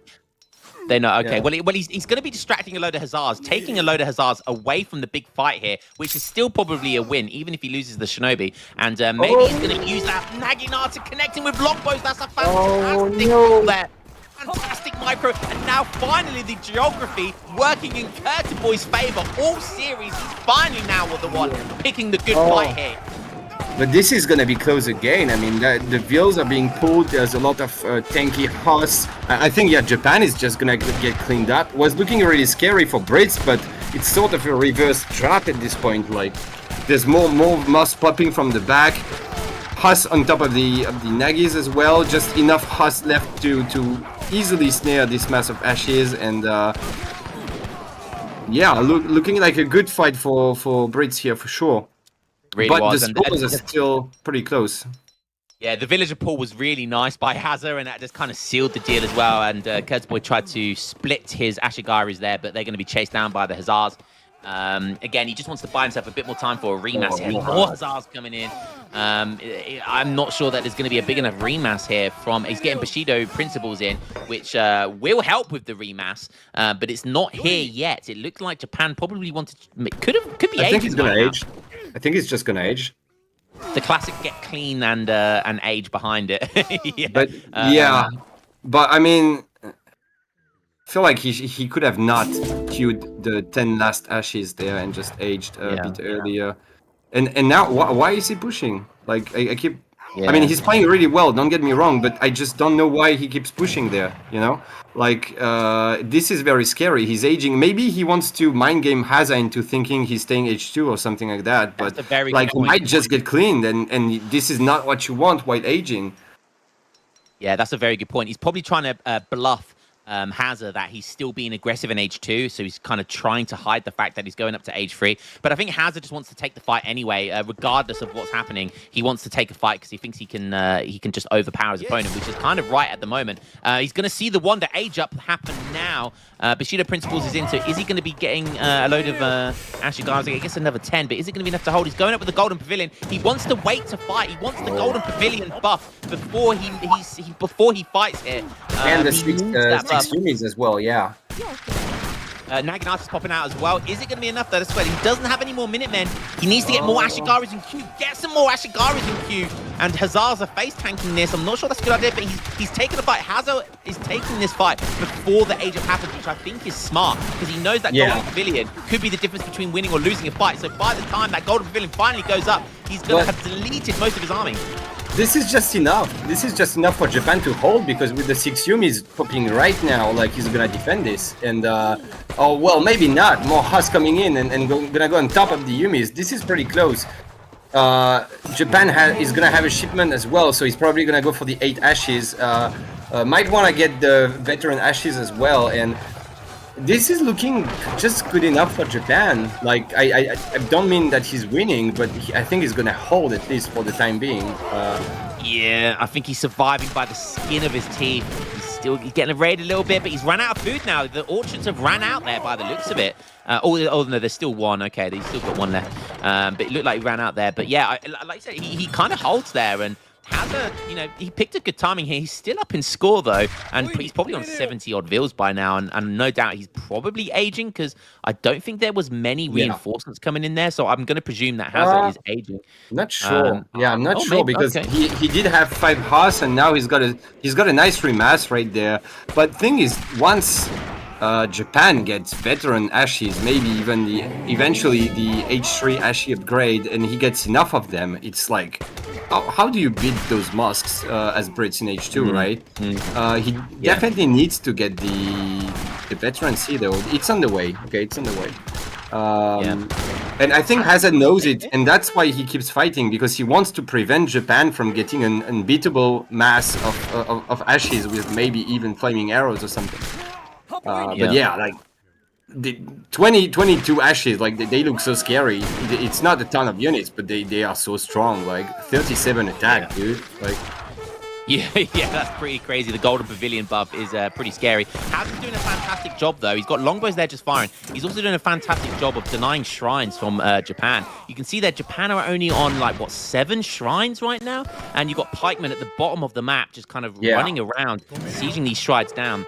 So he's done a fantastic job here with just a handful of pikemen. So Hazza's still, and it's kind of, you don't see it, but, whilst this has all been going on, those shrines have been going down.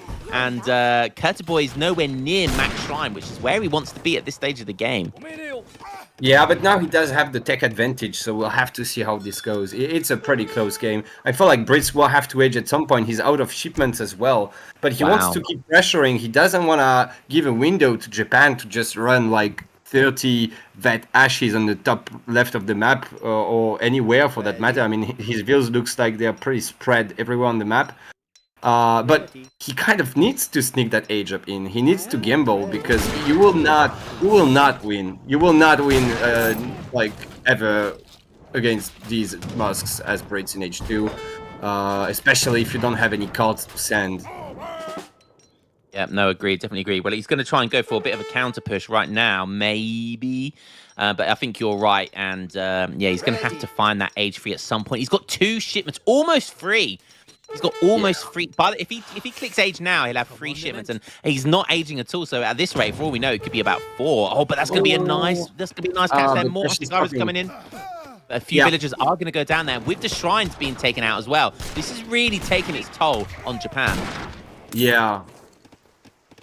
Yeah, but this, I don't know, man. Like these Musks are so strong. I don't know. This fight might be very wrong for Brits. I think the Nagis are tanking as well.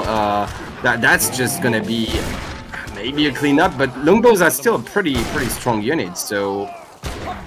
Yeah, well, yeah, I mean, like, I don't know, man. This is such a weird one, and I love it. It's those Naginatas were doing a really good job of kind of making the longbows fire on them, which is exactly what you want to do, and force longbows into melee. Hazza's trying to micro, so that's not happening. But again, another batch of Hazzars. This game has literally been batches of Hazzars saving the day, pushing Keturboy back once again. And that is a pretty good game right there. Not gonna lie. I mean, so back and forth, just so many fights. And Hazza, as much as I feel like he has to age, I have to say he's doing a very good job of always keeping the Ashi count low and just always pressuring Japan, keeping the shrine count low, pressuring constantly. Japan's eco not as good as he would like it to be, and eventually he's gonna run out of food maybe, or has he maybe shipped the... no, he does have quite a bit of food still. Got a little raid going on the sort of right-hand side, a bit up there. There's something going on. Okay, they're just Yamabushis, nothing too crazy. More Shinobi popping, but they're going to get instant deleted. That's such a waste, such a waste. They are pretty good units, kind of similar to Yumi, really. So that's valuable units gone down. The Yamabushi aren't really achieving much. The Orchard is not going to last that much longer. I can't actually see for the life of me how much food is on there. But I think that's 3K. How much? Oh, 3K, okay. I mean, that's not nothing, but, you know, it's going to go quite quickly. And again, just more shrines going down. Look at these pop caps right now as well. And, oh my God, just dominating. There's no gold over there. It's gone, mate. He hasn't been there. He hasn't scouted that side of the map for the last 10 minutes and realizes the gold mine is gone. Classic Chris. That gives him the information that there are vills here, so he's going to instantly push there, and I like that decision. I do wonder why Japan refuses to ship flaming arrows. They are not as good as falconets by any means against infantry, but still, they have the range advantage. They deal some nice damage. Like 2 flaming arrows in base, how are you going to kill them? But anyway, he's pushing forward now, and but I feel like Brits has a scary mass right there. Yeah, they do. They definitely do. And I mean, look at this: 79 villagers, 3 shipments queued up again, almost 4 shipments. Yeah. But Hazza seems to—he just does not care. He's on mills. He's on age 2, and he's getting mills. It's 27.5 minutes, and Hazza is still in age 2. He's got crazy. almost double the eco. He's almost got double the eco. So I think he's fine being an age down here. He's up in score. Look at that mass as well. And Keturboy can't even get past 80 pop because he keeps getting pop capped. And look at the resources just getting stacked by him. Finally, some shrines going down. He's going to be able to get another batch. And I saw him set up food there. And that might be the perfect market trade I've ever seen. And now maybe he's got Hazza on the run once again. Another change of tempo. Just popping 15 ashes. And man, by the way, this cherry orchard, like, he had to place it there because, well, let's talk about that later. Looks like we have a fight, but is this really enough ashes? It looks like a lot of this. Yeah, and is beautiful. It's just keeping the Ashigarus at range rather than melee, and yeah, it's just, they soaked up so much ranged attack as well. That finally might be the last fight of the game. But I think Keturboy's going to continue to go, but that might be the decisive fight finally of the game. I don't know. 5 Naginata popping out. Is that going to be enough? We'll have to wait and see. I really feel like if he just had flaming arrows, it would have been a different game. I don't know why he's going for the 5 Nagis now, but Yeah, looking like Brits is finally just winning a fight hard enough to really push Japan back and punish him. These Nagis are getting caught. Only 5 ashes left, and look at the score now. Now we can see the difference, and a nice batch, but yeah, too late. There it goes. There it goes. GG. Well, I'll tell you what, that was probably my favorite game of the series. One of my favorites of the tournament, actually. That was a really close game. Keturboy taking a very strong sort of advantage at the start of the game by playing flawlessly, but then kind of it petering out and making a couple of mistakes, allowing Hazza to get back in. But then both of these guys making mistakes to and fro, but it just happened to be that Hazza was the one that came out on top. And yeah, it's a great game. Like you said, not sending flaming arrows was an interesting call there. Adding those flaming arrows would have given him that really kind of that micro advantage, right? So the Ashigaras could have just sat on top of them, and the flaming arrows could have done all the damage to the longbows, and it would have forced Hazza to go to him. And exactly. It forces him to go to him, and if you just sit in base with flaming arrows, it's like you can't push out because Brits has too many units, but Brits can't push your base because you've got flaming arrows sitting there with pathing and stuff. So yeah, I would have liked to see that, but anyway, look at the amount of fighting we've had in this game, like just the units being lost on both sides so much, and we can see that for the most part, I guess Japan got slightly better trades, but it's not that clear, you know. And I think we should have a look at the resources maybe, because I feel like Brits is outgathering by quite a bit. Well. Japan still being Japan, sort of like keeping up, but yeah, I think he might have wanted to shrine in base, even if it's not on animals. Like, he was housed just way too much. Sometimes, like, he might have wanted to just drop a couple more shrines in base, maybe just for the pop space. And but Hazza did a very good job of denying the shrines, so not an easy thing to do. Apparently, we've just had a $250 donation. Holy! Can someone in chat tell me who it was from? I don't know if Baron, if you saw who it was from. If someone can, Baron didn't see it. Okay, who? Does anyone know? T.Y. Bill Gates. If only sadly we can't see from our perspective, but yeah, whoever it was, thank you so much. I'm sure someone will get his name up in a second, above all the copy passes. But yeah, if that was. I didn't see it, but you guys might be trolling me. But regardless, thank you so much for that.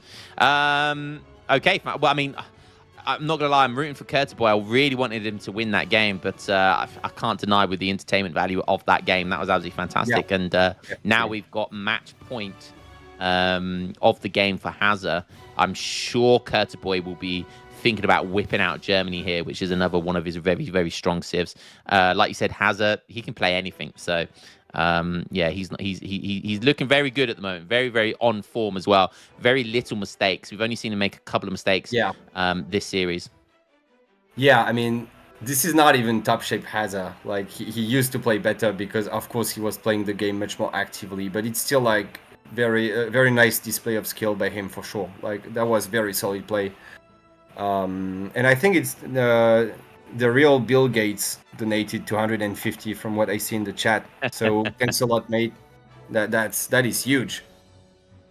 I'm just reading all the copy passes now. I love it. Yeah. we got the Hazza one now. You wouldn't say shit to him at LAN. He's jacked. So another quick announcement. Last one for me here. But we're gonna, because of all the donations, we're gonna give out one last ESOC mug. This is the 4th one we're giving out today to Lord Grigor. So please DM me as well for the free ESOC mug that will deliver worldwide. Lord Grigor. Very nice, very nice. How many mugs is that now? How many mugs are we giving out now? 4. Nice. So there's gonna be about 5 of us on the planet that have an ESOC mug now. Yeah. I'm just saying I was the first one to have one. So yeah, just letting you know. And there is a merchandise link now under our Twitch channel. So if you guys would like to buy your own ESOC hats, mugs, I think there's a couple other items there. So check that link out, and it'll all go towards the next tournament. I think each purchase of a mug we get $5 from. So that's very, very exciting for us to host bigger tournaments. ESOC merch, baby. ESOC merch. Let's go. Kaiser Clan, I expect your next cast to be wearing an ESOC t-shirt and an ESOC cap. That would Actually, be no, funny. you can't cover those luscious locks, so... Yeah, exactly. I mean, nah. I mean, I'm not enough of a fanboy in general. You know, I never really have like branded stuff, and but I mean, I love the idea, but it will be funny. I mean, maybe if you donate another $50, I will wear an ESOC shirt. Tell you what, I'll buy you one. I'll buy you some merch, so you have to wear it. Oh man. That would be funny. That would be great. I'm gonna hold you to that. When I look at the ESOC shop, I'm gonna get something for you. Right. I don't suppose we've got the next picks by any chance, Baron? Ooh. So Keturboy's not picking Germany, even though it's match point. Interesting. So finally getting to see a DE Civ. This is literally the first DE Civ of this series. So and that's going to be Malta, one of the newer or the newest DE Civs from the Knights of the Mediterranean DLC. So good to see Malta. I'm surprised Hazza has it because, like you said earlier, Kaiser, Hazza knows pretty much all the civs, and he's been playing a lot of USA. I know he's been playing a lot of USA recently. He's played a lot of Italy as well. He's picked Italy in other series this tournament. Yep. And they're Italy, USA, they are sort of the top 3, 4, 5 civs. They are the S tier civs. So I'm honestly surprised Hazza hasn't picked those civs, but probably just going with what he knows best. Those old legacy civs that he's so used to. So he's up 4-1. This is match point, and I think he can just play something he's comfortable with, and also a good civ. I mean, Lakota is just strong, I think. So nothing wrong with that. Just quickly, thanks again, Real Bill Gates, for another donation, $50. Wow, that's really? Crazy. Yeah. Holy cow! Crazy stuff. Does Age of Empires 3 have a secret benefactor?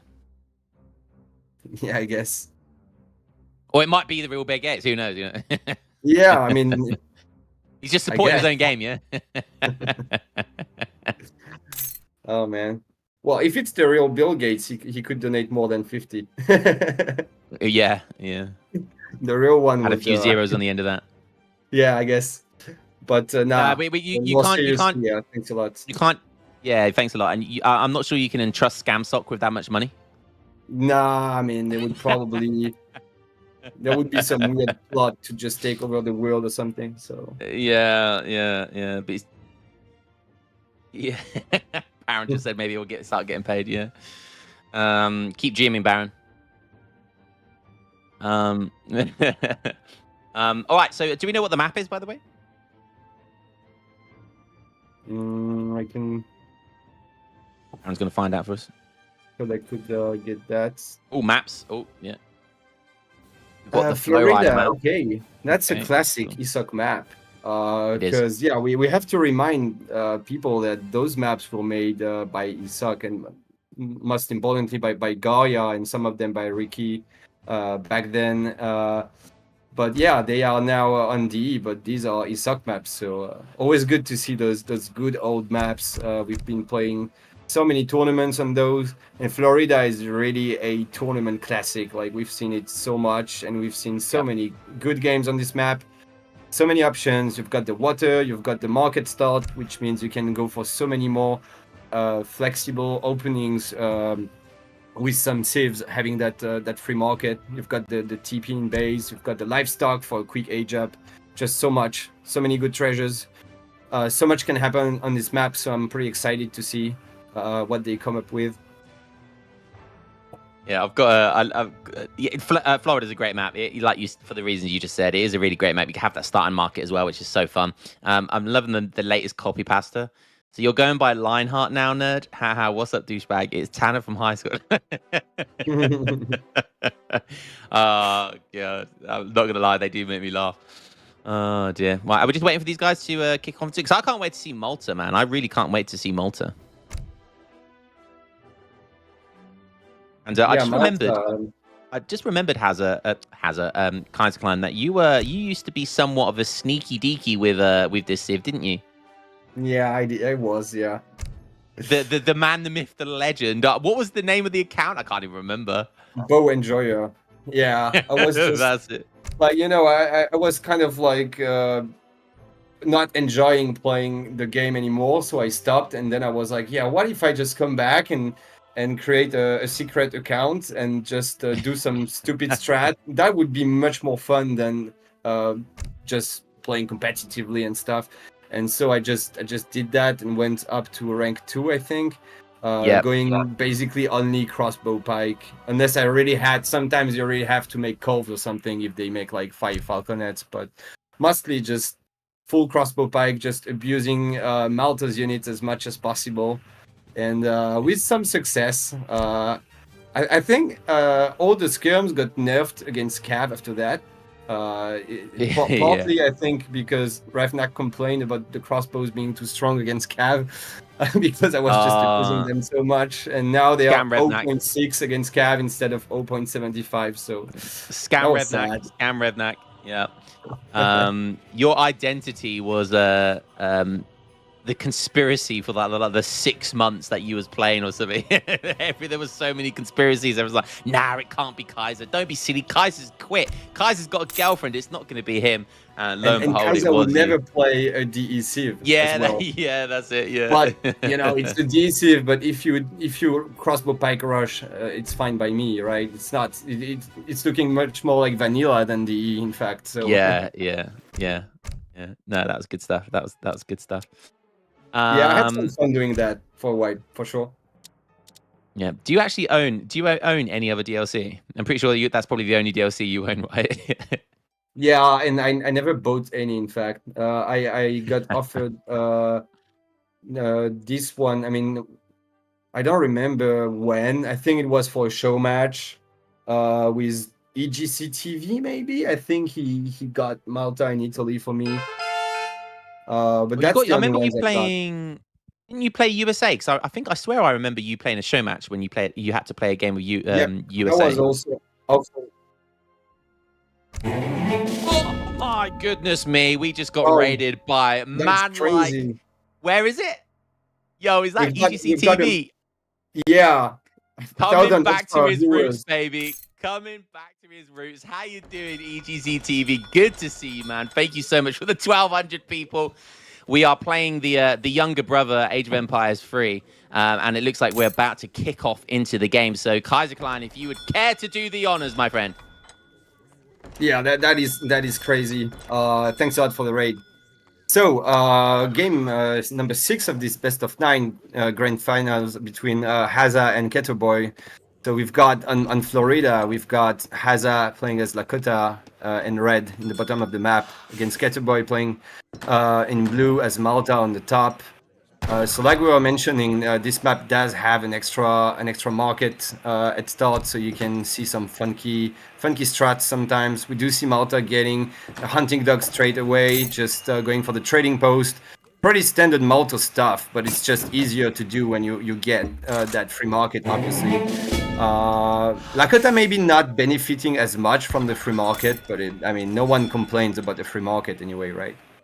No, definitely. And for everyone that's just coming in right now, this is the grand finals of the ESOC Spring Championship. Just to give you some context, it is match point. It's a best of 9 series. It is match point for Hazza right now. He is 4-1 up. If he gets that last game, that 5th one, he will take the prize pool of this tournament. So this is the last game. If you're going to watch a game from Age of Empires 3, make it this game, baby. Like you said, I love this. We've got a fantastic map to do it on as well. You get this free starting market. Like you said, Malta, they love that starting market because it means they can very easily get that hunting dogs and the trade post, which they can struggle to get. What that essentially means is they will be able to age up sooner as well. Yeah, so they can always get it, but they usually have to go 16, and now they will be able to age up with 15 views. And also getting the gangster in transition so that you can chop all the wood you need for the jam and tong. So yeah, interesting stuff. By the way, funny, we just got raided by EGC TV just as I was talking about that show match where I played USA indeed back then. Oh, yeah. Organized by EGC TV. Like, what a timing, Yeah. man. Yeah, fantastic. Your ears were burning, Kaiser. Just a quick question. So, because we all know Malta is scary when they get to that mid to late game. You know, when they get the Wigner court constructions, they get the German tongue, and they get all of that eco. Surely Lakota are going to want to do they're going to want to press here early in age 2, or is there options for them just to go straight for the fortress age? I think boss are probably viable, but maybe Malta is actually one of the civs that can defend the Lakota rush if they cut some eco, because they do get the commandery, or I don't remember the name. Like so, it shoots away. It has more than 3k HP, so it's nice to have. You do get you can get a nice amount of crossbow pike early on. So maybe the safer option is indeed to just go for an FF or semi-FF as Lakota and just get some nice cav skirm composition, which is a bit annoying for Malta to deal with, maybe. Or even Rifle Rider and Axe Rider, something like that. Yeah, and I think because it's Hazza, I mean, but to be fair, I was about to say, because it's Hazza, we'll definitely see some H2 play, but Hazza has been he's been a magician this series, because he has been pulling all the tricks out of his bag, and we know we've been seeing new things from him, we've been seeing old things from him. This man really has it all. He has the bag of tricks, and he knows every single trick, every sleight of hand, like the back of his hand. So yeah, it's anybody's guess what's going to happen here. Malta, of course, we can see the wood stacking here, so we're going to see that German tongue. It's all about base building with Malta as well. Malta really wants to do that kind of that nice, pretty base building like you see from Dutch when they get the banks to form that kind of wall, form those choke points. He's got a tree line there. He's got quite a nice wood line. The market's in quite a nice place if he wants to kind of form those choke points around his base as well. The commandery will probably do that as well. So yeah, he's just going to want to boom behind this, form a nice choke point. But look how early those 4 axe riders coming in. 4.5 minutes in his base.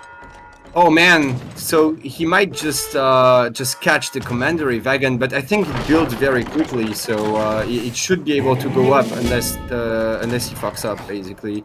And oh well, the cab is going away. A bit of a late shipment, by the way. I think he might have missed some XP or some wood to get in time, and it's gonna go, like, he's getting the settler wagons at almost 5 minutes, which is a bit unfortunate for him. Trying to desperately build a church, I think, but it's just not gonna go up. I think he should give up on the church for now. It's not like you really need that right now, but maybe it will go up. Yeah, nice, some nice villager micro there. Actually, he doesn't lose a single villager, I think. And but you know, has the Lakota got any value here? I guess maybe he denied the church, and he's kind of denied some villager seconds. But you know, it is a whole shipment, and you know, it's debatable whether he's got some good value out of that. Obviously, he wants to get some villagers. He wants to catch him off guard. But Keturboy, you've got to get up early in this, man, because he had his Weetabix this morning. You will not catch him off guard. And now he's going to start this really economic pain train of that surely Wigner Court will be coming in next. He's shipped 700 wood. We'll see Wigner Court, no doubt. And that's when the eco really kicks into overdrive. There it is, because when that comes in, no doubt he'll have almost full, if not full, settler wagons from that German tongue card as well. A really nice, safe hospital going behind his base there. You can see what I was talking about earlier with the commandery and the market forming a nice wall there. If we can have a look over, still traps coming in as well. If we can have a look over at Hazza, because I haven't really seen much going on. He's got double trade posts. I think he's aging. He's aging. Nice. Okay, like I said, so, kind of going for that semi-FF style here. I like that. Kind of, yeah, semi-FF, but it's a weird semi-FF because he ships units and then he ages up. So I guess, did he just go for axe and 700 coin? Can we have a look, maybe? Surely, yeah. Right. And I think he aged up fast to H2 so that he could ship the cab very early. And it's kind of a fake rush, in fact. So already damaging a little bit Malta's build order, because ideally as Malta, when you're doing this build, and I know this build pretty well, you want to ship Wigner Court or whatever it's called first if you can, and then 700 wood. And I think here he went 700 wood because he thought he needed units, but in fact he's just Hazza's just gonna be up in maybe 30 seconds or something. So yeah, nice little trick by Hazza. But at the end of the day, like we said, the 4 cav didn't do too much damage, and Malta is still able to boom. So not sure who's favored just yet. We'll have to see. Yeah, I like Keturboy's pressure with the pikeman. He's getting some value, this early on, even though he got rushed so early. He's still going to get some value if he can take that trade post down. So I really like this kind of aggressive, defensive, but into aggressive play. Just a shout out to Caverna. Thank you for the gifted sub, you goddamn legend. I see you, Caverna. I see you. So thank you very much for that. Yeah, good stuff. Just Bo's coming in. He's actually committing to H2, even though there were no more units. I mean, I think by this point you realize that Lakota is not actually rushing you, so he still wants to commit to H2 and does the the crossbow pike stuff we were talking about. And while these crossbow pikes are stronger than the regular ones, and you can ship upgrades on them and etc. It's still crossbow pike against H3 Sue. Yeah. Like, do you really wanna do that? I am not sure, honestly. Like, Sue has just a billion ways to deal with this. They can just go Wakina. They can go basically full axe and clean you up. They can go 5 rifle raiders and some axe. They can ship the dogs, and we can see the dogs coming in. Dog rifle raider is gonna absolutely dick on that army, man. Like, it's just so much stronger. Like the dog soldiers are shadow teched. All the entire Sioux army is veteran basically for free, and they all have multipliers against heavy infantry. But not deciding not to commit. I guess rifle raiders die pretty fast to crossbows still. Yes. I was about to say, if he is going to take this with bow pike, then he'll have to have a micro comparable to the legendary bow rider, right? So that's the only way he can do that. Bow Enjoyer, you mean? Oh, that's right. Yeah, Bow Enjoyer. I said it wrong. Bow Enjoyer. Yeah. Yeah, I mean, yeah.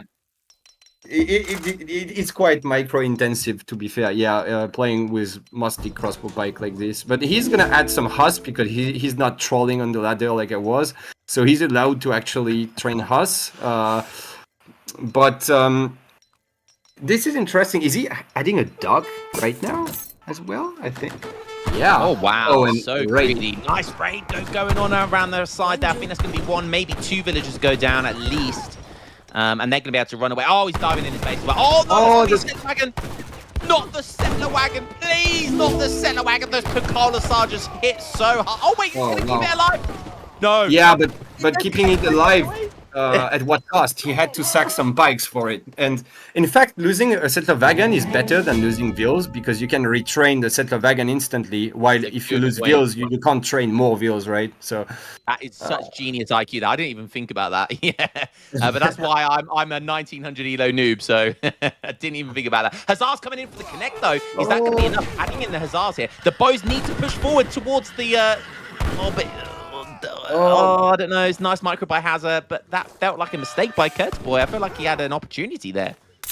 Yeah, but then again, Sue can always just run away, I guess. Especially with the fact that you have guns, so the cav will never be able to snare. Thing is, Hazza is maybe overmaking rifle raiders. Like he's training 5 more, but I mean rifle raiders are terrible against crossbows. So you need something else like than just 3 dogs and then full rifle raider. I think he might have wanted some Wakina or just go heavier on axe at this point.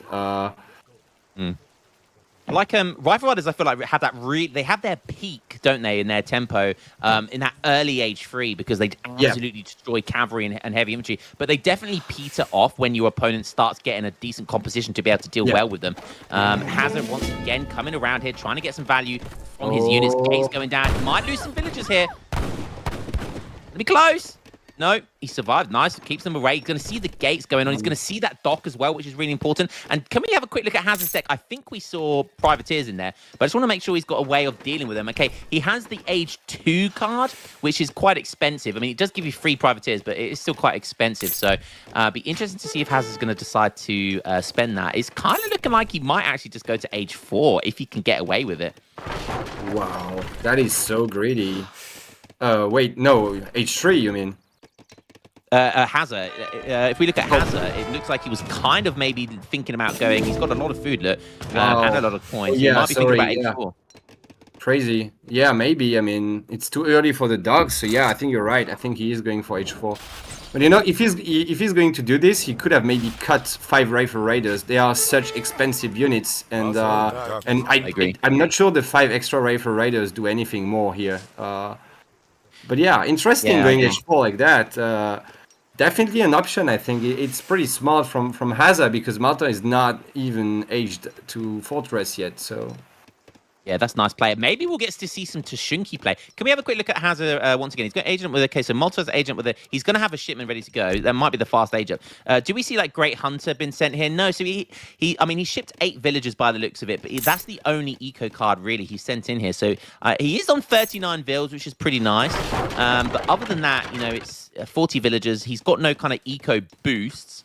Whilst we've got 38 villagers plus 5 settler wagons plus a dock, 2 TC essentially booming right now, plus Wigner Court construction. So Malta's eco is up, but he's going to be a whole age down. So it's going to be interesting. I really would like to see what Hazza's going to add here. I swear, okay, hospitality going in, that's nice. He's halfway aging up, so he's going to get almost the full value out of that. I would love to see Tashunki. Please, Hazza, let's have some hype. Let's see, make Fitzbro proud, and let's see some Tashunki, please, in age 4.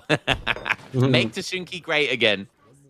Yeah, I mean, with the amount of Rifle Raiders he's got, would be really nice to have Tashunki Prowlers indeed, to complement that unit composition. Then again, Malta could go Goon, right? True. He's got 1 commandery. He probably wants to get another commandery down. Honestly, though, I don't know what. It feels kind of awkward. Okay, he's got 2 commanderies. It feels a little bit awkward here for Keturboy. He's kind of turtled himself in, which I don't blame him for that. He's playing against Lakota. But, you know, he's going to be an age down. What did he decide to do? Is his macro is kind of awkward. Probably needs to just go load a bow pike here, I guess. Maybe add in some goons as well. Go for the double down on the anti-cav, or does he try and mix in Hazzas? I mean, when Steel Bolts comes in, right, that's game changing, right? That's why Malta's bow pike is so damn strong. He is adding goons in here. He's getting some Arsenal techs. I think he's just chilling at the moment. I think he's quite happy.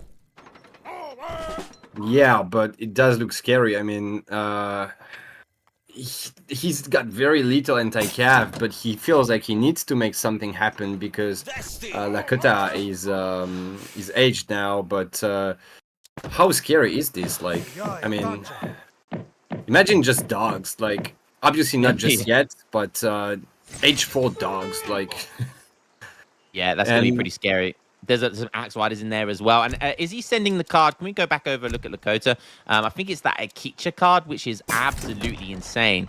And yeah, if you look at that card. Look at that card. Look at that card. That is a busted card. 20% hit points on pretty much every unit you have. That is an insane card. That is nice, yeah. I mean, it's only barely better than like Cav HP because he's going full Cav, right? But it's still nice. That's true. Yeah. But yeah, wow. And Lakota trying to go for it. I don't know that he can already force a fight in this choke though. Yeah, I'm not sure what is Hazza doing here. Surely he doesn't want to take this fight. I mean, murdering those pikes like crazy, eating them those pikemen up. But okay, gets in there, gets out. This is classic Lakota, right? Just hit and run. And he's doing this really, really nicely. And he's kind of Keturboy doesn't feel like he's got an opportunity to push here. That archaic soldier combat card has just come in. Has he sent Steel Bolts as well, or did he send that? No, not yet. But I mean, Steel Bolts is not as good as against Sioux because it gives a multiplier against heavy infantry, which, well, I mean, there's only goons there. And it just gives a bit more range, but you don't really need more range because there is no skirm war, right? You need the range to match the skirm range usually. But against full cav, I don't think it makes a big difference. Okay, so that was the right call because I'm one of those that I almost always would go for Steel Bolts first. I feel like Steel Bolts gives you that pressure as well if you're trying to siege because it gives you a really good siege potential. But obviously, if he doesn't feel like he's able to do that, then you know it doesn't make sense. So Kaiser Klein obviously being right once again. Can we just see how many boats we've got? What's that big blue blob of mass down the south as well? Can you go up a little bit? That's just the TP. Okay, just the TP. What is the TP? What is the native? It's Carib. Okay. Yeah, so that gives 10% attack to your crossbows and also extra multiplier against vills. so that can be quite nasty.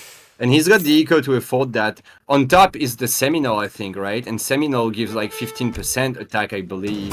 Oh yeah, there's that arrow, that archer buff once again as well. Yeah. So look at these choke points as well. Look at Malta's choke point.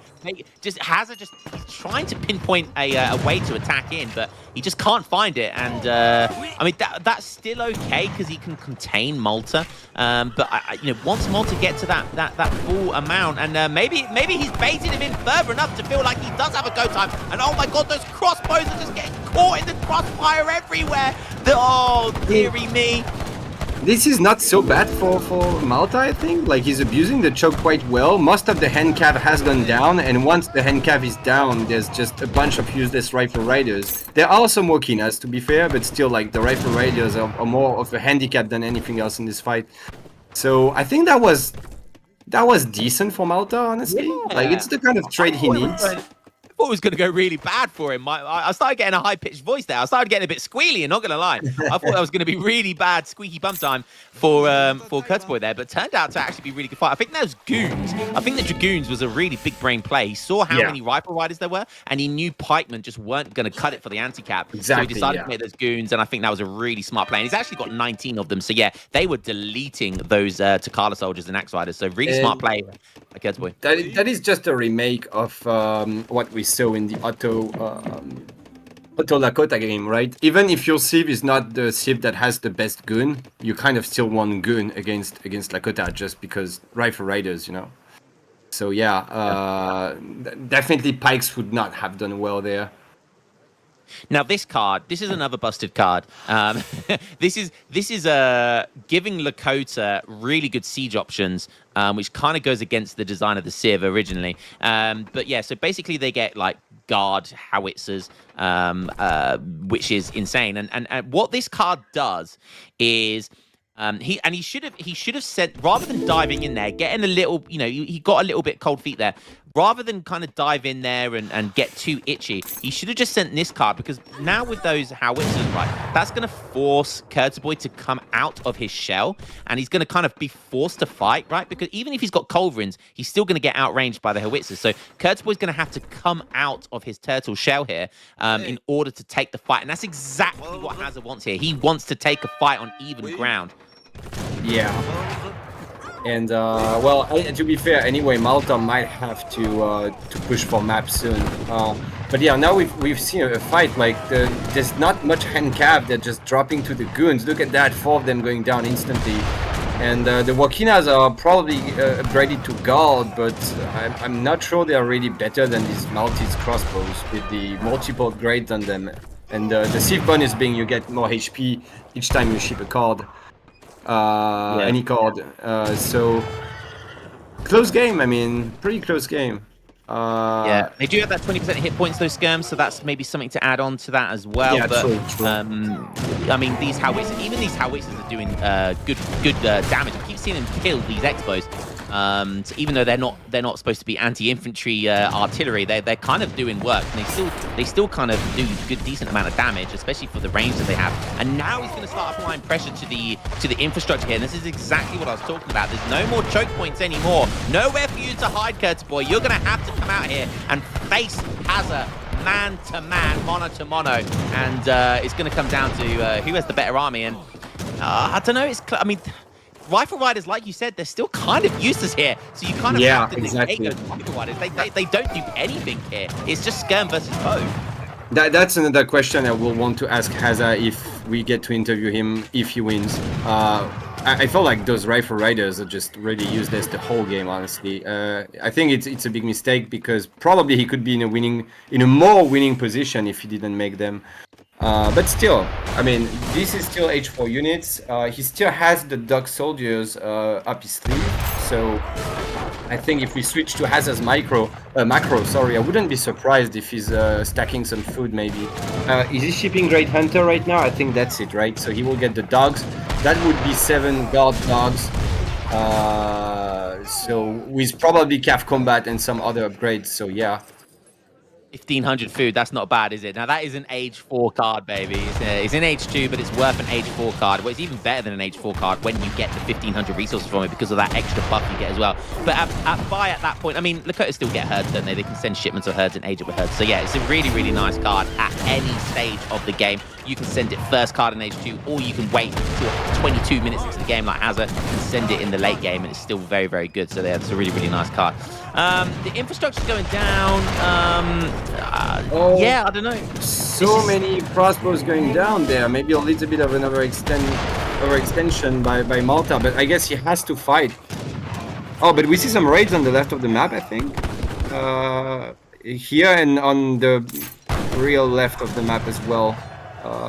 Yeah, wow, that is a big raid.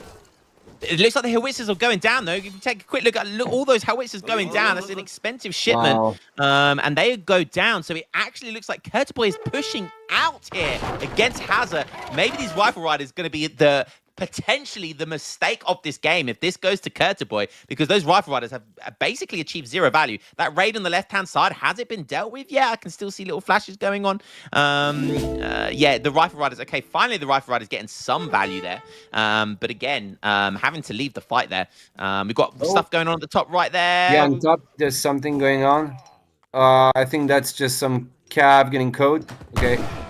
Okay, nice. Maybe they were trying to do counter raid. Let's not forget that Malta is on water and his eco is rocketing right now. Look at the food income he's got. Like, this is nuts. This is crazy. Yeah. He can't even spend all his resources. I think he needs to drop like a billion military buildings, and the fixed gun could be nice indeed. Now that the mortars are down. Yes, fixed gun. But I would like to see a fixed gun kind of more out in the middle of the map here. Try and take some map control back rather than put him in his base. I think he stopped building it as well. I'm not sure. I'm not actually sure why, but yeah, I would like to see that. Starting to push out into the map now, and Keturboy. I mean, can we look at the economy of Lakota, because he now doesn't have the map control, and he's on 52 villagers. So Keturboy has a comfortable lead. Don't forget the extra advantages. He has settler wagons. He has Wigner Court as well. So, yeah, he's got some extra hidden bonuses on his eco, on top of the fact he's got more villagers as well. I mean, Lakota does have great hunter, but still, they are quite far behind on the economy. But he's still an age up. He is still an age up, so he still gets guard units and access to better units, as if Lakota needed better units already. And maybe he's trying to find a fight once again. He's leading with axe riders. Keturboy making a mistake with his bows there, though. This could be that is a nice positioning for the cab, and another batch of 10 coming in the back, and this might be a pretty good fight for Lakota for sure. I think doing a good job as well, sniping the goons. So yeah, nice one, I think. It's gonna be close. Finally getting in there now. Finally trying to get some value and do some damage. But is it going to be enough? Because almost all the goons are going to go down. He's going to have to micro for his life. There's still a decent handful of axe riders left to deal with the bows. And they're completely unguarded right now. He's sending pikemen. Pikemen might actually be a good shout right now. I think most of the rifle riders might have gone down.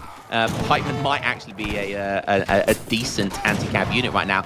Goons coming in, but they're still only 2/3 of the way here. Minutemen coming in. He's not pulling out all the stops here just to try and fend off this push. Is it going to be enough? The commandery's hitting hard as well. The TC's hitting hard. What happened to that fixed gun? He needed that fixed gun right now. Yeah. I think he just didn't have enough coin in the bank. Like, if he built the fixed gun, then he couldn't train guns anymore, I think. But yeah, he's gonna hold. And you know, this was a good trade for Lakota, but maybe not if you take into account the economy, right? Like, he killed more stuff, but he can't remass as much. So and we can see those batches of 15 crossbows being pumped, and they are so strong at this point, these crossbows. And now that, by the way, Lakota is going Wakina, the steel bolts upgrade now comes in handy, because they get the same range at the Wakinas. And yeah, just gonna get a free volley there. And if Malta can ever age up, like right now, he's just gonna... If I'm Malta now, I just want to get back to 200 pop of units, just so I survive. And then I try to age, I think. So if he can ever age up... Oh, and some Veals getting caught, though. Yeah, I don't think he can put his villagers in the commandery because he just used the big button from the commandery, and the cooldown on that thing is quite substantial now. You can see there, yeah, it's only a third of the way done. So he doesn't want to put his villagers inside the commandery because he won't be able to get them out again until that big button comes back. So that's why he was running from the commandery rather than putting his villagers inside it. Nice pikeman maybe getting a snare here, catching these off guard. There's still some rifle riders, which could be difficult for the pikemen. Some goons added in there as well. I think, I don't know actually, Hazza's going to take the fight, but I'm not sure that's going to go well for him. Nah, yeah, I think he's gonna, the cav will go down to the crossbow mass, and I think this is not the kind of trade Lakota really wants, because again, Malta can remass so much. But more cav in the back, but I think Malta is going to be able to kite his way. That's 10 cav though. That's scary. So, yeah, but he's gonna be able to retreat towards the commandery. He's got a gun batch on the way, so I think, yeah, he would be fine. I do wonder why we still haven't seen the Dark Soldiers for Lakota. Like, oh, Baron's saying he's already shipped the Takata Soldier. Has he really? Okay, yeah, no big button from the town center. oh, okay, wait. I missed that. Oh, Okay. yeah, same. Yeah, we're great casters. We have top tier casters missing Yeah. a moment of it. It must have been that Yeah. big push. It must have been that really big push that we I guess, saw. yeah. Okay, so Spanish tongue coming in, so that's going to be the Lancers, which is like a 1,000 wood to send that card. The walls are being extended. We're seeing some very hot turtle play here from Malta. He's played very meticulously this game. I love it. And now we're seeing Spanish tongue, which is going to be the Lancers, which is actually really nice to counter the skirms. So the Lancers are going to be really nice. I mean, most of the army is just hand cav, and I guess there are a decent amount of skirms, but we'll have to see if the Lancers can connect to the Wakinas, I guess. But yeah, it does look like Keturboy is on his way to win this one. I mean, he's finally being aggressive, finally able to push back. He still has the water control. He's got an absolutely huge eco, and his units are fortress, but they look like they're god. I mean, they're so strong at this point. But there's not a lot of anti-cav. Once again, he's going to have to use the Lancers as kind of like a meat shield. Yeah, there. that's not what you they want. Oh, this is rough. Where's the anti-cav? Where's the pikes? Where's the goons? This could be, again, catastrophic. That's a lot of cav. That is a lot of cav. I know these are the best combos in the game. 10 goons, Nice. just what he needs right now to hold this. I think he will be fine with the goons now. Perfect timing for the goons. Perfect timing. Oh, but more cav coming in. This is so close. I feel like Keturboy maybe was a little bit impatient there. He could have waited until he got enough anti-cav and then push. Yeah, fantastic micro here by Hazza. You saw the way he kind of slingshotted the cavalry forward to the with that box trick micro there. Very good micro there by Hazza.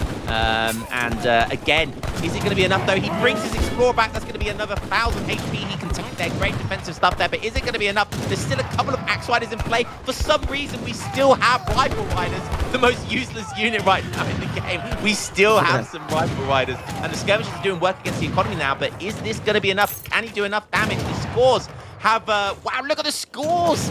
Keturboy has dropped right down. 65 villages for Lakota. Maybe this is a way he gets back into this game. Hazza gets back into a leading position by just kind of taking every fight. You know, right now he took such a good fight. He's taken so many good fights. Maybe he keeps taking good fights until he gets a really good economy to get himself back into the game. Yeah, really. Keturboy just, being a little bit... Wow, that's a fixed gun, okay. Being a little bit greedy, just pushing forward when he could have stayed a little bit longer in base, waited to get more anti-cav, and now it's a kind of snowballing, right? I mean, he's just... the fixed gun. But the fixed gun goes up, and it will get a shot on the skirms. And again, this is so close, man. And the Rifle Riders have garbage siege, so... Yeah, they do have garbage siege. They were doing a lot of damage to it whilst it was getting built, though. So maybe that kind of hindered it really badly. And it only gets a couple of shots off, actually, before it gets taken down. That 800 resources gone. And yeah, Keturboy's not going to be happy with that. Again, another fantastic stuff. Another fantastic trade by Hazza there. Yeah, definitely. But Malta still holding, still surviving, and if he just gets enough guns and enough crossbows just enough time to remass. He could be still in a good spot, but it's definitely much less clear than a few minutes ago, where I was thinking Malta was the clear favorite here. But yeah, needs to get just enough and take up. I hope he doesn't go again to fight now, because he's got only 8 goons, and he needs to just let this commandery go down and just get more goons out. Yeah. This is this is such a close game. It's every again. game these two have played. Oh my god, look at that massive look! Oh my god, that's so This many is too assets. much. This is too much camp. There's no coming back. Don't forget goons. I mean, goons counter them, but they don't have melee resist, so they take the full whack from the axe rider. I'm sure there's a community plaza dance coming in. Can we have a quick look at Hazza just to see if there's a community plaza buff coming in right now? Yeah, he's dancing right now. Oh baby, not like this, Ketur, not like this. There's another fixed gun, but I don't know if that's going to be enough. The cav are just tearing through the economy and the crossbows here. This is going to have to be some next level hold if Keturboy can do this. Nah, I think this is it now. You're calling it. You reach the point where Lakota has just enough, but well, pikes popping, but nice.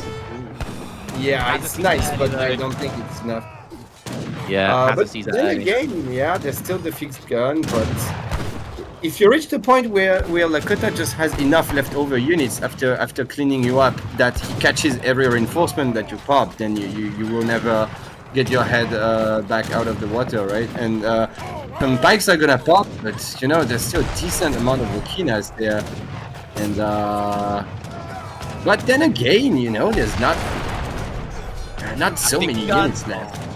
I was going to say that fixed gun was doing work. Even though against Cav it hits hard. Trip to Jerusalem was coming in for Keturboy, so he's going to get a decent amount of resources, and he's going to need every resource he can right now, because he's getting housed, and he's getting, well, all of his villagers aren't gathering right now. Yeah, he's idle so bad. Yeah, he does have the water, though. He does have the water, so that is something.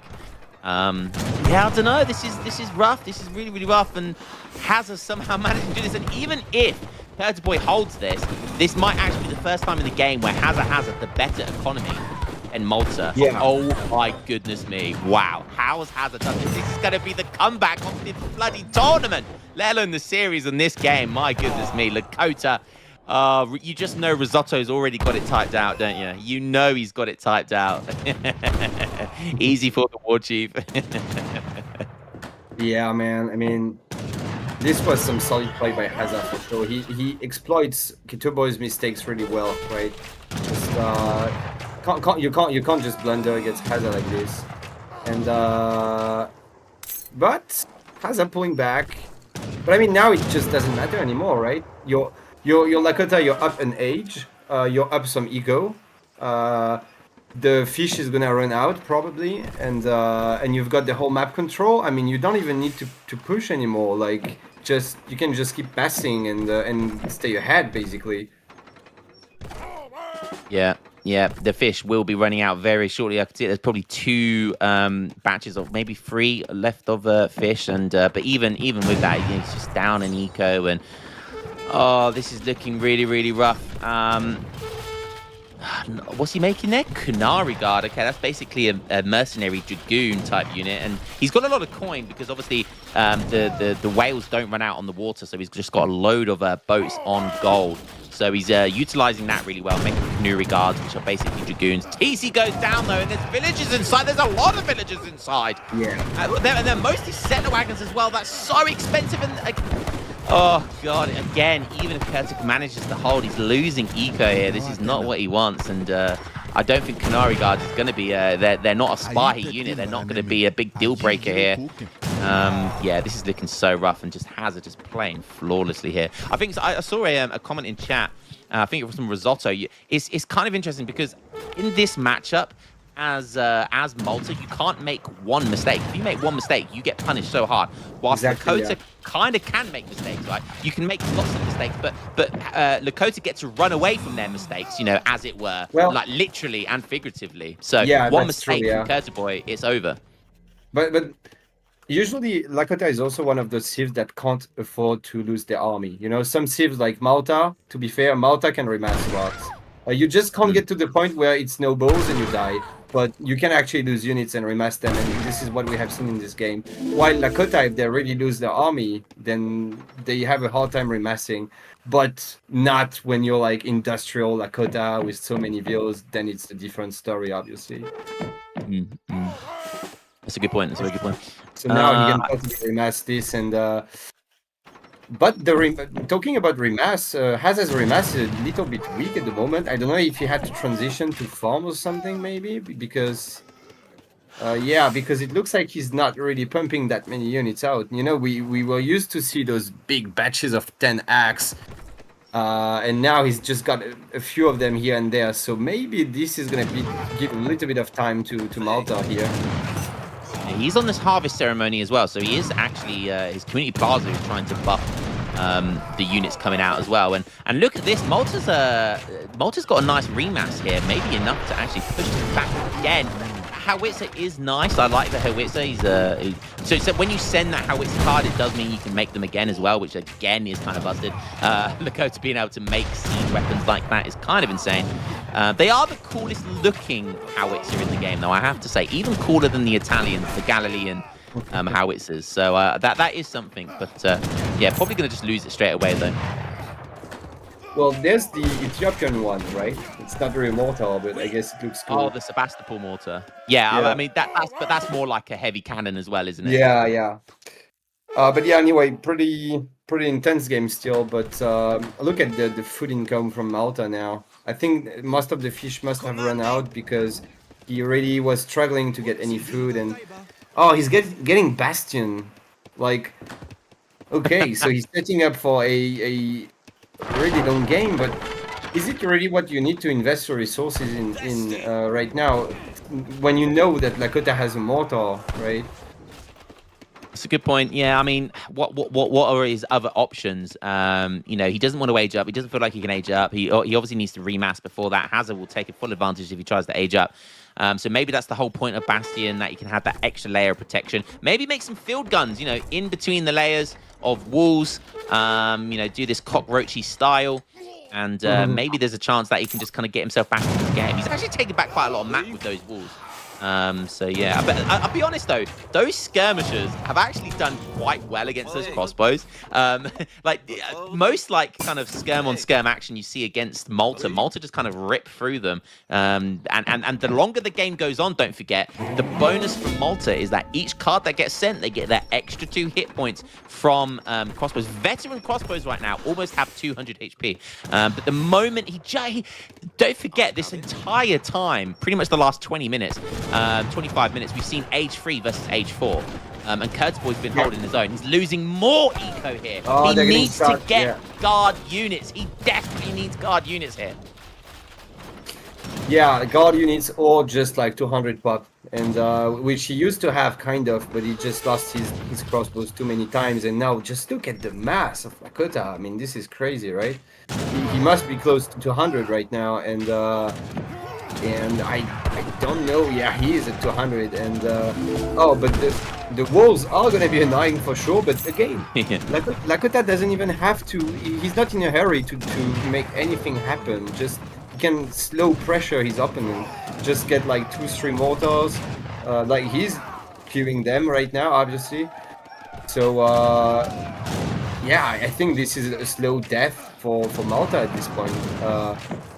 Look at the skirm count against the crossbow count. He might just be resigning right now, honestly. Like, it looks like he's not... Okay, sometimes, you know, you just type something and, like, GG, and then you resign and you stop controlling your units. I thought that was happening right now, but never mind.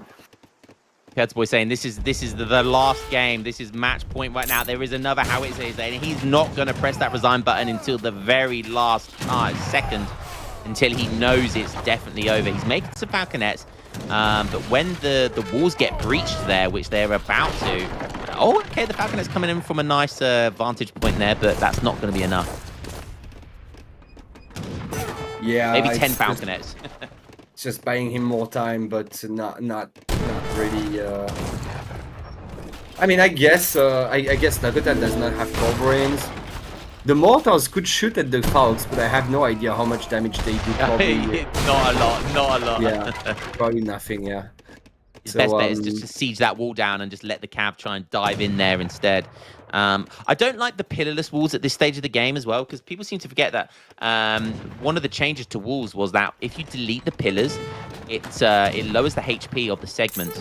So by deleting the pillars, that you're not benefiting from all of the HP. I know it builds quicker, but at this stage of the game, is that what you want to worry about? You know, surely you want the max HP, and surely you want to. It's much more impactful when you don't have Bastion, because it's 1k to 1k5, 100 difference, you know. And here it's 7. True, I guess. Yeah. 7,500. But yeah, still it's just easier. Also, you don't have APM to spare on deleting wall pillars at this point in the game. Yeah, like, no one cares. So Yes. but yeah, I mean the Hazza is slow pushing, and again I think this is the right approach to winning this game. And but okay, Malta gonna go in. This is ballsy, all right. So forcing a fight there. The Falconets will do quite well against the Wakinas, to be fair. Look at that, those volleys are massive. And actually, Malta is gonna clean this up, I think. Wow. Holy cow.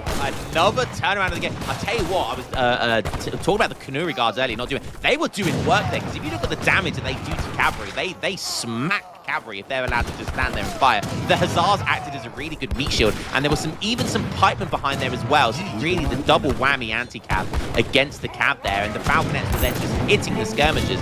That was a fantastic fight there for Keturboy, and maybe we've got another 20 minutes left to go. Jesus Christ. Yeah, this is such a good game. We've had so many close games in this series. We really have. Nice stuff. And I still think Lakota is ahead, but again, it's less clear than it used to be. And maybe what Hazza really needed to really finish this game was pushing on water, maybe, like. But there's commanderies everywhere on the shore, in the bottom of the map, I think. So it's maybe hard to really push water there, because the whole shore is under control. So can we have a look at the bottom of the water there? It looks like there's maybe there's also a couple galleys there. Okay, Hazza's Hazza's playing really well. He's just back in. Look at this remass all of a sudden, and he has just not given Keturboy any opportunity to sit back, relax, and maybe get that age up. And Hazza knows this. That the only way Keturboy can really realistically win this game is if he's allowed to get guard units, because then his crossbow pike will be seriously insane. And he knows this, and he's not relenting. He just keeps up the push here, and he's got the economy to do so. And look, he's back up to another 99 pop thanks to the harvest ceremony, and then he just switches it back on to the attack ceremony and the war dance, and it's just never ending right now. And I don't think Keturboy can keep up with this rematch, and there's so many axe riders right now which are being buffed in the community plaza, and even the Falconets are still going to do some work, but I don't think it's going to be enough. And the axe riders, surely this is going to be the final fight of the game. Surely. This is probably GG now. This is too much. Yeah, there we go. My goodness me. Well, I tell you what, that was one hell of 45 minutes of a game there. Insane comeback, I think is fair to say, by Hazza there. Keturboy had that game, but somehow managed to throw the game, and Hazza just weaseling his way back into that with Lakota's OP units. Even with his mistake of the rifle riders, maybe you'll get your wish just now, Kaiser Klein, of getting to ask about those rifle rider decision making. What a fantastic series! What a fantastic end to the series. We had some insane games. I think the Japan game was probably my favorite, and Hazza takes it 5-1 over Keturboy to become the champion of the spring ESOC champions. It's insane stuff. Yeah, just before we conclude this and interview Hazza, maybe a quick look at the graph. Like, man, those graphs are so crazy. Like, just look at how many people died in those battles. Like, it's crazy. But you can see like that Keturboy just. This fight, there's one fight where you can see, right here, where he just lost everything to Cav, I think, and this was one of the turning points of this game.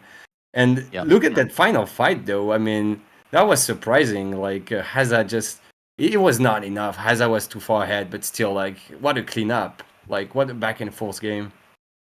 Yeah, and like like this entire series was back and forth, right? Like even think about to the Aztec Russia game, like how close that was. You know, the Japan Brit game, how close that was. How close this game was. Like Yeah. every single game was really, really close. And yeah, I mean, Keturboy could have this could very have easily been like 3-3. You know, it was such an insane series, but that's what you expect.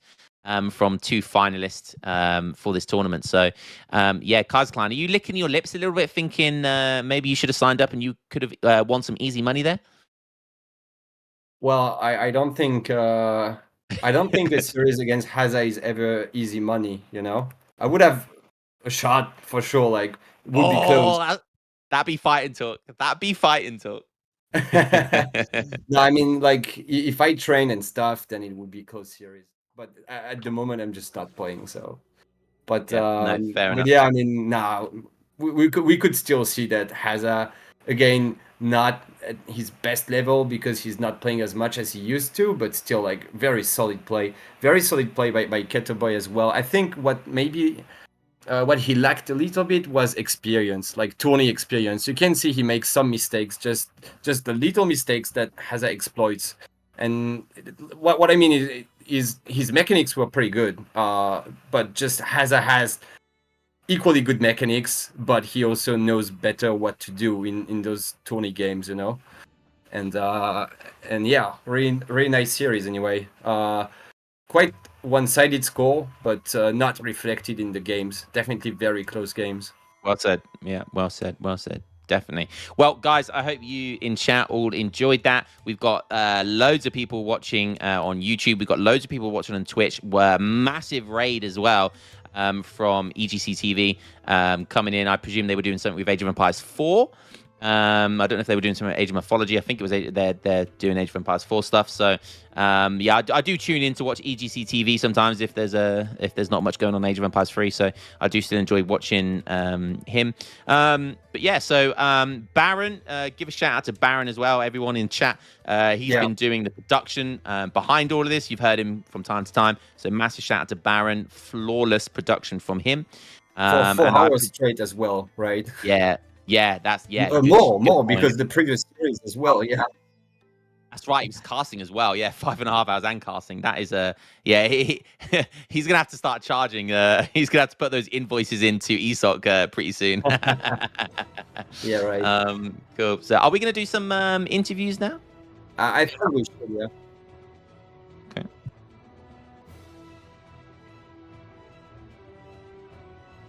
Okay, we're just telling him to join.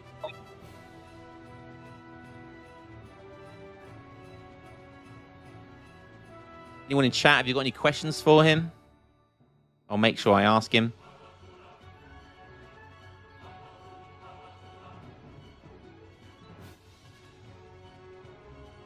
Here he is. Man of the moment. Hello, big boy. Evening, Hello, lads. big How boy. are we?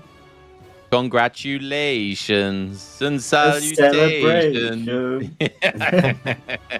Well done, mate. Congratulations. Thank you, thank you. Yeah. He really made me fucking work for it. He did. He did.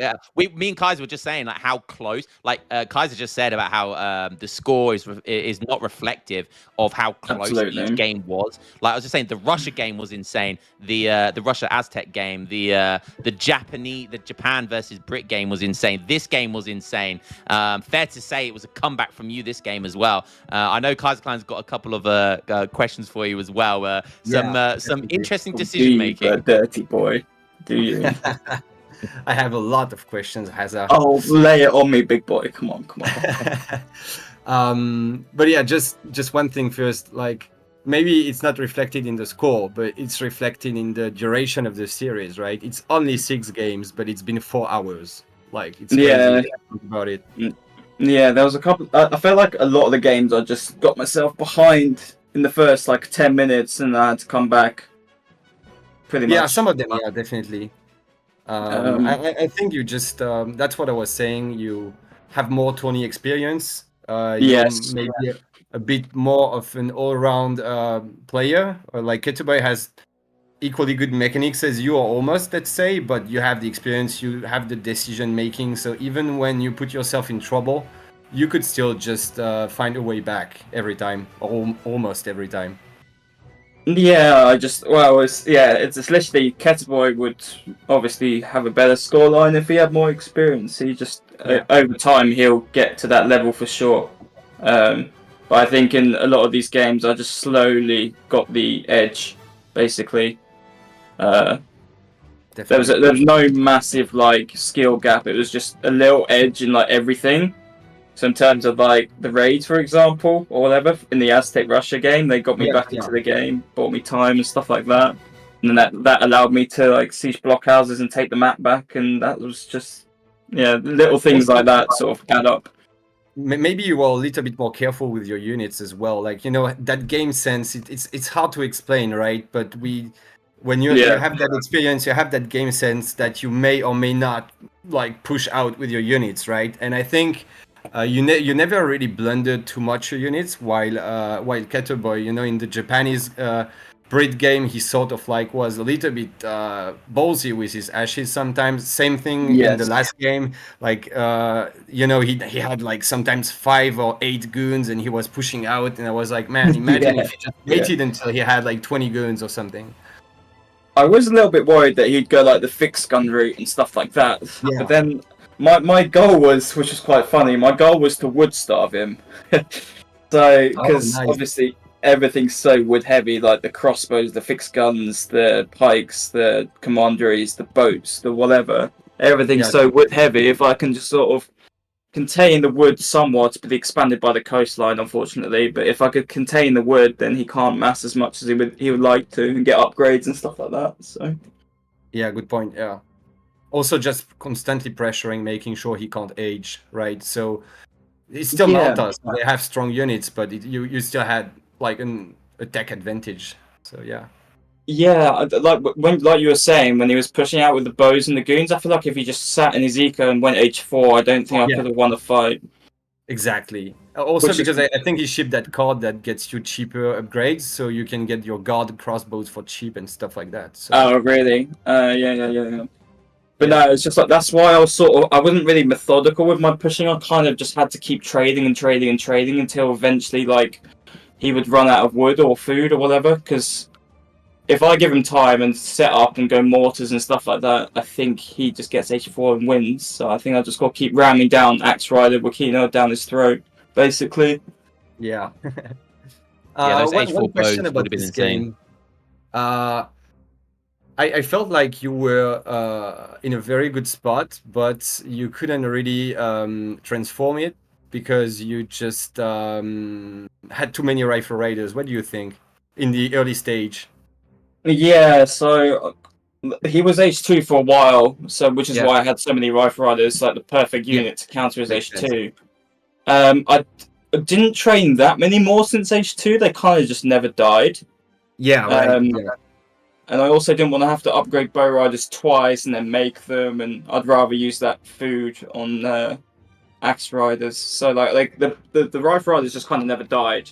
And then like when you did like Huss and some cannons, I just made a few more just in case. So when it was not easy to. It was a tough call, you know. You couldn't know when he was gonna age and stuff. It's not really a mistake, but it's. I mean, if I was in your place, I think I would have been kind of mad about it. Like, I just gambled and I went Rifle Rider because I thought you would say H2, and turns out it just doesn't help me against crossbows. Yeah, I misread that. I saw him building walls a little bit too late. So like when he started building walls, that's when I went H4, and then I just had like 20 or 30 useless rifles. So it's like I should have added Wakina much earlier because I wanted to ship the mortars, but then I realized, oh crap, he's got 15, 20 goons, so I need to ship 18 Wakina and sort of tech switch into Wakina. So the industrial was not planned, was not like an actual strat that you planned before the game. It's just you saw he walled, so you went industrial. Yeah, pretty much, because obviously my only siege is in industrial, and like if I get industrial, I can get the 20% on all my unit card as well. So like I want to be an industrial ultimately, but like his Malta bows with the 2 nat upgrades sort of kept up for longer than I thought he would. Actually, I thought he was turking a bit, but then I realized these Malta bows are kind of insane for their cost. It's just Yeah. what the hell. You also got both of the native upgrades on them. Yeah, exactly. They are really exactly. strong. I have a question about the and then Lion, you can also maybe ask some question if you want. I have a question about the Otto Lakota game. I felt like if you had calf combat for the final fight, maybe it would have changed the outcome. What do you think? Yeah, my deck was shit. I was kind of hoping to end it in H2, and I didn't really sort of properly make the deck for the matchup. I should have had 5 Cav Archer and Cav Combat instead of Jans and 8 Jan. Because the Jans didn't really do much, they kind of just melted. Yeah, Crazy how fast they go. That's what I was saying. Like it's very common to just switch to Goon against Lakota because you can't Jan forever. Yeah. I think I need some Jan though, because they're pop efficient and then like they need their block as well. So it's like I need some Jan, like so he has to micro back a bit, and my Cav Archers get more shots off. So you kind of need all 3 units, like Jan, Abus, and Cav Archer. But yeah, you sort of replace the. Usually you get Cav to do that job, like sort of like body block and snare and stuff. But since you're up against Lakota, obviously you don't want to make Cav, so you just replace with Jans, I guess. Exactly. Yeah. Final question from me, Hazza, is this is from Callan. Ask Hazza which his prouder tournament winners, this one over Keturboy or the 2017 site in Invitational over GUA. Dude, the GUA was GUA took more games off of me, so I guess the GUA one was more of a hard brawl. So I guess that one was more impressive. You've seen the guy; he's fucking lean as shit, dude. Like, damn. He looks great, doesn't he? He looks great. Yeah, I was frothy, but maybe we should pay for his coaching. Who knows? Yeah. Well, you've got plenty of money now, so you've got enough for the year. Well, this to keep me going, I guess. Yeah. I think we'll leave it there. But Hazza, congratulations again, mate. Well played. Kaiser Clan was definitely rooting for you. Not gonna lie, I was rooting for Keturboy. So How dare you, sir? Yeah, I know. But yeah, well played, mate. All right, no worries. Cheers. Nice one. Insane series. Maybe just one quick final question. Do you feel like you're close to your top shape right now? I'm close to it. Yeah, there's no doubt. Like I'm not gonna be like, oh, I'm not quite my main my peak or whatever, but I'm close to it. I'm close to it for sure. Nice. Yeah. Well, we could see that. Yeah. Nice. And no USA laming. Nice one. Yeah, no DE. I'm sorry, Lionheart. I apologize. No revolts either. A little bit let down, but it's all right. It was a good series.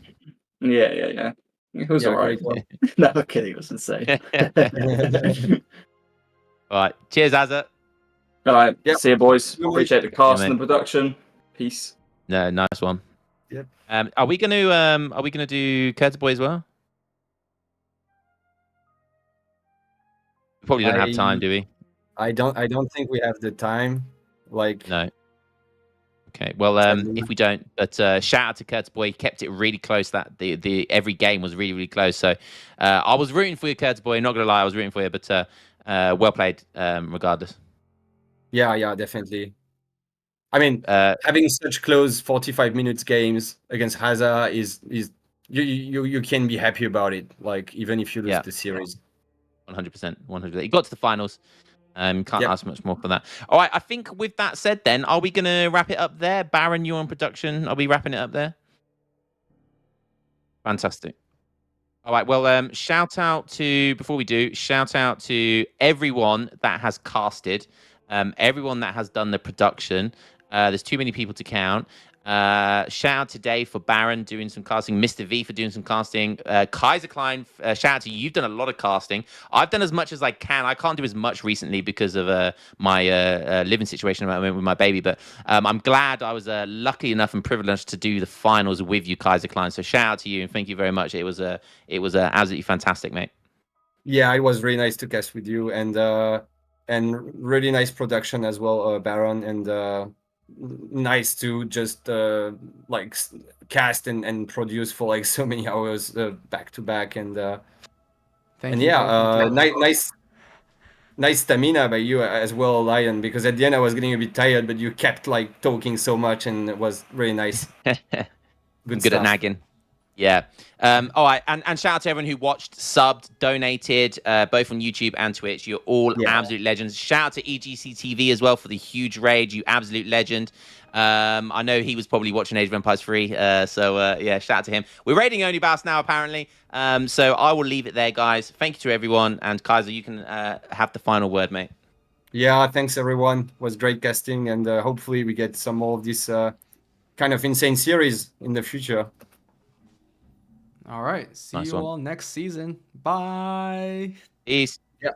See you. He's going to need to take trades here, and he's taking really good trades. The Kanye are now pushing in, and is this the time? Ungers needs to get on the attack dance. I mean, he has 70 fills. He's so far...